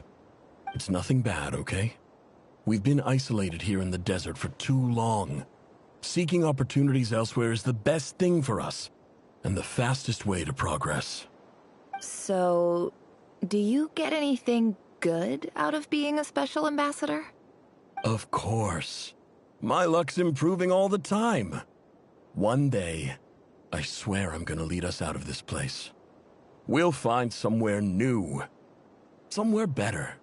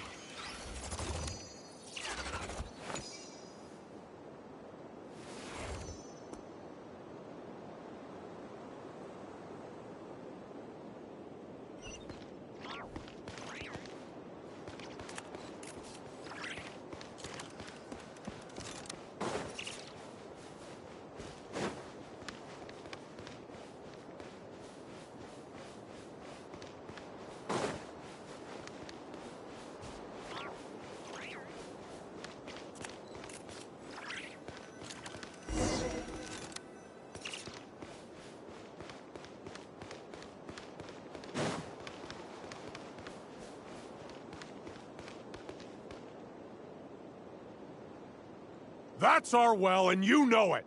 You stole from us. Well, you've gone from chief to thief, and now you have to face the consequences. Did you really think you could take our water without permission and get away with it? You're either brave, stupid, or both. And that Special Ambassador Act? Yeah, nice try! We spoke to the Academia. They said it was all news to them. You're a liar and a cheat!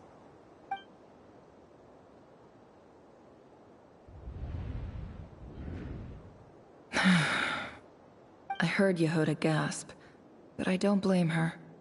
Most people are terrified by the sight of blood. Corpses strewn across the ground. The wounds are clearly from scimitars and daggers. The desert dwellers' weapons of choice. There's a handwritten note on the ground. Let's see what it says. Halil, this is Sinuhe, chief of the Shimti tribe. Surely you remember me. I was the one who helped you and your colleagues avoid the quicksand in the desert. This is my second time writing to you. I assume my last letter must have gotten lost in the mail, as I didn't receive a reply. I hope this one makes it to you safely. I'm writing to you because I need some help. That sandstorm the other day completely blocked up our well, forcing me to look for another water source in Iab and Unut territory. It was a matter of survival. Praise the gods. The well of the Iab tribe was intact. It was my last resort. I drew what water I could and left, but not without being spotted. I fear they will retaliate. You told me to write to you if I ever needed help. You said you'd be my ally in the Academia. I urgently need you to formally recognize my title of Special Ambassador and send some of your people to assist me for a few days. It's the only way I can convince them that this was the Academia's decision and prevent them from retaliating. This is an emergency.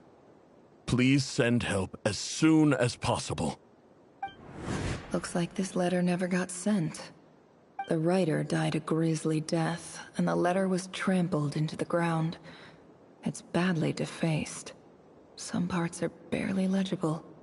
What a ridiculous lie the surviving Shimti tell. Their whole village was butchered over a sip of water.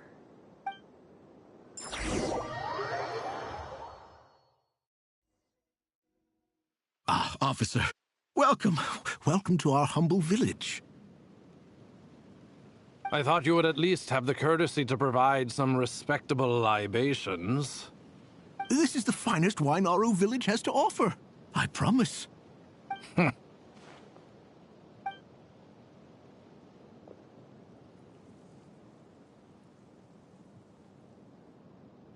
The Academia has agreed to reserve a single space for a candidate from your village. But I remain skeptical of this entire endeavor.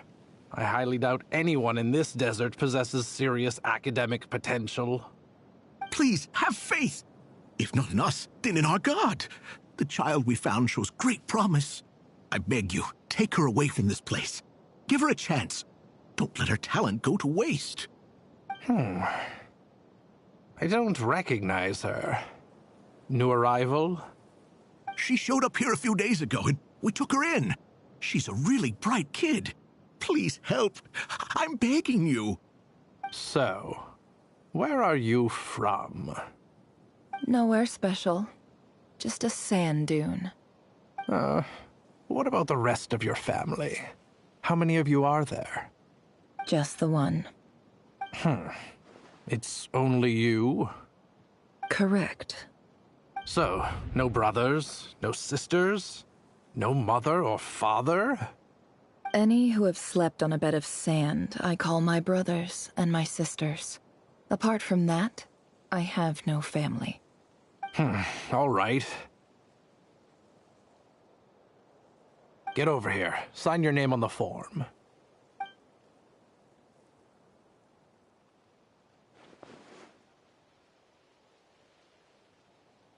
Never?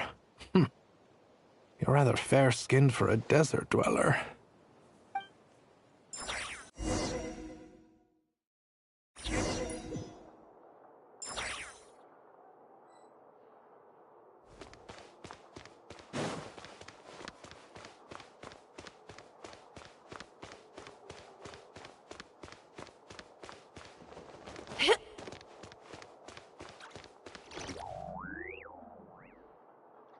Nefer, this term's assignments have been issued already. Please read through the materials thoroughly, conduct your own additional research, and then write an essay on the topic. Yes, Professor, I'm aware. I just had a couple more questions I wanted to get your perspective on. Oh? Please, ask away. Well, I saw the other students' problem sheets, and I couldn't help but notice that my assignment is much easier than theirs. Do you really think I'm a weak student? A weak student? Goodness, no. Quite the opposite. You have a sharp mind, almost too sharp. I think what you're saying is, a weak student wouldn't have noticed the discrepancy, and if they did, they certainly wouldn't complain about the lighter workload. You see, sharp as they come. You see things the way they are, and I'm sure you know why they're like that. Because of where I come from.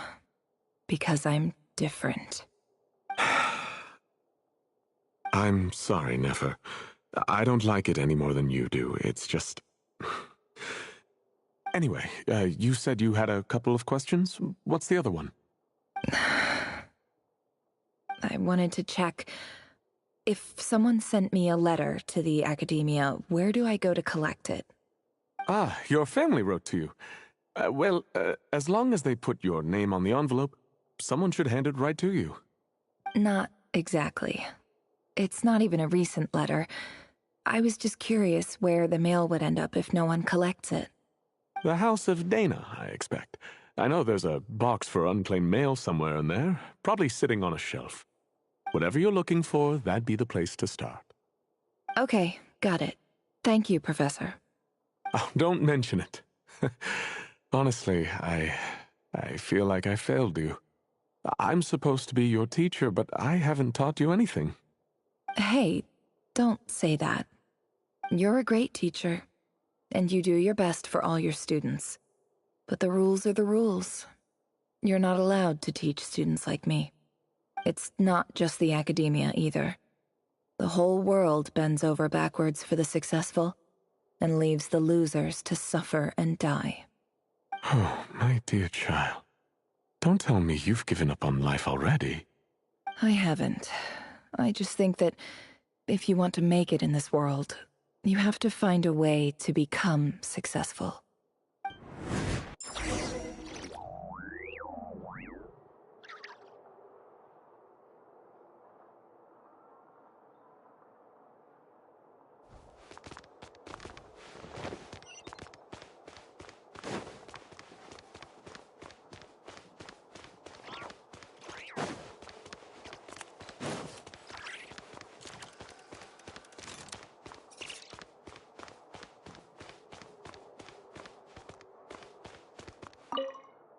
This must be it. A big cardboard box full of unclaimed mail. And probably some letters that ended up here by mistake, too. Let's take a look.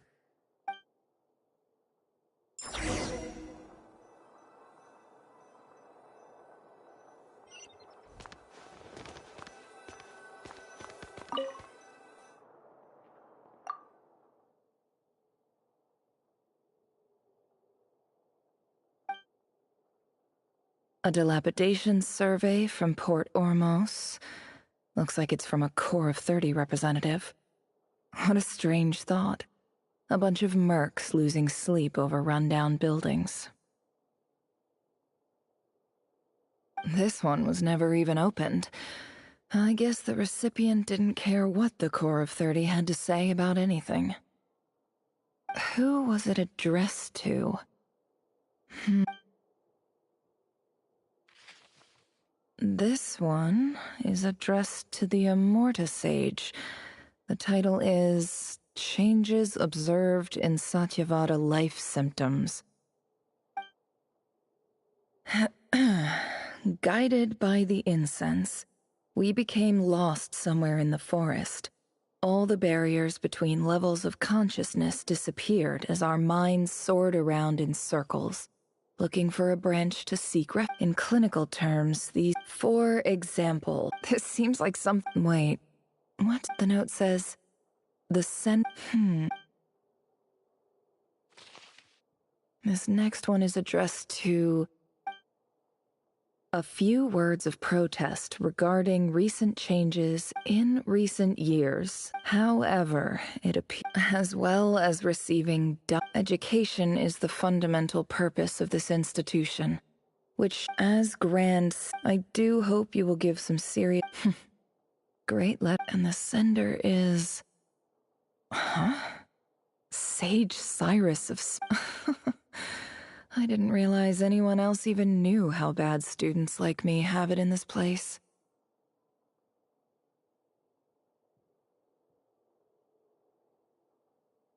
So this is where letters from the Sage of Spontamod end up? Nice one, whatever. I'm not exactly holding out hope that a letter sent from the desert would even make it. I can't believe how much discarded mail there is. Must have been years. I don't believe for 1 second that... Wait. Could the...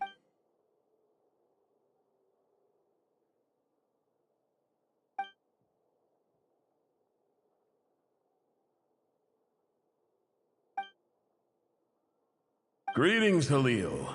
My name is Sinuhe, chief of the Shimti tribe. I was the one who came to you and your colleague Zaid when you ran into trouble in the Great... I don't know how well you remember it now, but in my tribe, learning a person's true... The Shimti tribe lives a harsh, nomadic existence in the desert. This brings me to my reason for writing. There was a terrible sandstorm a few days ago. The Eob and Unut are descended from the... I found a well belonging... When we met, you assured me that... That aside, the last time you were here, you mentioned that the academia had started... We have next to no resources here in the desert. And my power... From the outset, the academia never took you seriously. Those things they promised were just empty words. And you were so emphatic that your luck had finally changed for the better. You swore you'd lead us to a better place one day. You spoke with... You liar. You lied. And who fell for it? Which makes... I think I'll take over from here.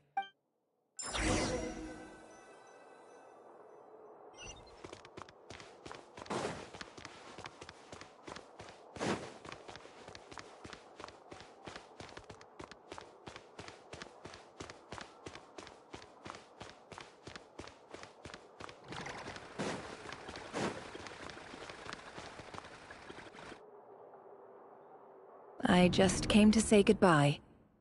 Thanks for everything you've done for me in my time here.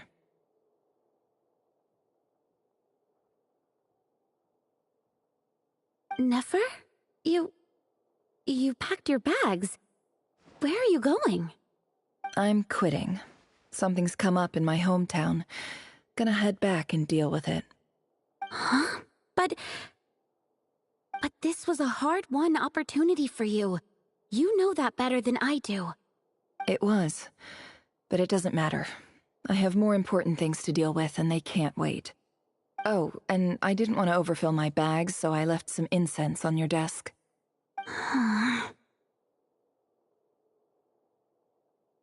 What's wrong? I thought you liked incense. Although, I did read somewhere in the House of Dana that it has hallucinogenic effects. Don't use it all at once, all right? Isn't this the stuff you brought from your hometown? You're just letting me have it?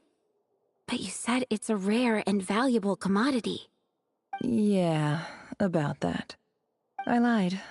It's not rare at all. There's this bunch of ruins near my hometown that are practically overgrown with this plant. It's not worth much. Keep it. It's fine. But Nefer... All right. That's all from me. You take care.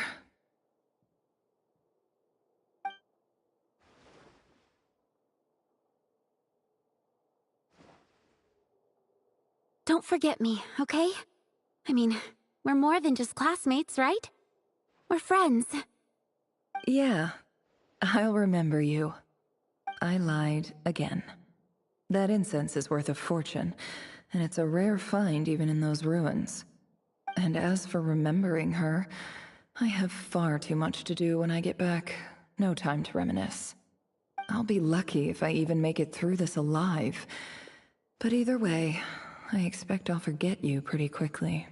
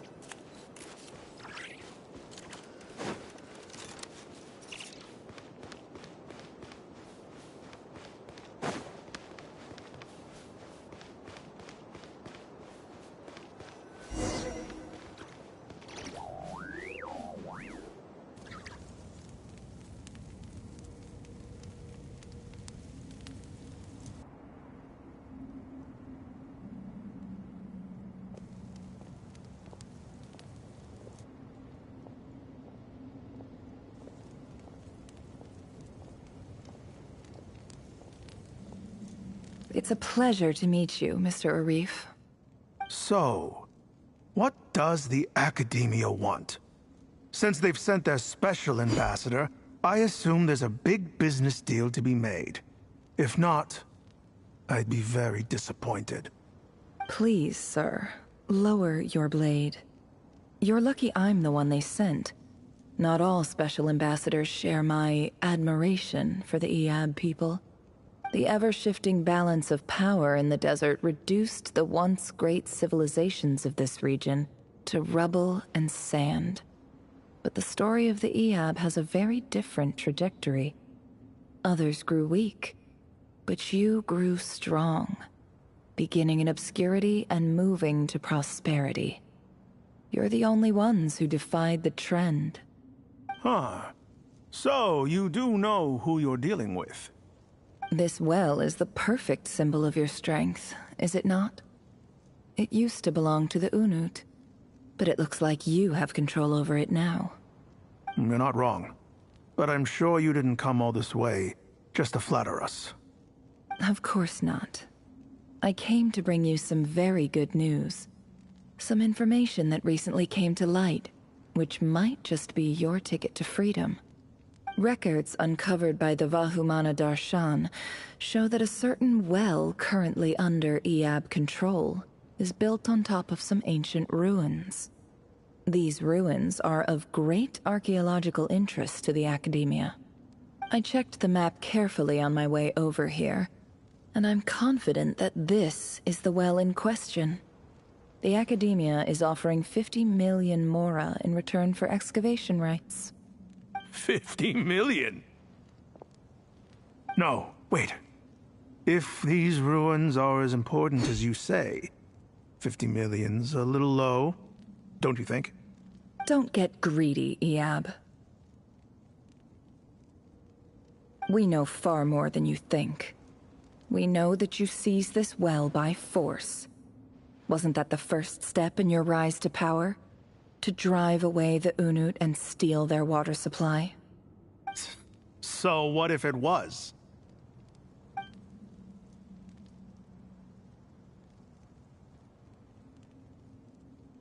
Don't worry. As unscrupulous as it was, it's something we're willing to overlook. The Academia is only interested in dealing with the de facto power holders in the region. I hope I am making myself clear. And I hope your words are the truth. If I find out the Academia is trying to play me, I'll hunt down every one of your people and make you watch as I cut their heads off one by one. I assure you, Chief, that would not be in your long-term interests. You don't want to make an enemy of the Academia. You see how I'm dressed, don't you? I appreciate that you've never been to the rainforest, but surely even you recognize an ambassador's attire when you see it. And what does a barbarian like you have to lose anyway? You really think the Sumeru Academia would bother to come all this way just to lie to you? We have more important things to worry about. All right, I take your point. The Academia is the highest authority in the land. I'm sure you're trustworthy people.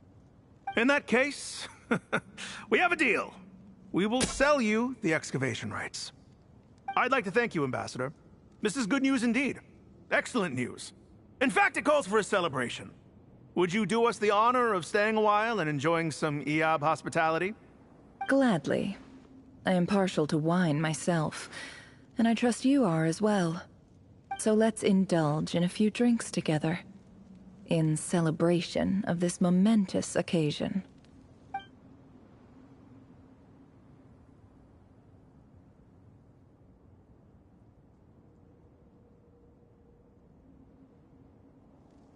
Chief!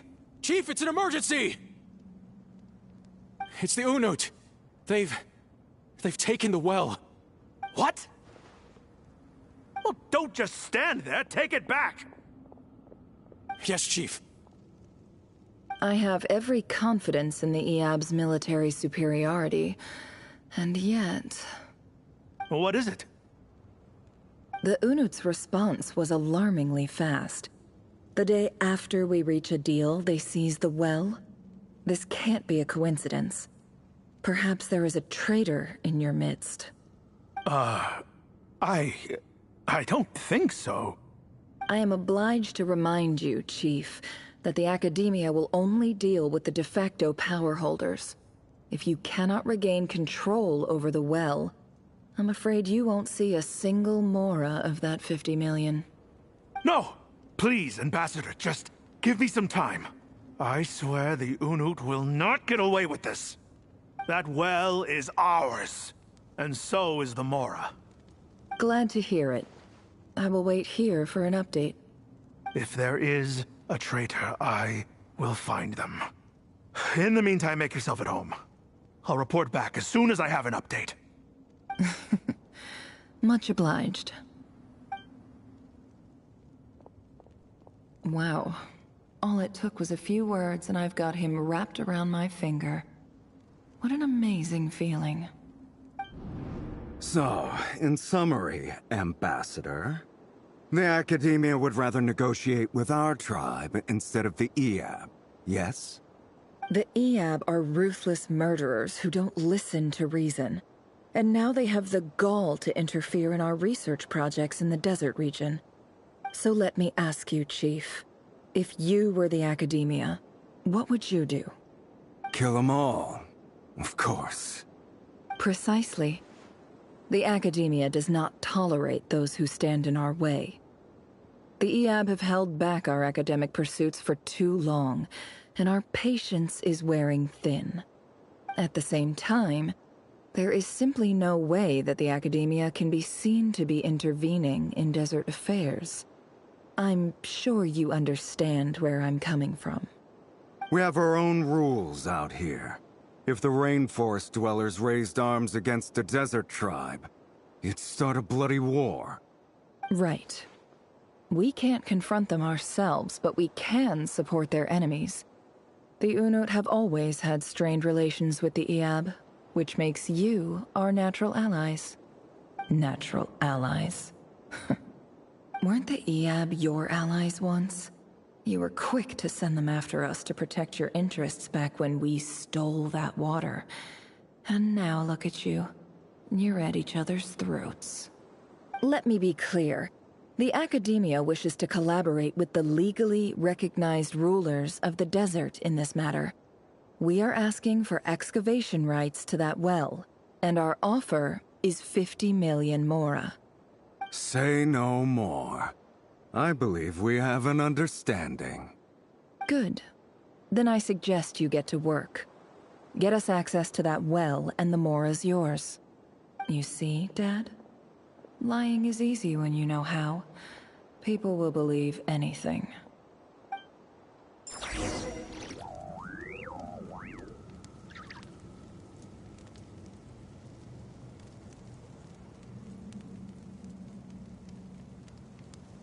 Why does Ashru sit up on the counter?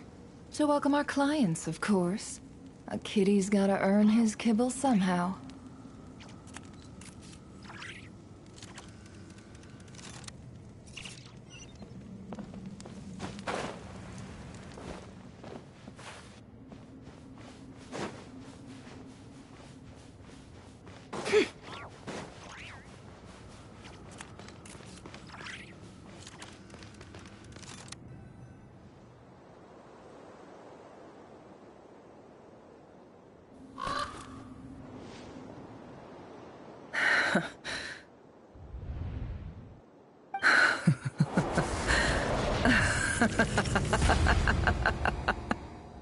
Look at yourselves. You may be vile, savage monsters, but your butchered bodies bleed like any others. You're no different. You're nothing special at all. The monsters who destroyed my home, they're just ordinary, petty human beings. What a joke. I think we're even now. Maybe I've even done the desert a favor. It's a better place without all these people around. Oh, Sinuhe, my gullible fool of a father. Perhaps if you'd been as ruthless as I was today, our tribespeople would still be alive. In this dog-eat-dog world, a chief needs to be tough to survive. But you couldn't do what had to be done. So I did it for you. Nefer, it's okay. All of this is in the past now. I believe I remember you promising to remain silent. Yeah, but even so...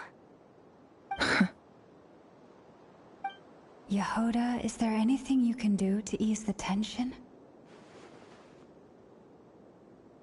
Alright, time for a sharp turn onto a completely different topic. So, anyway, that's enough of that. When are we getting out of this place? Feels like we've been walking forever. I'm getting pretty tired. Oh, Alma, you tired? Yes. If we can find somewhere to sit down, I could certainly do with a rest. It's not far now. There should be a temple just up ahead. Yes. Really? A temple? That's where this story ends? I guess that's how things go in the desert. Desert dwellers can never escape their destiny. Or so everyone says. I never wanted to believe it, but looking back now, I'm as desert as they come.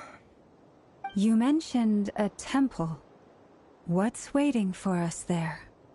My biggest trade secret of all. Ah. Then I'm guessing it's where you got your power from. The power to peer into other people's minds. I didn't know you were clued up on any other religions. I'm no expert in the history of Sumeru, but since you come from the desert, I would imagine it has something to do with King Deshret.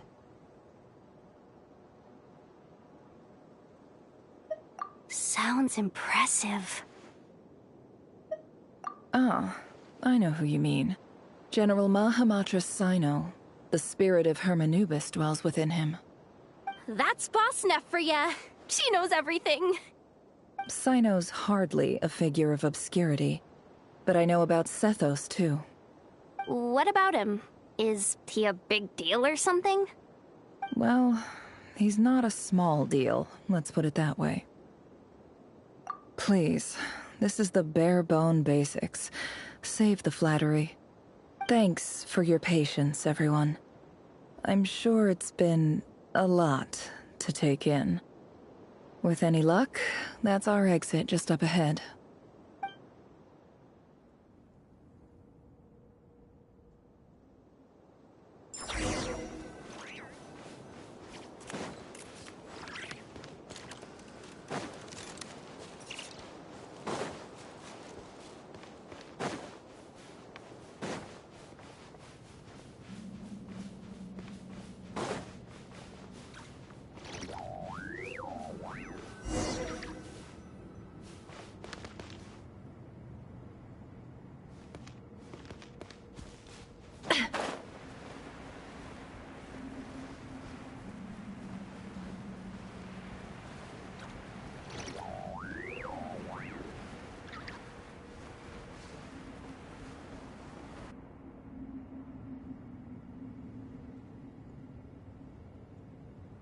Uh-oh. Uh-oh. Uh-oh. I'm totally out of my depth here. I don't have anything to add about any of this stuff. Like, look at that statue, for instance. I want to do the whole name-dropping, this girl knows her stuff thing too, but I've never seen anything like it before. A statue with the head of a bird. That's Thoth, the Ibis King, one of the 7 pillars of King Deshret. The legends say that he, the Crocodile King, and the Goat King were the 3 retainers of King Deshret. Let's take a look.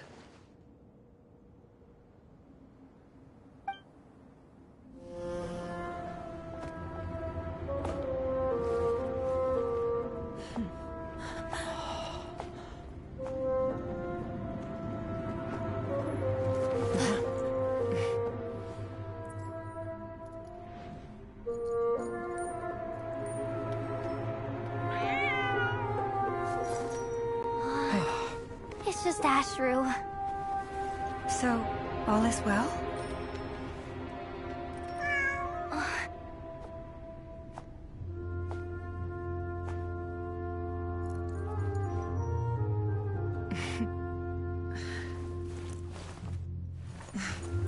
Typically speaking, at this point, the world disintegrates.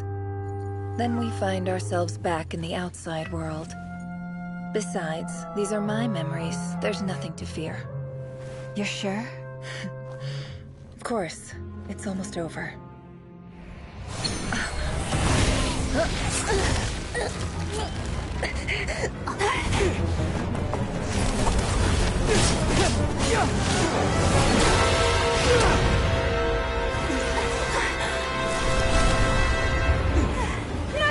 Hold on!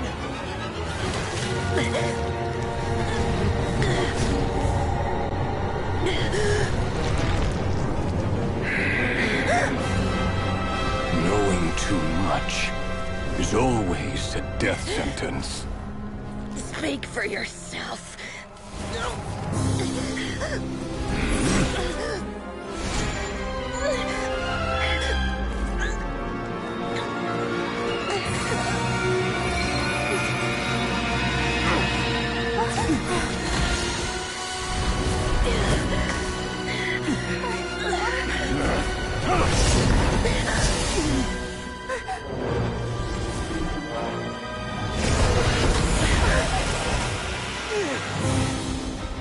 How repulsive.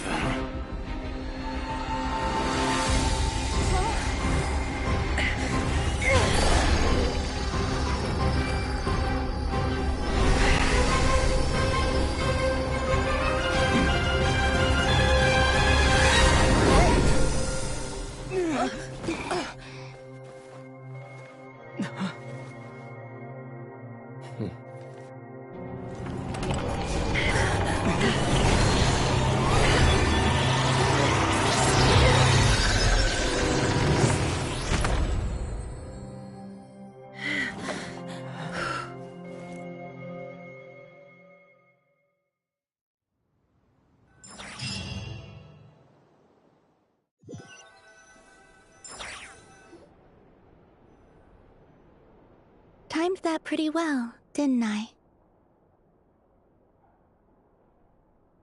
It's okay. I'm just glad no one was hurt. Paimon noticed you doing something too, Dainsleif. Were you helping get them out? Of course. When I asked Nefer to conduct this investigation, I was not naive to the dangers involved. I had a duty to ensure your safety. Good to know your sense of justice is still intact after all these years. I take that to mean that you saw the truth. That comes as a great relief. I certainly did. And thanks to your help, I also managed to trap Rerir inside the chess set. Whoa, really? How'd you manage that? Well, to be honest, I sensed that something was wrong long before we made it to the temple. By using this fragment to probe into Rerir's past, well, the monster formerly known as Rerir, it seems I alerted him. I was tracking him, then he caught on and started tracking me too. Can't say I'm surprised. But how did he track you through your thoughts alone? That shouldn't be possible. Rerir was a secret agent who reported directly to the Vinster King. He is an expert at finding a trail and hunting down his pursuers. No wonder. He infiltrated the chess set, read my thoughts, and built a new virtual chess set inside of it.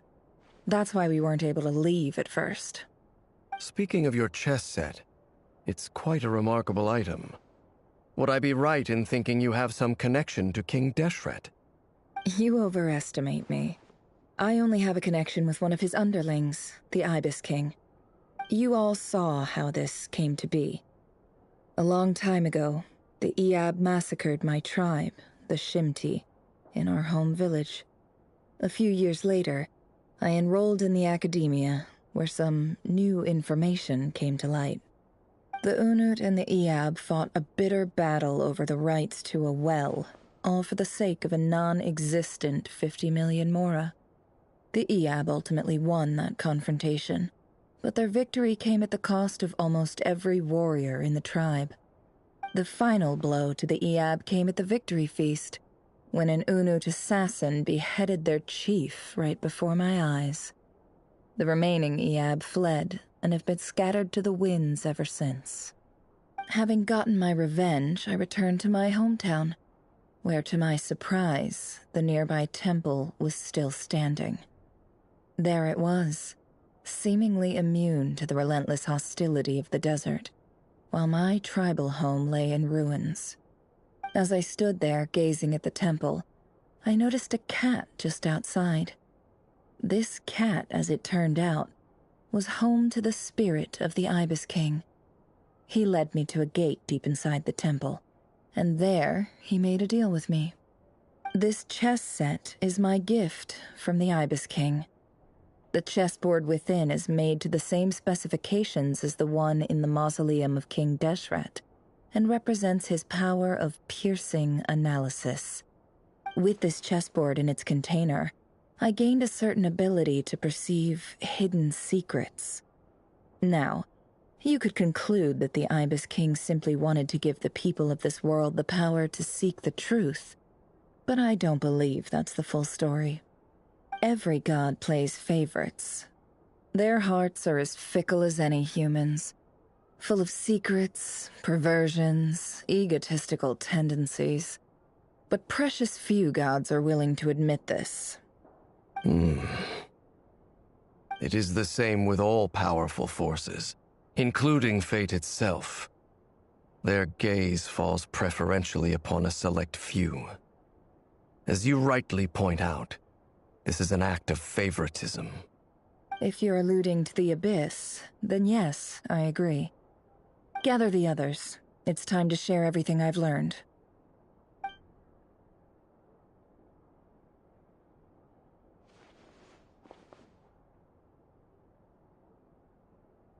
Thank you all for being here. As promised, I did some further investigating into the Raker of Solnari's background. I am pleased to report that the investigation has been most fruitful indeed.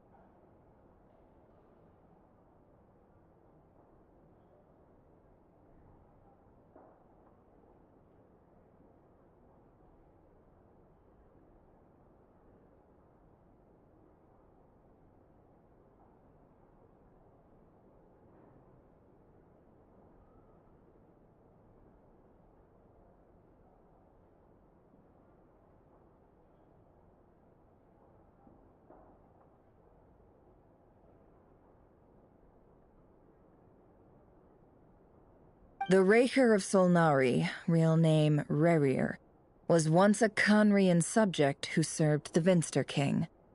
I will now share the important details of his story. Please save any questions or comments for the end.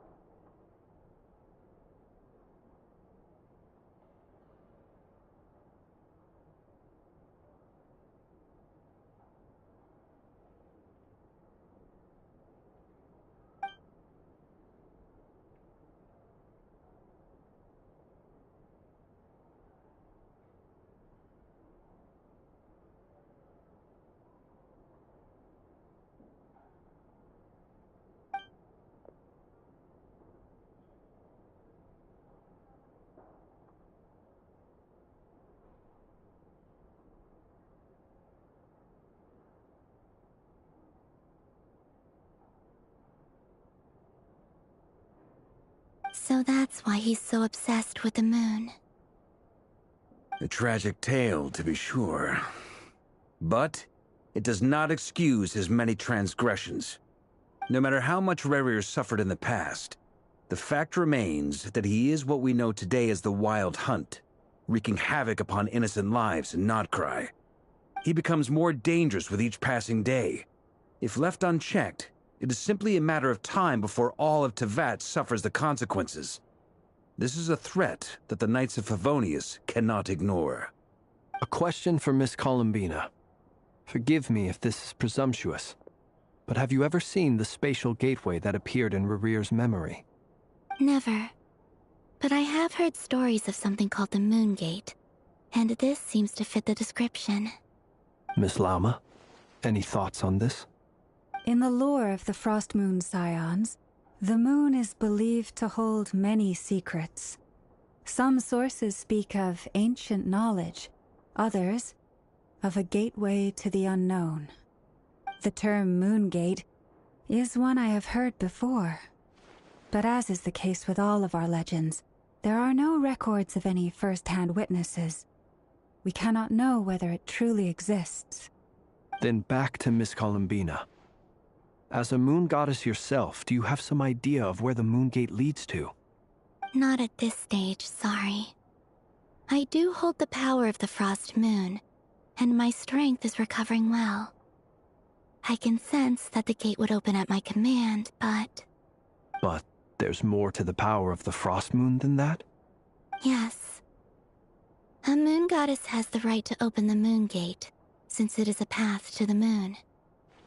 But as never mentioned, holding open a spatial gateway takes a huge amount of power. And right now, I need to conserve my energy to fight the Raker of Solnari. I'm afraid this is one mystery we may have to leave unsolved for now. I agree. Better to save your strength. But if you'll humor me for a moment, I have a bold conjecture of my own regarding the world beyond the gateway. I highly suspect that neither Tholindis nor Rerir made it through unscathed. The evidence pointing to this is the fact that the Raker of Solnari exists in the form of countless fragments. With the abyssal power he wields, no ordinary foe can touch him, let alone tear him to shreds. And yet, the Wild Hunt proliferates wherever his scattered fragments lie, drawing hordes of monsters to many different locations across the land. So your theory is that Rerir was physically torn to shreds by some powerful force? Hence, why the Wild Hunt is a distributed phenomenon, rather than a unified one? Makes sense to me. Explains why the Wild Hunt is so pervasive, and why he's been trying to piece himself back together. He was whole to begin with, and he wants to be whole again. Without the power of the Abyss on his side, he almost certainly would have perished the moment he was torn apart. But the Abyss, much like a curse, has kept him alive. I could not agree more. The power of the Abyss is most surely a curse. It is a compelling explanation, and one that accords with my present understanding of Abyss creatures. Whether the life form in question is primitive or advanced, if a curse has extended its lifespan unnaturally, it will continue to survive in spite of everything. This raises some interesting questions. I will run some experiments and see if there is any validity to my suspicions. That being said, regardless of whether my research bears fruit, I would like to thank Miss Nefer for conducting such a thorough investigation. Already, it has greatly enriched my understanding of the entity we face. My pleasure, Mr. Albedo. I too hope that the information I have shared today proves useful as we look to formulate the next stage of our plan. Hey! What is it, Dainsleif? You look really upset! It's just... when I think of the man I once knew as Rerir, I struggle to understand why things had to turn out like this. The two of you used to be friends, didn't you? I don't know if these words will bring any comfort, but my heart goes out to you. Mine too. We could never know all the hows and whys of the way things are. The moon and stars are full of untold secrets and lies, and the skies are host to many more mysteries than these alone. Yet, none of that can begin to compare with the complexity of human life. Those are the first comforting words I've heard in a long time. Thank you, both. Well, I think this is a good place to end today's meeting. I'm sure Nefer needs some time to recover. She's been through an awful lot today. That's very thoughtful of you, Lama. Of course. Sounds good to me. Take some time to rest and digest before we reconvene to nail down a plan.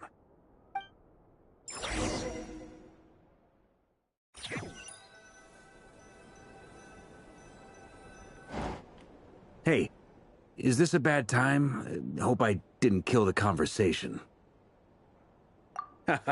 No need. Come on, let's talk outside.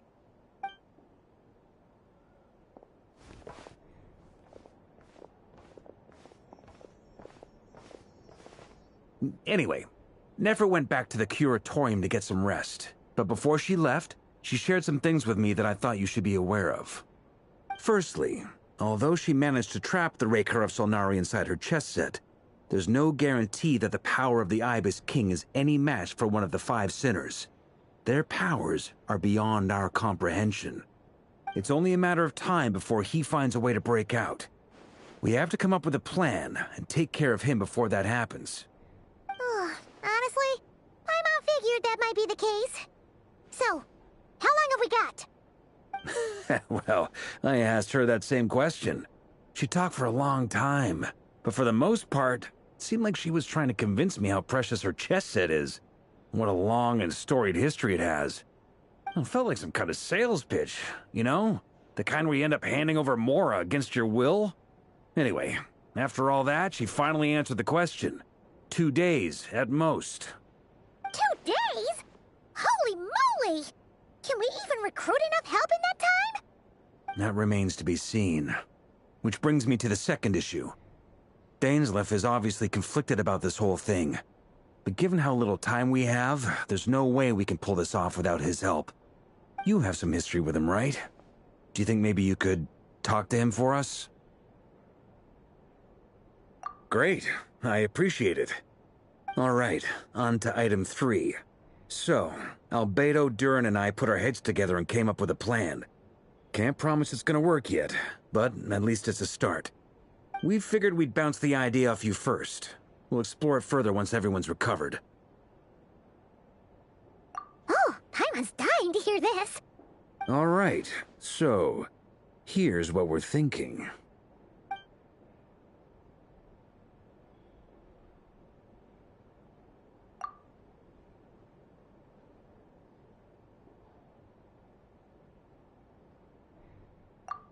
We felt a little uneasy about roping you into this. I mean, firstly, you're not locals, and secondly, none of us are your boss. You're well within your rights to refuse if you so choose. Roping us in? Why would you even say that? We know the stakes here. It's all of us against the Rayher of Solnari, or none of us stand a chance. I choose my words very intentionally, I'll have you know. I like to think there's an art to striking a down-to-earth tone even when the stakes are through the roof. Sir Varka, I have a few thoughts about this plan. I'm all ears. I think we can be more flexible with how the roles are allocated.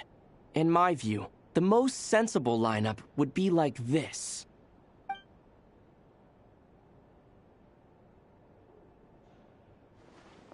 I see your point, yeah. But if that's how we're going to approach this, you'd better make sure you're ready. To be clear, I don't doubt your abilities. Far from it. I just want to make sure. Are you really willing to take all this on? I want to do everything within my power. The Rayher of Solnari is a truly fearsome opponent, and if I do my part, it'll greatly reduce the risk for everyone else involved. Well, that tracks with what I've heard. Jean's mentioned in her letters that you're so diligent it's almost abnormal. As in, most people weigh up the risks and rewards in situations like this. But you seem to just march towards danger without a moment's hesitation. Of course, everyone appreciates a fearless pioneer. But all that aside, I'm the Grand Master of the Knights of Favonius, and you're our honorary knight. I want to make sure your courage doesn't come at the expense of your safety. Thank you, Sir Varka. I should be the one thanking you. It means a lot to have you on board. I'll give some serious thought to your suggestions.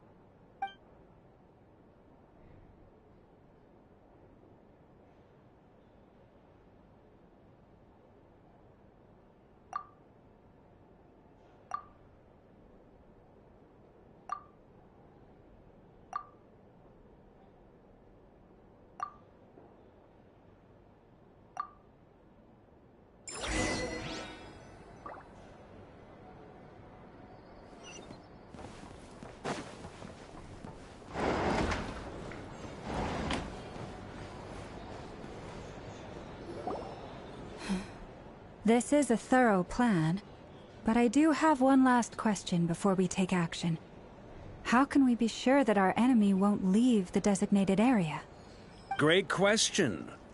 Albedo's been hard at work analyzing Rayher and the Wild Hunt's behavioral patterns. His conclusions are as follows. Firstly, from the earliest known confrontation until now, Rayher has never displayed any ability to manipulate the dimension of space. So it's unlikely he has any power in that domain. Secondly, he seems to have a particularly strong vendetta against our group. If we put him in a fight-or-flight situation, he'll choose to fight every time. Thirdly, finally, and most importantly, he is consumed by hatred, both for the moon and for his enemies. Turns out, we tick both of those boxes. We have a reincarnated moon in our ranks, and a spy who accessed his private memories without permission. He'll be baying for blood, not looking to escape. As someone who's had their fair share of interactions with the Wild Hunt, those all seem like valid observations to me. Understood. Then I will defer to the verdict of the group. Well, everyone, that's the plan in full detail.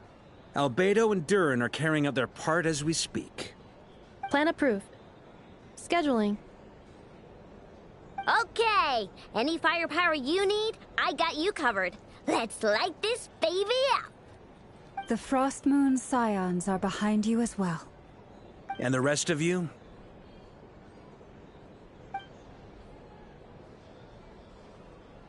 No objections? All right. Then it's settled. This is the plan we're going with. Next up, an old tradition of mine. Anyone who wants to back out, now's your chance. Wait, we can still back out of this? Everyone says things they regret, right? I don't want anyone feeling trapped because their mouth said yes before their brain had time to think things through. A very people-first approach. I hear that's common practice in the Knights of Favonius. Heh. Who'd you hear it from? D-Luke? Shh. We don't use people's real names at work. This contact will be known only as Owl, please and thank you. This plan can only work if everyone does their part. Flint's and I will absolutely support it. We shall indeed. You'll be glad you accepted our help. Also, you are the last person I expected to see here, Miss Dory. It's not often I get called Dory in a work context. My peers usually call me Lord Sangama Bay. So, the longer your name, the higher your net worth. Is that the idea here? In that case, Mr. Flint's here must be worth a fortune. That's right, I know your full name. It's... The walls are thin here. I'd appreciate you keeping that a secret. Okay, fine. I'm actually only here as a favor for someone else. Do you have any idea how much it would cost to hire me otherwise? Whoa! Does this mean someone out there actually has the power to boss Dory around? It most certainly does not. We have a long-standing and mutually beneficial business partnership. She's actually the mom of a friend of yours. Said mom supplied me with a great little trinket, but now that lady's ruined everything. If I don't start building a little goodwill now, my whole business in Notcry is gonna go down the drain! Okay. So what exactly is so special about this pendant? It's a lucky charm that a great mage made for me. We have a business relationship, and she was worried that something bad might happen to me. So, she wanted me to have something that can store power to protect myself with.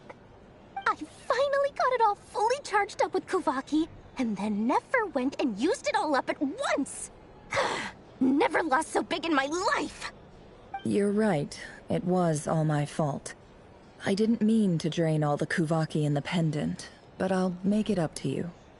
You will?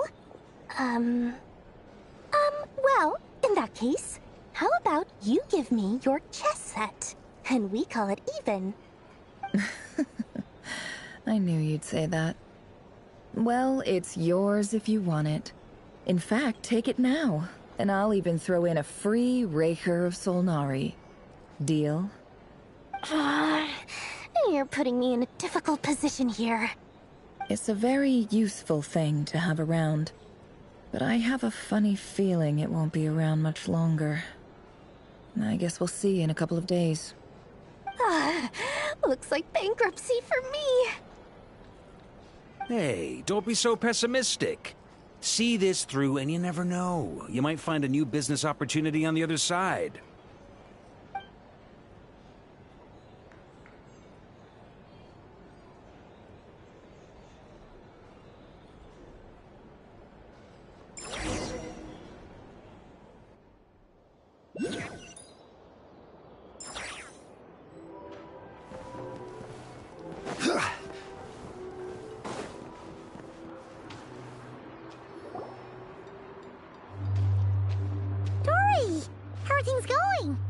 Ready? Oh, I was born ready. We only have 2 days. You think Lord Sangama Bay would let an opportunity like this slip by? Don't forget, when something's in high demand, the people with the goods on hand get to charge the highest price of all. Even higher than the sellers taking advance orders. Ta-da! See? It's right here. Ah, it's so pretty. Did you make it?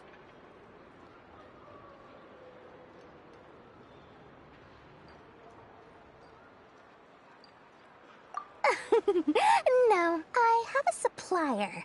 We go way back, so he made me a very attractive offer.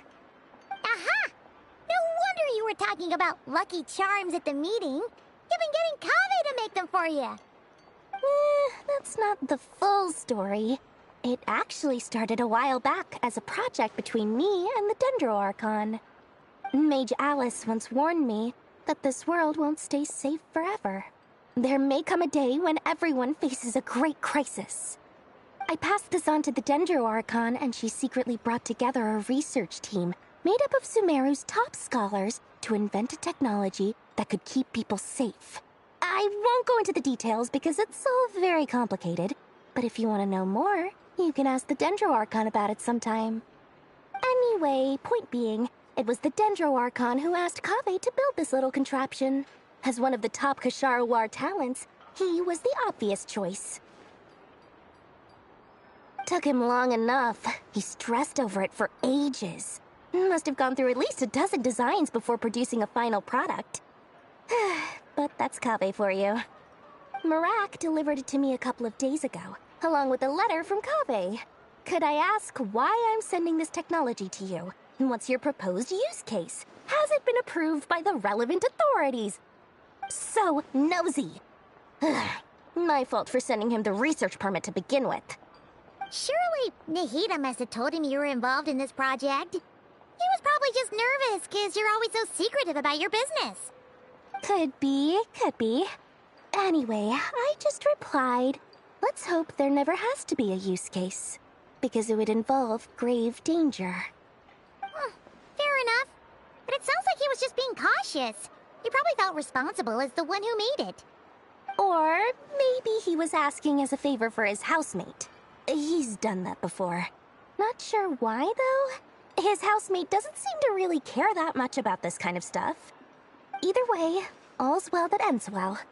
I'm just glad to finally have my hands on the product. I wouldn't want to be without it, given the potential dangers that lie ahead. Huh? What does that look mean? Paimon's just super surprised. This must be the first time we've ever seen you actually get serious about something.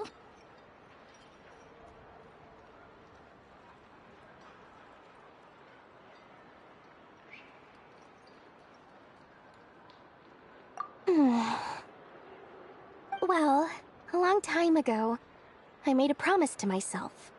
I promised that I was gonna live every day of my life with a big beaming smile. Obviously, Mora plays a big part in that. But there are always gonna be times in life when you have to give something back. That could mean paying back a debt, returning a favor, or showing some kindness. Alice has been a huge help to me over the years. She was the first investor I ever had.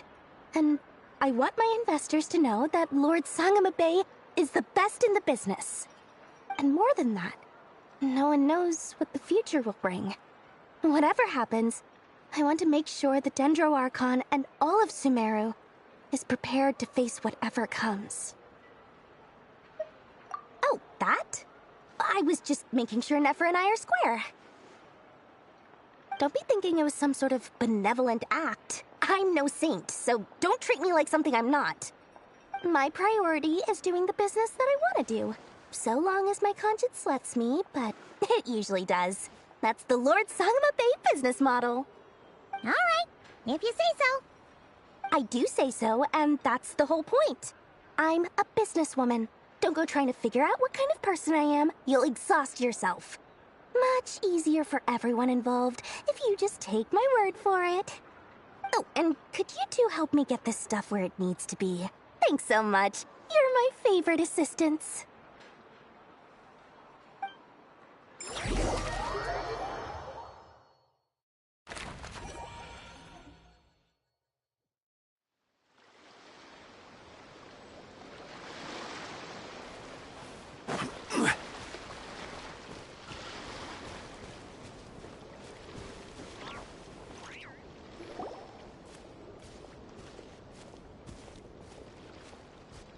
Traveler, Paimon, it's good to see you. Everything going smoothly over here? Sort of. As you're probably aware, Varka, Durin, and I captured some abyssal creatures from the Wild Hunt. Per the plan, we dissected and analyzed some samples of these creatures. The process went very smoothly. The findings, however, come with some troubling implications. What? You can actually dissect the Wild Hunt? That depends on your definition of Wild Hunt and dissection. Harmless, lifeless. These words are accurate descriptions. The Wild Hunt is an interesting phenomenon. In and of itself, it doesn't seem to possess anything akin to a human personality. But taken as a collective, the medium through which the Wild Hunt is summoned does appear to have a soul. Master griped a lot about the wise Horoptetyr, and seemed somewhat fascinated with the Faust Certology. But she barely mentioned Rerir at all. I don't think that was because of his lower social standing, though. Anyway, it's a pity. I should like to hear her thoughts on the nature of the lifeform he has become today. It's a strange mix. The furious energy of an abyssal being channeled through a fractured physical existence. A consequence of being torn apart by an unknown power. Perhaps the only explanation for his survival in this state is that he sacrificed a degree of individuality in exchange for a continued existence. Oh, sorry. Once I get talking about interesting research, I have a tendency to go on indefinitely. Back to our research findings. Essentially, they confirm my hypothesis. Rerir's corpse is completely contaminated by the Abyss, and the effects are irreversible. You could think of this as Rerir in mutated form. But in my view, even that would be inaccurate. In reality, his whole being has been consumed by the Abyss. In other words, he is now nothing more than a manifestation of abyssal power. Unfortunately, at present, we have no means of completely eradicating abyssal power.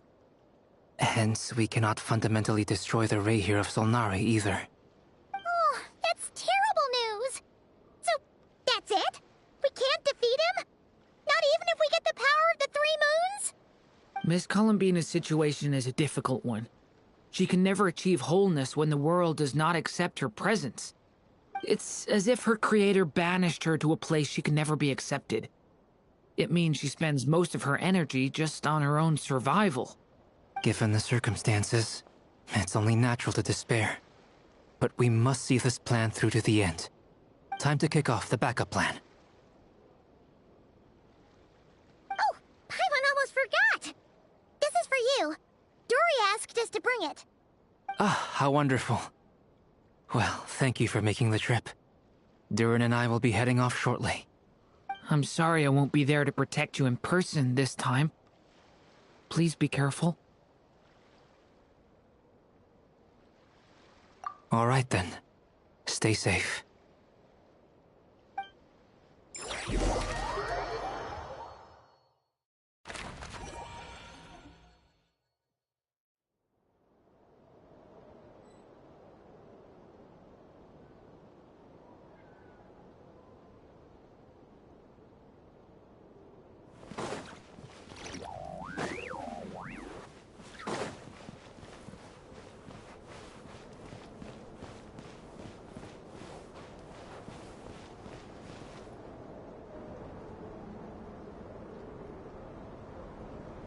Miss Lauma, is everyone here?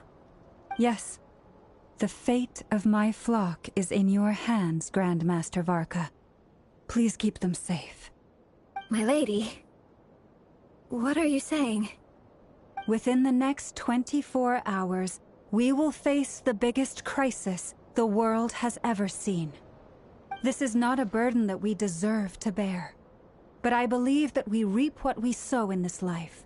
So I intend to act. I must do what I think is right. For me, that means fighting for the future of Nodcry.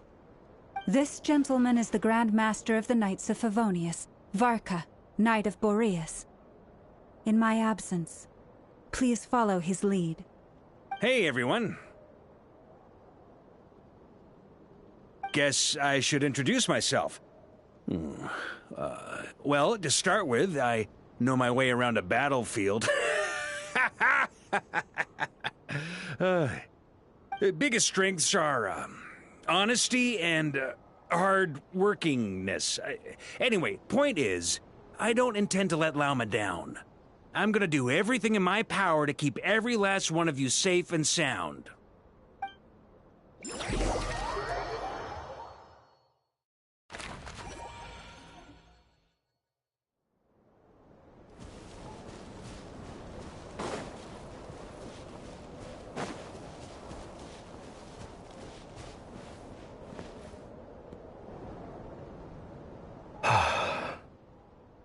Something on your mind?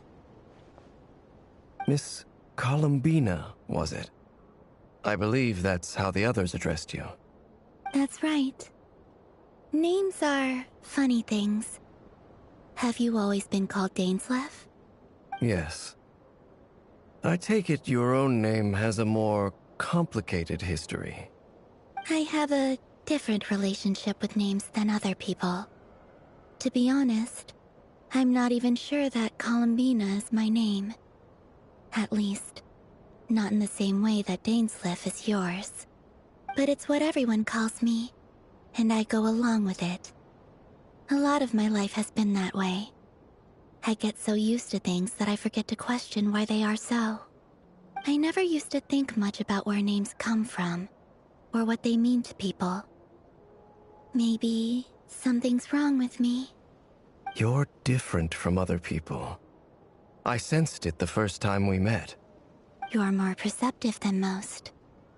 I'm sure your long life and rich range of experience explains that. Do you ever find yourself missing Conria, Mr. Dainsleif?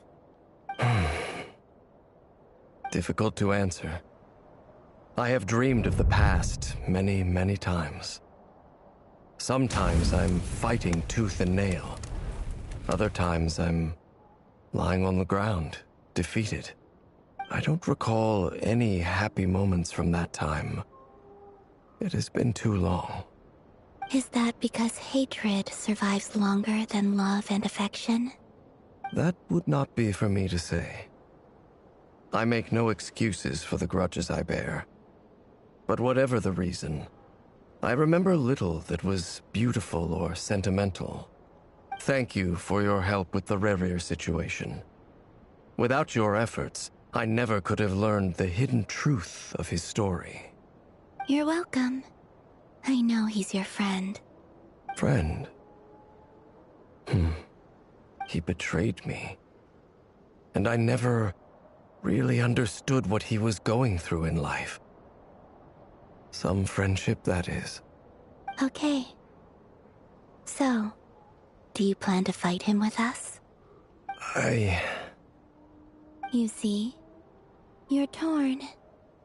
Now you know what really happened. You see the things he's done in a new light. I need some time. Of course. I completely understand. Anyone else in your position would feel conflicted too. Actually, I went through something similar myself recently. Something happened that changed my perspective on a situation. A situation I took for granted at the time, but now I feel very grateful for it. You mean the Harbingers who still support you, even though you've left the Fatui? Yes. I always thought they were only helping me because Harbingers are forced to work together. But then I abandoned them. A warrant was even put out for my arrest. And even now, they still support me. Which means I was wrong about them all along. Clearly, they view you as a friend. I feel a little guilty now. I regret not seeing her help for what it was, and not treasuring it. I see the guilt that you're feeling now, because I feel it too. Hopefully, talking about it will do us both some good. Have you noticed that the Traveler and Paimon are over there? I think they've been listening. Huh. Shall we say hello? Sure. Hello. Ah! They caught us!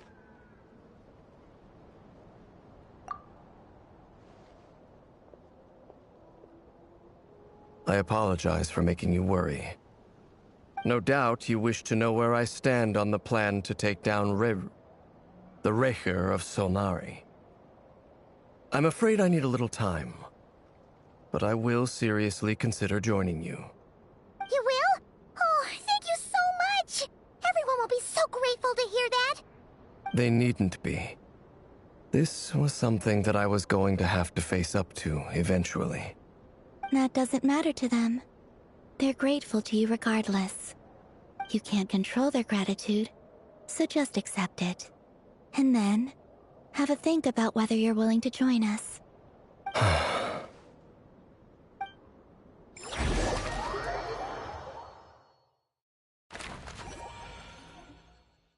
It's nearly showtime!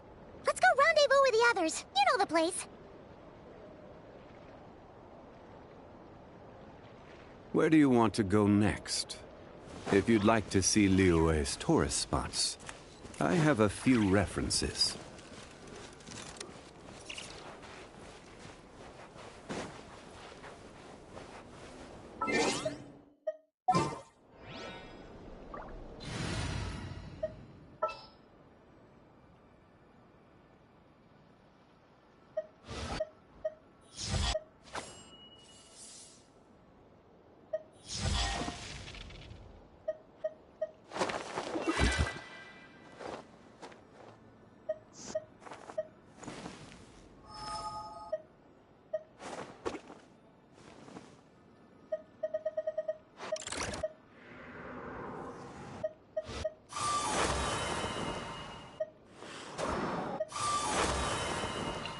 I trust you have packed. Skyward! Scatter!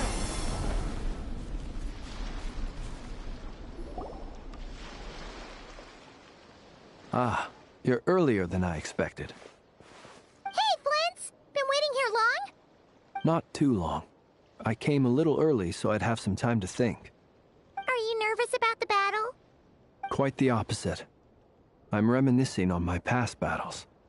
When I was awakened by the Ratniki, I had not touched a weapon in many years. I felt like the battlefield was not where I belonged. But after waging war against the Wild Hunt for so long, I came to realize something. A life of absolute peace is simply not a possibility for me. My restless flame indicates that somewhere inside of me, there is a deep yearning to root out the evil in this world. Oh, that doesn't sound like such a bad thing. Well, in the past, when I was a Fae whose primary concern was hibernation, it was hardly ideal. But it certainly serves me well here in the present. And I am delighted to be able to join forces with you in this endeavor. Looks like I'm not the first to arrive. Ah, Miss Lauma. Did you sleep okay last night? I struggled to settle down at first, because of the nerves. But don't worry. I got enough sleep in the end. I'll be just fine.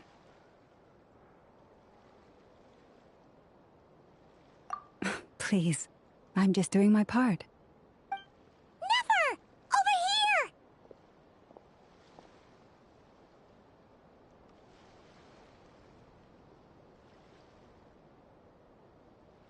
Aino asked me to relay a message. She said Anetha will be on high alert and keep a close watch over all secondary districts where defense is required, providing support as necessary. Meanwhile, Aino herself will provide range support to us directly, using her latest invention. Excellent. My thanks to all involved. The chess set's looking a little unstable. It won't hold him much longer. We should be prepared to engage at a moment's notice. No sense sitting around waiting. Let's make the first move while we still have the option. I agree. Paimon, find a safe hiding place. Got it! Be careful, Traveler! I will.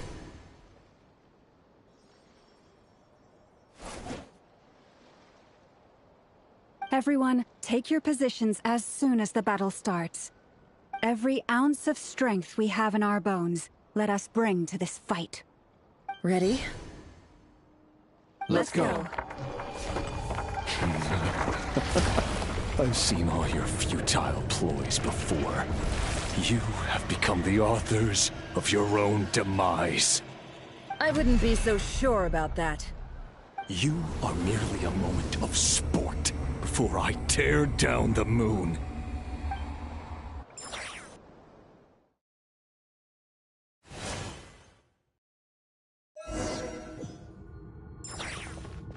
Stay on your toes. Yep, you too.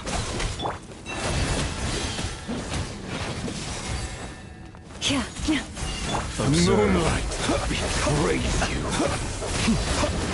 Move. Be silent. Hunt him down!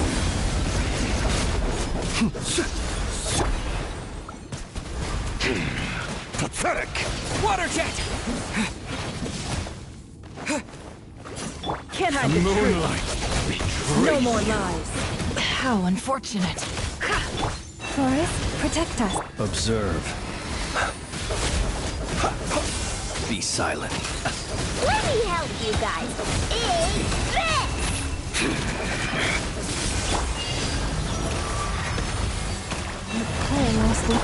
Water jet! The mystery unravels. Futile.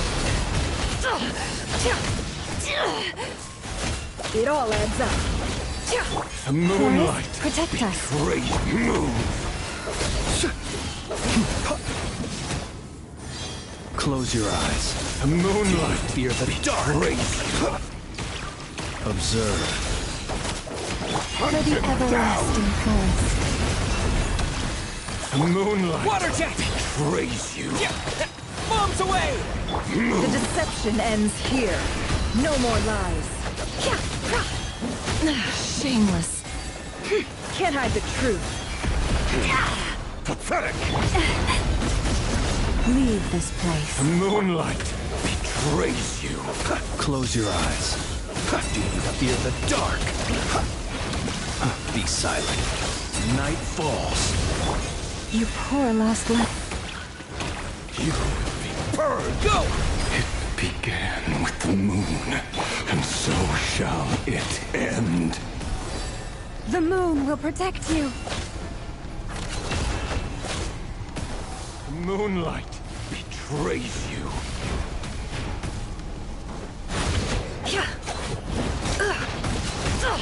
Absurd. Forest, protect us.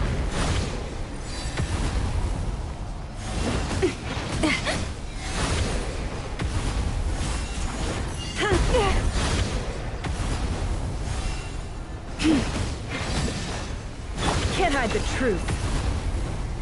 Do you see now?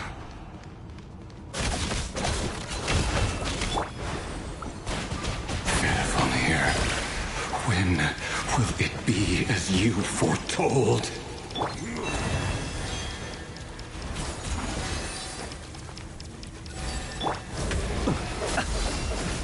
Close your eyes. Be silent.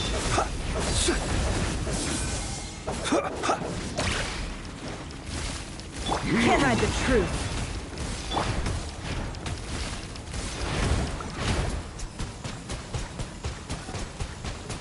Water jet! The moonlight my blessing. betrays No more lies. Can't hide the truth. Move. Close your eyes. Be silent.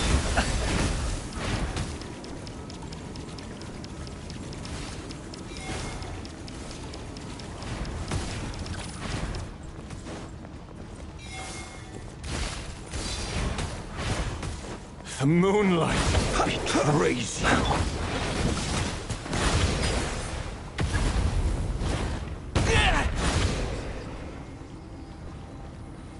Your foul spirit is not welcome here. Leave this. The long sleep beckons.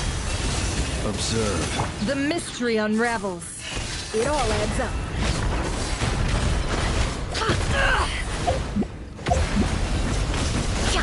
The sands of time got me.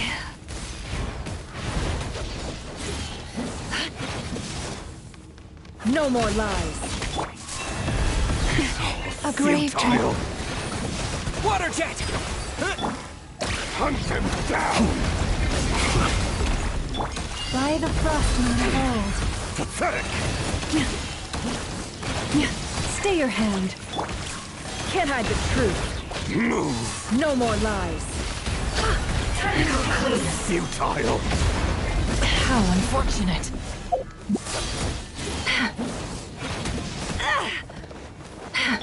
You poor lost lamb. Be silent. Observe. Hunt him down! Steady now. To dust. It all adds up. Seek within. You. Yeah. Pathetic! With one heart, we pray. Flores, protect. Water jet! Close your eyes. Night falls. Futile! You poor lost lamb. No more lies. Pathetic! The deception ends here. It all adds up. Wipe out! Go! Be silent. Are you quite finished? Futile! Your little game of heroics is over. Who wants to go first? No. Get out of my sight! No! We've been separated! My grasp! You okay? Never! Where are the others? Stuck outside the barrier. I guess he really doesn't like us. Run my torch. Hide for. Knowing too much is always a death sentence. Be careful what you wish for.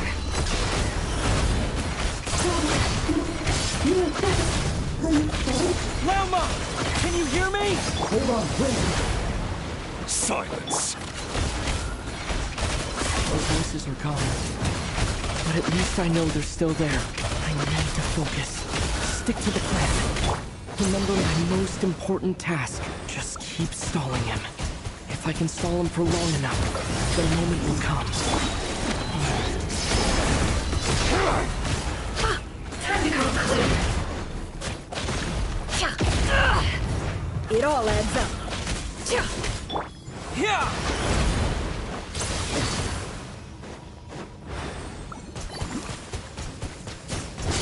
Go! The deception ends here. No more lies. It all falls into place. Can't hide the truth. Destroyed. Bombs away! Reborn.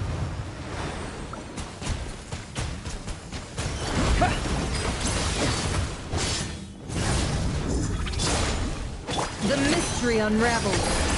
It all adds up. Let's see what you're made of. No more lies.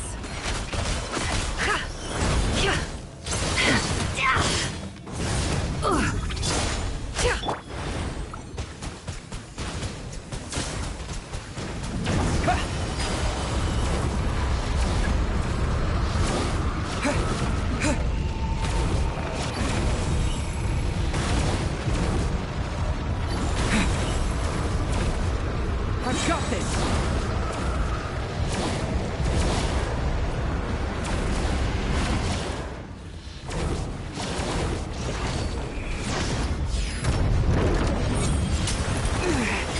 The shield's broken. I can't keep this up. Don't push your luck. How much power will it take? Shame. Let's see what you're made of. Water jet!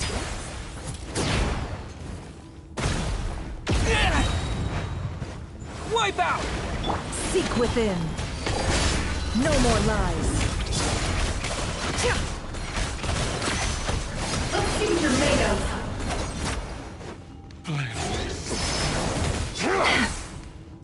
hide the truth. Let's see what you're made of.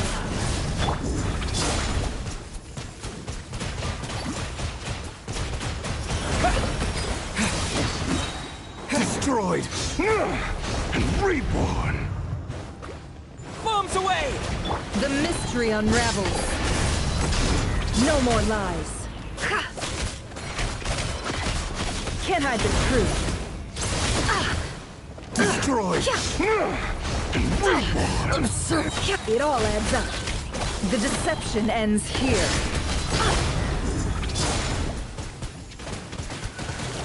Go!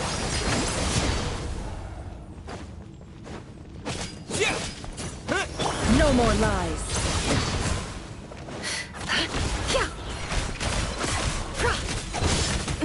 Shameless. Wipe out! Water jet! The mystery unravels. It all falls into place.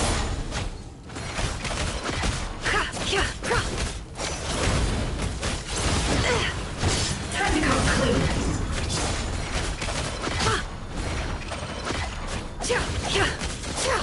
Can't hide the truth.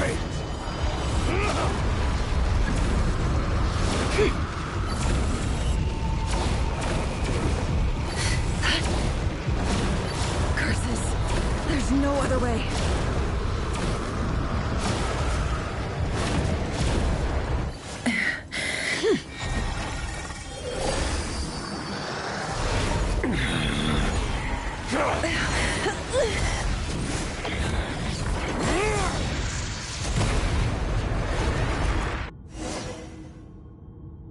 The only way to defeat Rarer is to borrow his own power. That means Columbina will have to disappear while you two bear the brunt of his attacks. You have to hold on. Find a way to keep him focused on killing the two of you.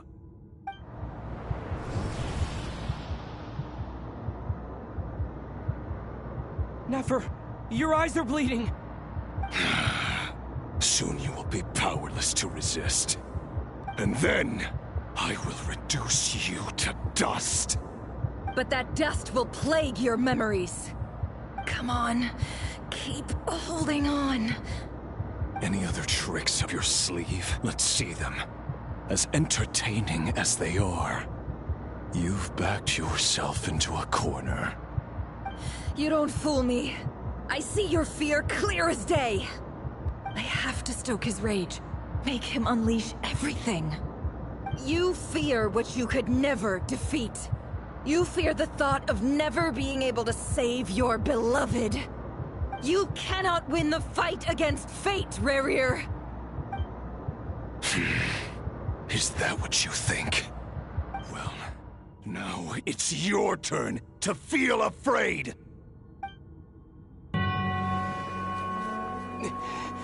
You fear the sound of your own name?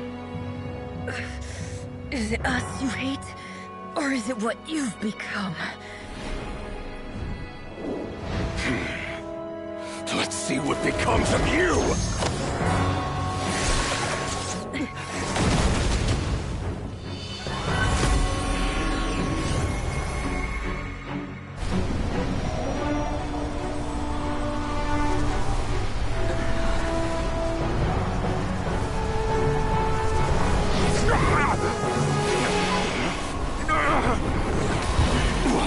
Happening? That power. I've seen it before.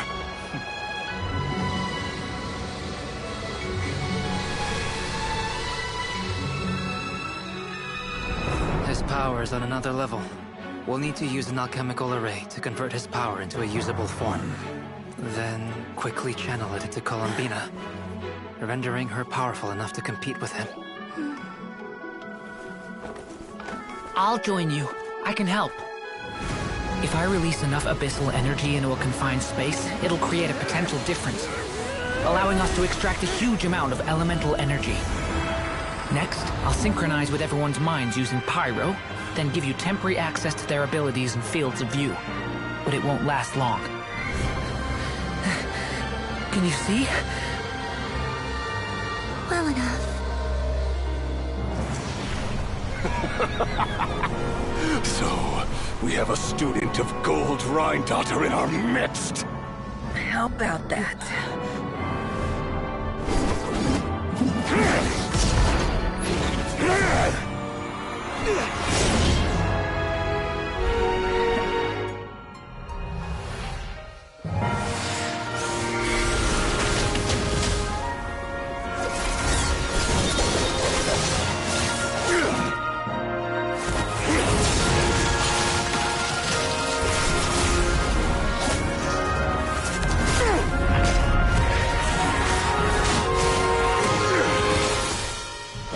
You use my own power against me? Just like how you stole Kuvaki. Look familiar?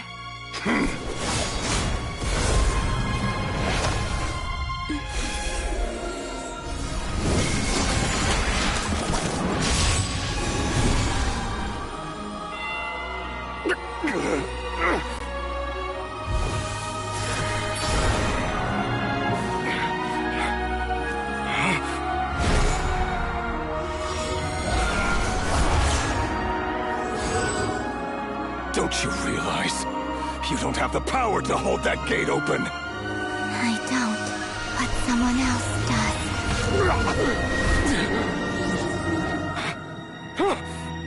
Goodbye, Rerir.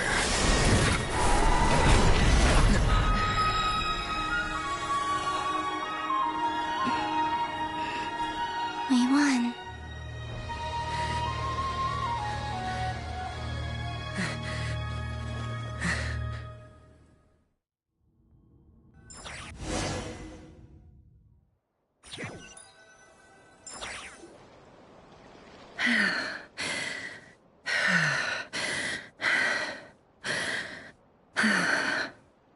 Nefer, how are your eyes?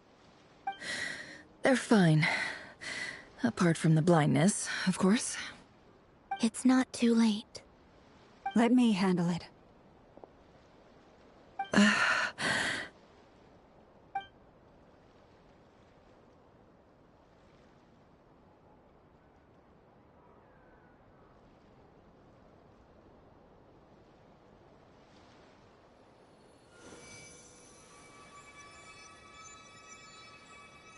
Miss Nefer, it's not like you to lose your composure. That was the most reckless thing I've ever seen you do. Reckless how? The situation was critical. Our lives were at stake. We had to do something. Even so. Okay.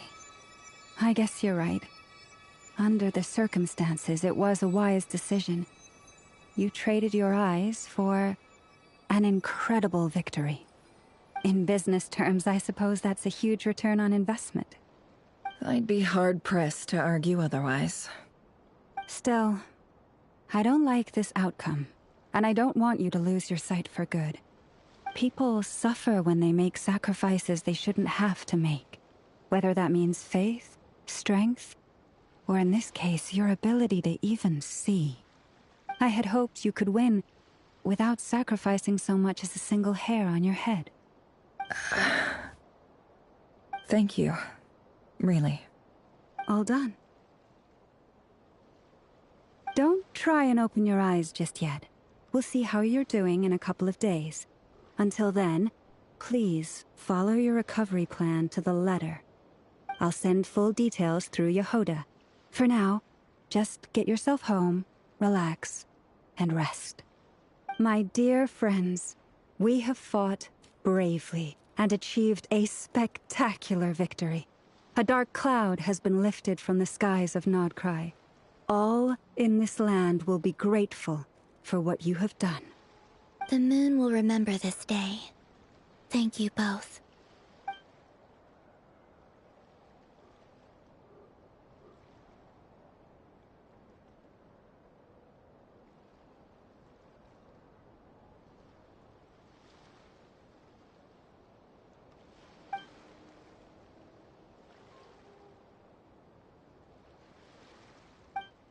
There's something I want to let you know.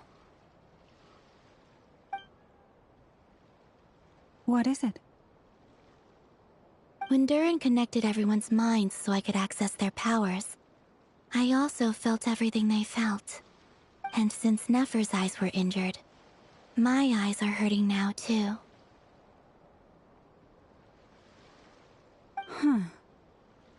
Hold on. Let me try. I only feel the pain. There's no actual damage.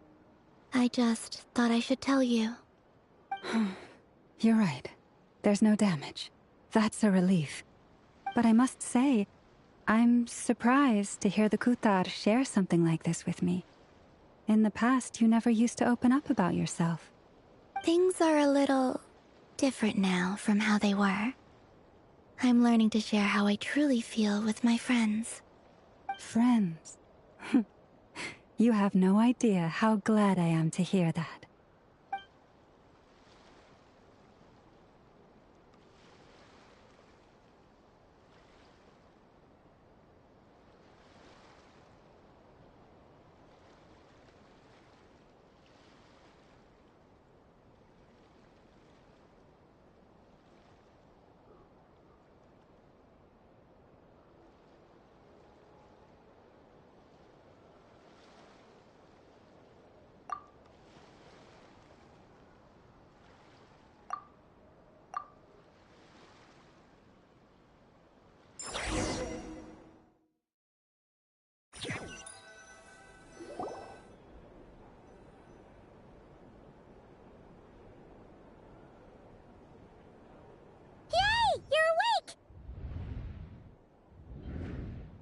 How are you feeling?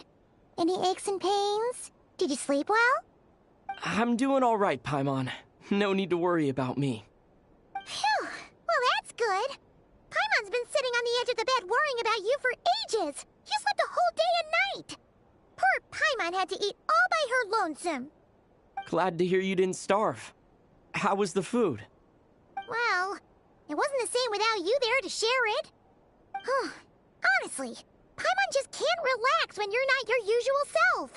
She couldn't enjoy the food and settle down to sleep. Well, I'm back to normal now. Oh yeah, and Albedo swung by earlier. He said to tell you to head to the tavern when you woke up.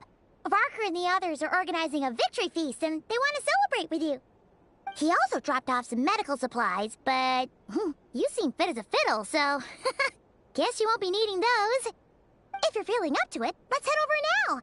Wouldn't want to keep them waiting.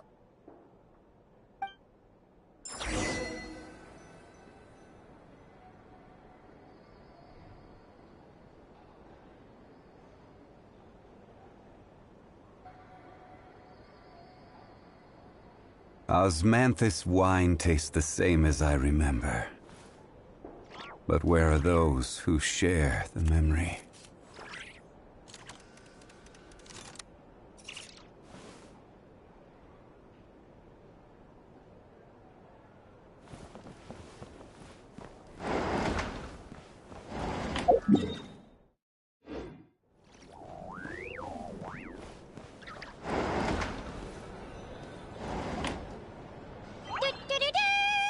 We're here! Oh, Traveler and Paimon! Perfect timing! We were literally just saying how there's no way we're holding this victory feast without you any longer, and we would have postponed it till tomorrow. How are you feeling today?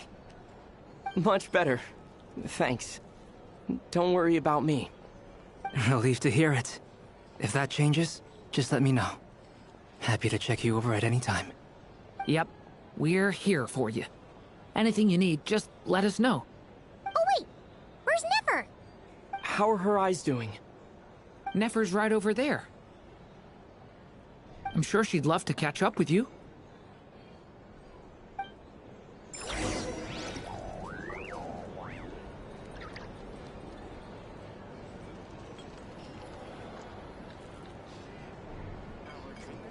You're here to sign up with the Fatui. Just make sure your paperwork is all in order.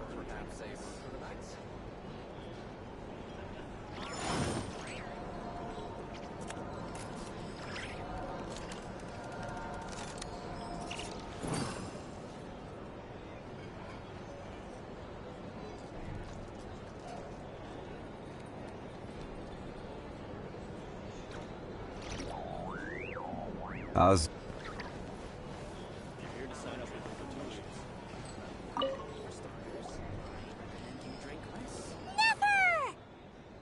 Traveler, Paimon, are you recovering well?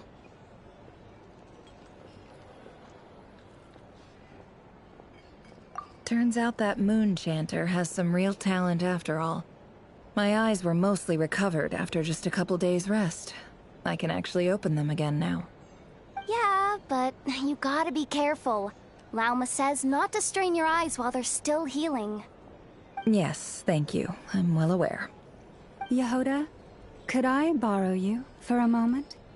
I could do with an extra pair of hands. Oh, sure. Coming.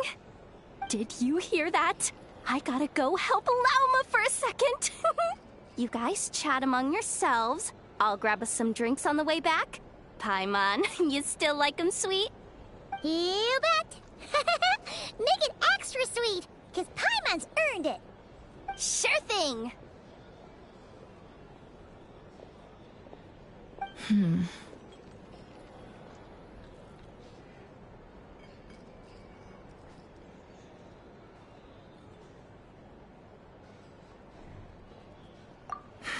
The Raker of Solnari. Kind of a snake, don't you think?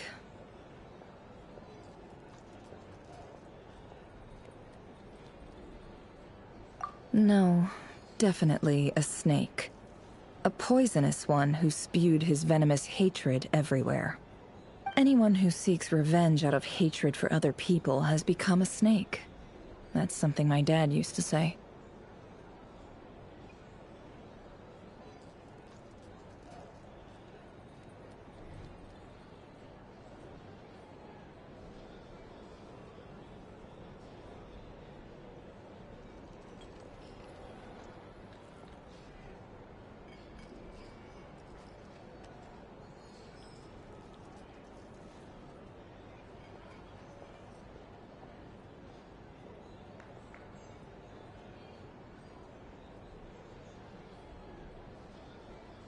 Perhaps.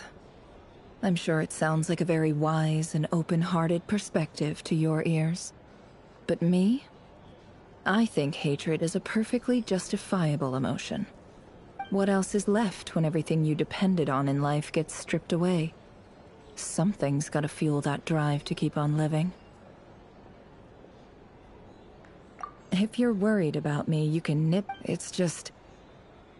I suddenly feel like I was wrong to call my father a liar. Oh, Father. How much better things could have been if you were a skilled liar. Look at the Ibis King. Thoth is a fiendish leak. He's never brought it up, but I'd bet he feels the same way. Why else would he give me the power to perceive the truth, while at the same time training me in the art of deception? Well, King Deshret banished him to Aru, which is essentially a prison, and posed 3 questions to him. He promised that he'd have his freedom if he could find the answers. His response was to take on a physical form and approach me, hoping that I could become his envoy and search for one of the answers on his behalf. Did he really think I'd fall for that? He's stuck there. He can't make me return what he gave to me.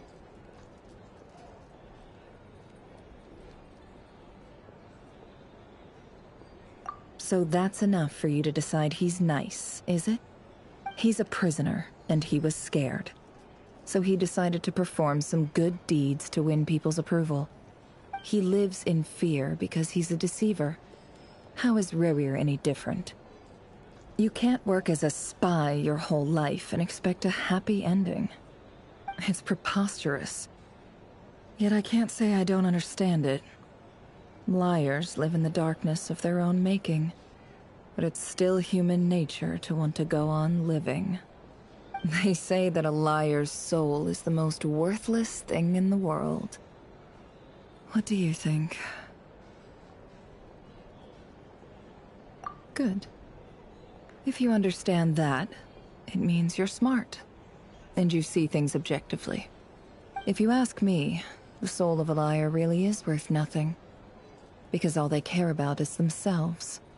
For example, when something good falls into my lap, I don't go sharing the news around. Stops other people trying to steal it from me.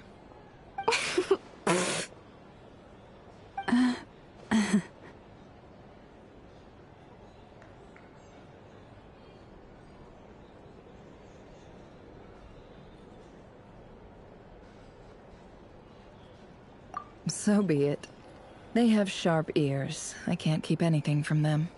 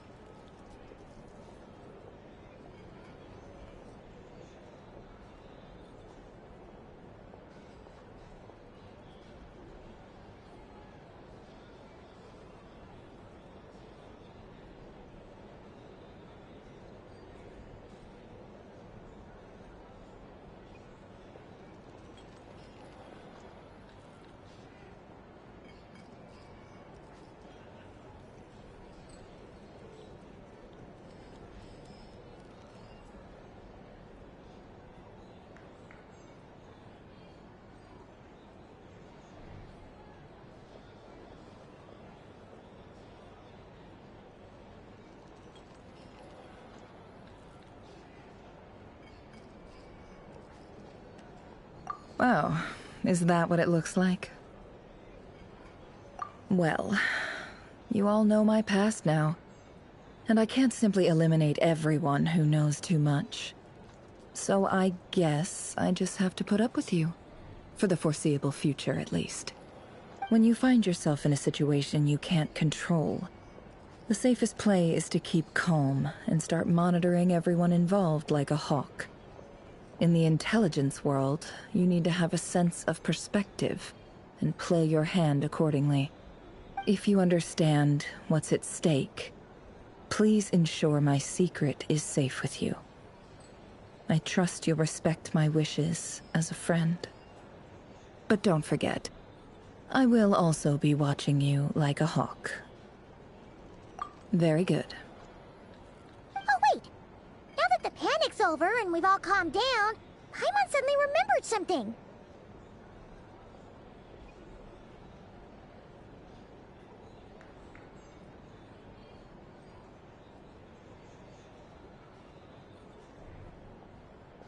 After all that build-up, our mystery ally never showed up even once.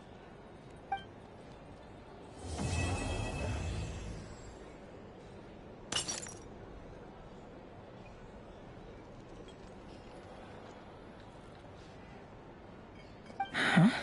Am I imagining things?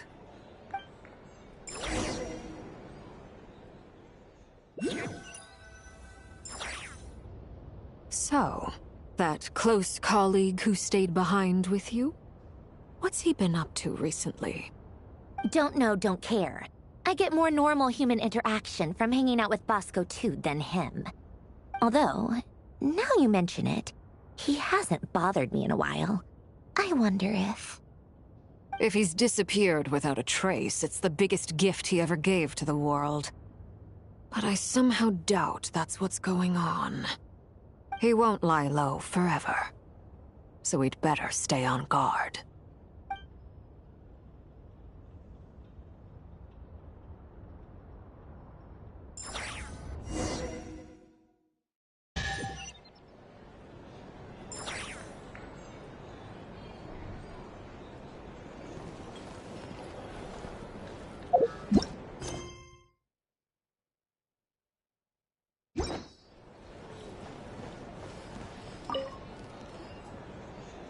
How have you been holding up? Any adverse reactions? If you start to take a turn for the worse, make sure you tell me right away. You don't need to worry about me, Grandmaster. I'm fine. I mean, I barely did anything, so... What? You're too humble, young man. You played an indispensable role in the battle for Nodcry. We can't thank you enough for your support. Sometimes, when people praise you, it's because you deserve it. The best thing is to accept it calmly and with grace. It's important to learn how to respond to words of admiration. Let's do a quick demonstration. Albedo, that was an incredible feat of alchemy. The pressure was on, but you worked flawlessly at lightning speed to get the job done. Thank you. I can't take all the credit, though. Durin played a big part in forming the alchemical array. See? Did you catch that? A masterclass in how to take a compliment. Okay, yeah. I did work pretty hard to help prepare for the battle. No point denying that. Hey, you guys!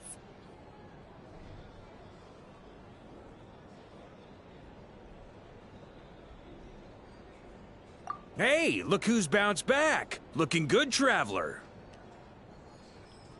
Seems like you've recovered. You won't need to take any more medication. Can I get you a drink? Huh? You know how to order at a bar now? You've sure learned a lot recently. Handling a drinks order is ridiculously simple compared to alchemy. Don't worry, I'll blend into society yet. Paimon believes it! You're clearly a fast learner, just like your brother. To be totally honest though, Paimon didn't quite follow all the details when you first explained the plan to us. Don't worry, that's completely understandable. Unless you're a student of alchemy, it's hard to grasp the principle and how the process works. To put it in the simplest terms, we saw how our enemy stole the power of Kuvaki. And that gave us the idea of stealing his power to turn it against him. When facing an enemy you have no hope of defeating, it's best not to engage them in battle. So, instead of looking for a way to overpower him, we decided to help Columbina get strong enough to at least stand up to him in a fight. For this to work, we had to analyze his modes of attack, confirm who his main target was, and make sure that he wouldn't go beyond the range of the alchemical array. For added security, we prepared a total of 4 arrays. But to mitigate the impact of the battle, we identified one location in particular as the ideal spot, which is where the confrontation took place. The alchemical array absorbed his abyssal power. Then Durin processed it to render it usable by Columbina. That power enabled her to do what would otherwise have been nigh on impossible. What surprised me was that Dainsleif actually agreed to join us. Given his history with Rerir, he had every right to sit this one out. But we're extremely grateful for the decision he made.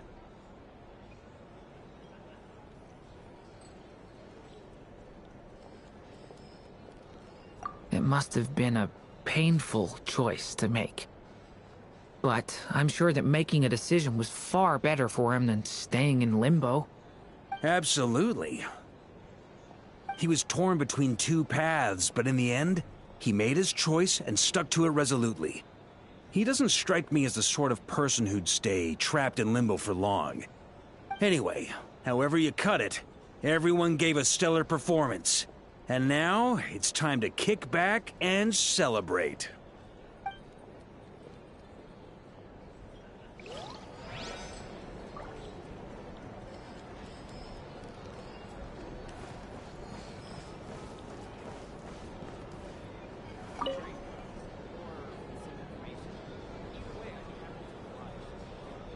Ah, Lord Sangama Bay. How lovely to see you. I must thank you for the device you provided. It was an enormous help. Would I be right in thinking that it was developed by the Academia? Why come and ask me when you clearly know already? I mostly came to thank you. That's more like it. A little gratitude goes a long way with Lord Sangama Bay. Play your cards right, and you might even stand a chance of becoming my long-term supplier. The chance to work with such a kind and charitable investor as yourself would be a great honor for the Curatorium. Huh? Charitable? Who said anything about charity? First time hearing about it. Let's see. The first plot of land you purchased in Nodcry, your desert interests, and... Stop! What do you think you're doing? Exposing my investment history! It's nothing to hide from. They're all perfectly legitimate investments. And some of the land you purchased was with the intent of building a sanctuary? Yes, I heard about that too. How did you... You're a curious case, Lord Sangama Bay. You don't like people finding out about your good deeds, do you? But I'm afraid no matter how hard you try to keep things under wraps, where there's a will, there's a way. You did it for Sumeru, didn't you? It was empty land that was gonna go to waste otherwise. I figured if I built something there, it might at least get some use in an emergency. Disasters are capricious things. They strike without any warning. I've lost family to a disaster before, and I don't want to lose any friends or business partners if I can help it. My elder sister used to dream of finding a sanctuary. Somewhere with plenty of food, water, and medicine. Where everyone could live happy lives. It was something I looked into, but after discussing things with the Dendro Archon, I decided on a more effective strategy. The tech people handled the tech, and Moneybags provided the Mora. It just made the most sense. It's a pity that so few people know the truth about you. Everyone says that you view everything in terms of Mora, and all you care about is growing your own wealth. So, what's the problem with that? Everyone wants to be rich. It's human nature. So yes, I love Mora, and it's nothing to be ashamed of. But surely you have dreams of your own, beyond just making Mora. You don't get it, do you? My dream is to invest in other people's dreams. And, you know, make a nice little slice for myself along the way. Just thinking about it makes me happy. That sweet, sweet sound of Mora. Thank you. For the device? And the pendant. Oh, that. I was just returning a favor. Don't worry about it. Seems like we've both been away from home for a very long time. Yeah. So long that I barely remember what my family even looked like. That would be your mother, father, and sister? Yeah, though it's been years since my sister passed away. It's not like I want to forget them, obviously, but memory can be even more ruthless than the most calculating business person. Beyond a certain point, if something isn't helping you, it just gets rid of it. My sister can't help me now. Slowly but surely, her face is fading from my mind's eye. It's become a vague impression. Not everything will fade. When loved ones pass away, the beautiful memories are the ones that last the longest. Yeah, that's true. If you ask me, that's the one silver lining in all of it. Well, that, plus, I'm sure that life is much better now than it was back then. Oh, absolutely. I I have tons of Mora, a big beautiful house, business is booming, and I'm as happy as can be. You've got a lot going for you too. Boss of the Curatorium of Secrets? I'm sure there's plenty of Mora to be made in that line of work. I appreciate the vote of confidence.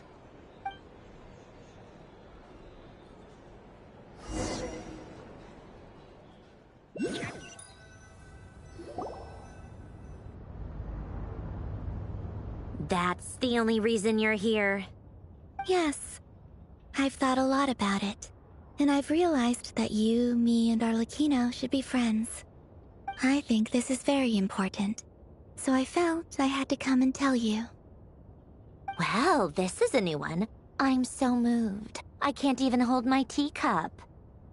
If that's all, you can leave now. Do you not want to be friends with me? Or is it that you prefer being co-workers? What is this, Columbina? Are you deliberately testing my patience threshold? Right now, my politeness module is active. But if you say another word, I swear I'll shut it down. If your politeness module was active, wouldn't you say the word please at some point? Polonia, please see Lady Columbina to the door. Will you still invite me to your next tea party? What? Yes, I think you will. Bye-bye, dear Sandrone.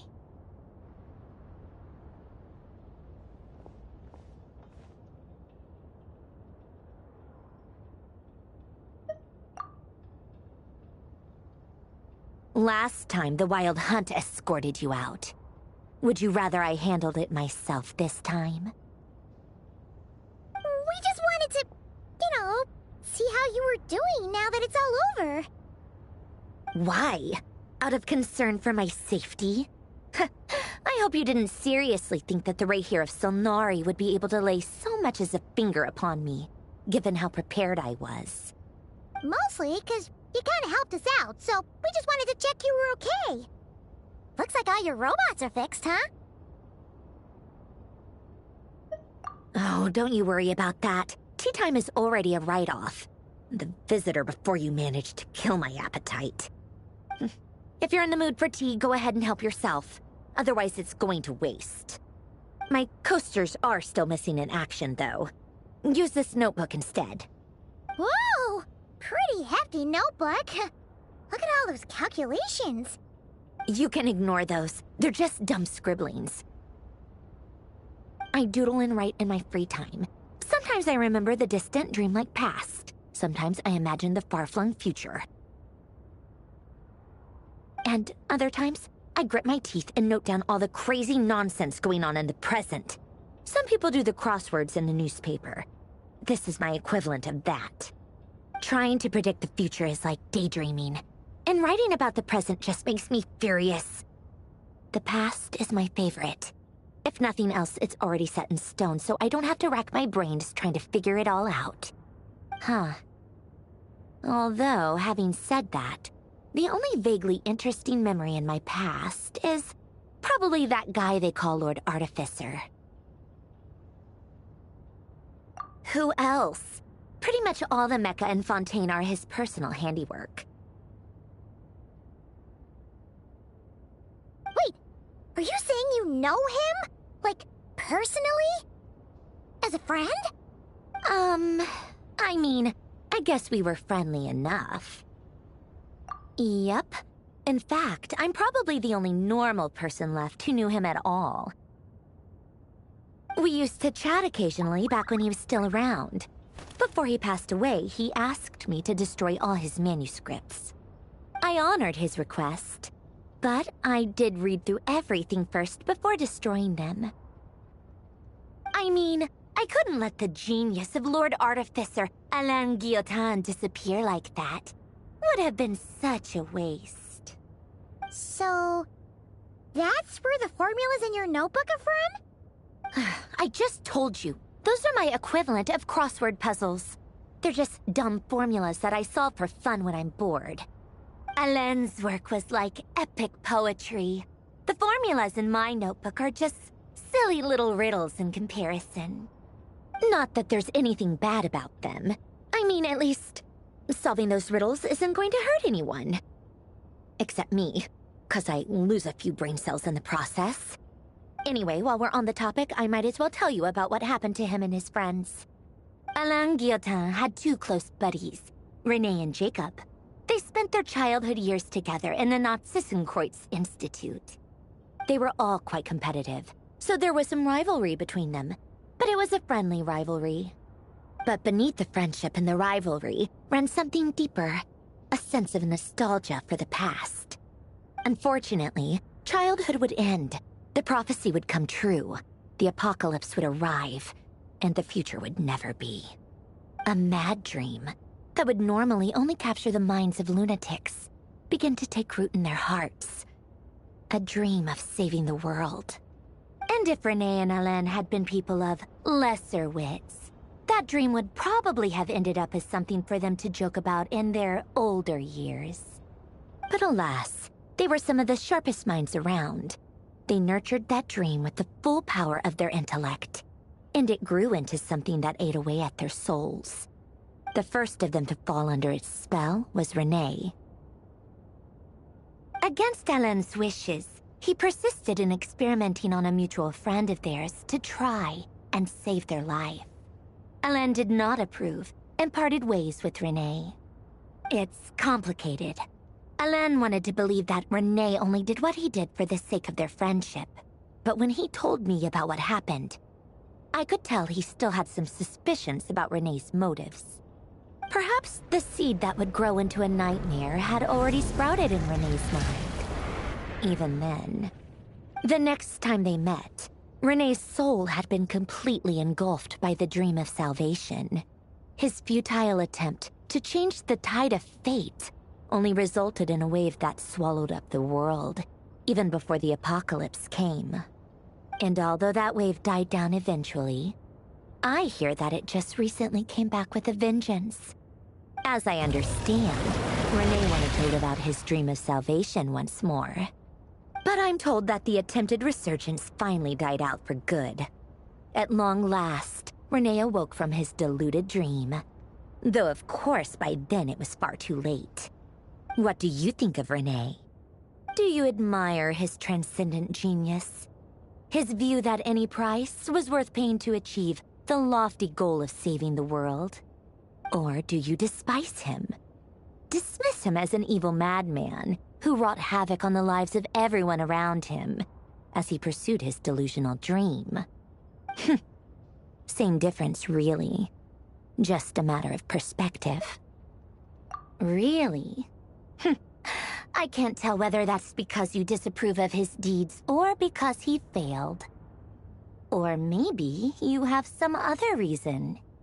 Renee no longer exists in this world, and the dream he started went on to be realized by someone else. I don't like fanatics who give up their whole lives for their ideology, nor do I like fools who let their delusions take control. Maybe I could understand if Renee had just been an ordinary person, but he had a sage-like intellect, and still managed to get himself lost in the labyrinth of his own desires. Anyway, that's enough about Renee. Now, moving on to Alain Guillotin, the Lord Artificer. He managed to put a stop to the first storm whipped up by Renee. But after that, Alain lost his friends and family. To his credit, I suppose, the loss of his family and friends was purely a tragic accident. It's not like Alain sacrificed them for his cause or anything. After that, the only thing supporting his work was the same dream that had dragged his closest friend down to the abyss. But although the desire to save Fontaine drove him to found the Fontaine Research Institute, Alain continued to reject any form of transcendental knowledge or power. He was suspicious and fearful of it, having seen the way it had affected his closest friend. I think that formulas and machines derived solely from human intellect were the only thing that gave him a sense of spiritual comfort. Yet Alain's intellect was simply too great. It barely left him space to breathe in his lifetime. Once he realized that the end of his life was approaching, he finally accepted the truth. The Nazissenkreuz Institute needed someone, and a human being, to see its story through to the end. He quit working on his formulas, trading them in for the fairy tales that had played such a formative role in his childhood, but which he'd barely touched in his adult life.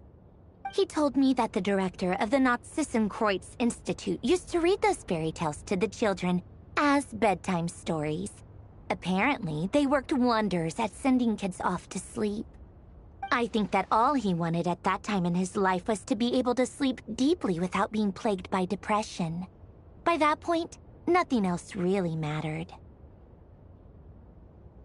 At the very end, he laid down to rest in the ruins of the former Nazissenkreuz Institute orphanage, while the Fontaine Research Institute he had founded continued tirelessly with its work.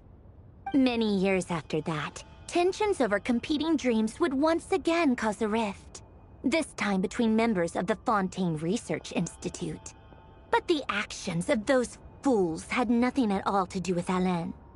And that is the story of two people from the Nazissenkreuz Institute who both wanted to save the world.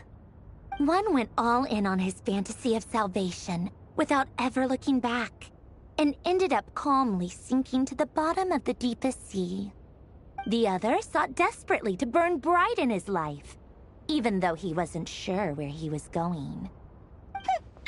I do sometimes wonder, why is it that people like them have such grand hopes of saving the world? Even the grandest tree starts as a tiny seed. So perhaps, for each of them, their mission to save the world began with a very simple desire: to save themselves. They were young children with friends and family who mattered to them, desires to explore the meaning of life, ambitions to have a successful career. They didn't want to see all of that taken away in one fell swoop. Or maybe they just wanted to find something to anchor themselves within the chaos, to stop them getting quietly swept away by the storms of life. But instead, the search for their own salvation took them down the rocky road laid out by fate. Do you think the desire to save oneself is enough of a justification to try and save the world? Sensible answer. Glad to know you've got your head screwed on straight. Alain would disagree, though. I asked him the same question back when he was in his prime, putting all of his energy into his work. Yes, it's enough. No elaboration, just a quick, short answer before getting right back to his work. He was always that way. All right, tea time's over. I owe Arlecchino a favor for telling me these stories. I'll have to bring a whole sack of gifts the next time I visit the House of the Hearth. I'm gonna go tinker with Polonia now. You guys can do whatever you want, as long as it doesn't involve interrupting me. Polonia, exit hibernation mode. Begin diagnostics.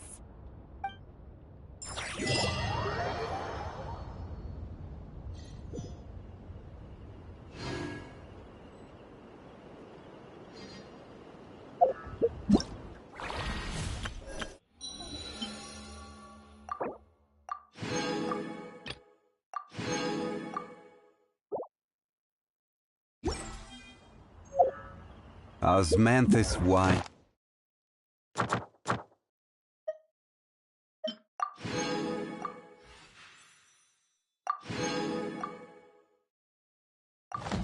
Tastes the same as I remember.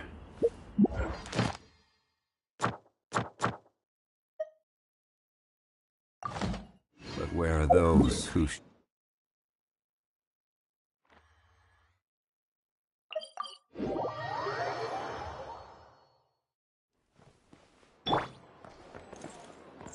Ad Astra Abyss. Thank you for completing. Ad Astra Abyss.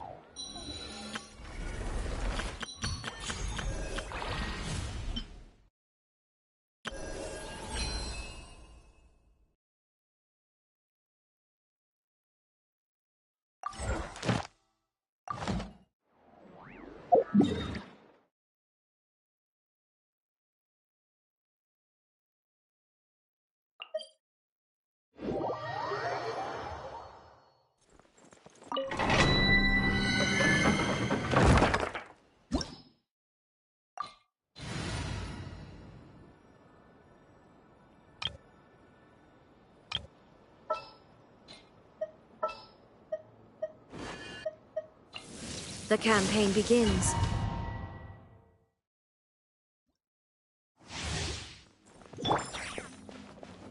There is no escape! Solidify! Look, the rainbow! Just look! Observe.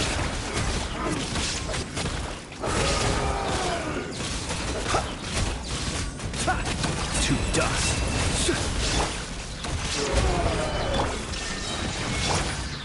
Flash attack! Close your eyes. Observe.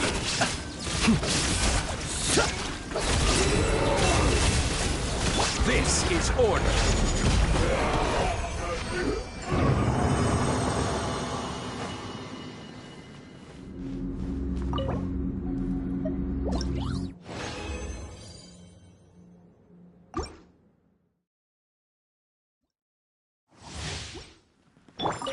Shine down!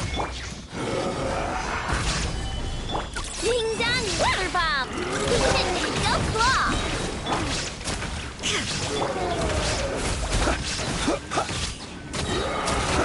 Close your eyes. Night falls. Illusion shattered! Look, the rainbow! You won! Be silent. The night cometh. Close your eyes.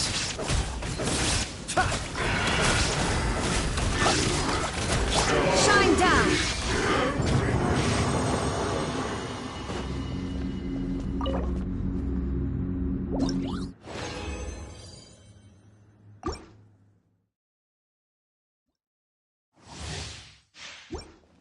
There is no escape! Flash attack! Chew on this! Be silent. Observe.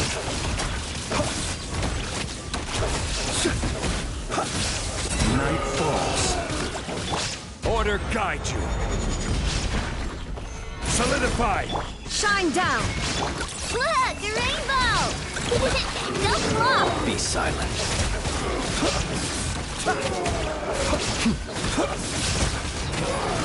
To dust.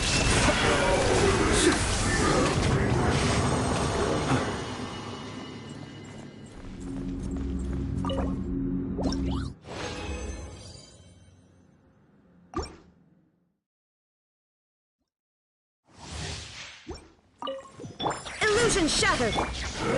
Stabilize! Ding dong weather bomb! Chew on this! Observe.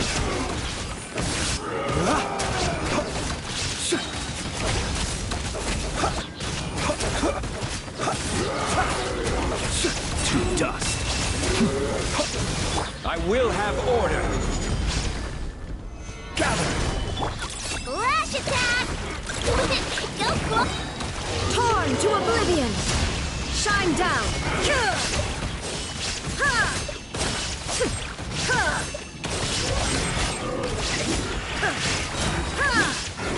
Illusion shattered! Solidify!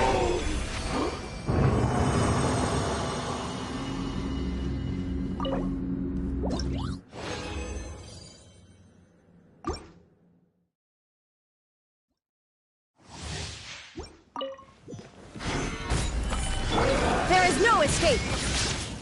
Ding dong weather bomb! Chew on this! Beware the creatures of the night. Close your eyes.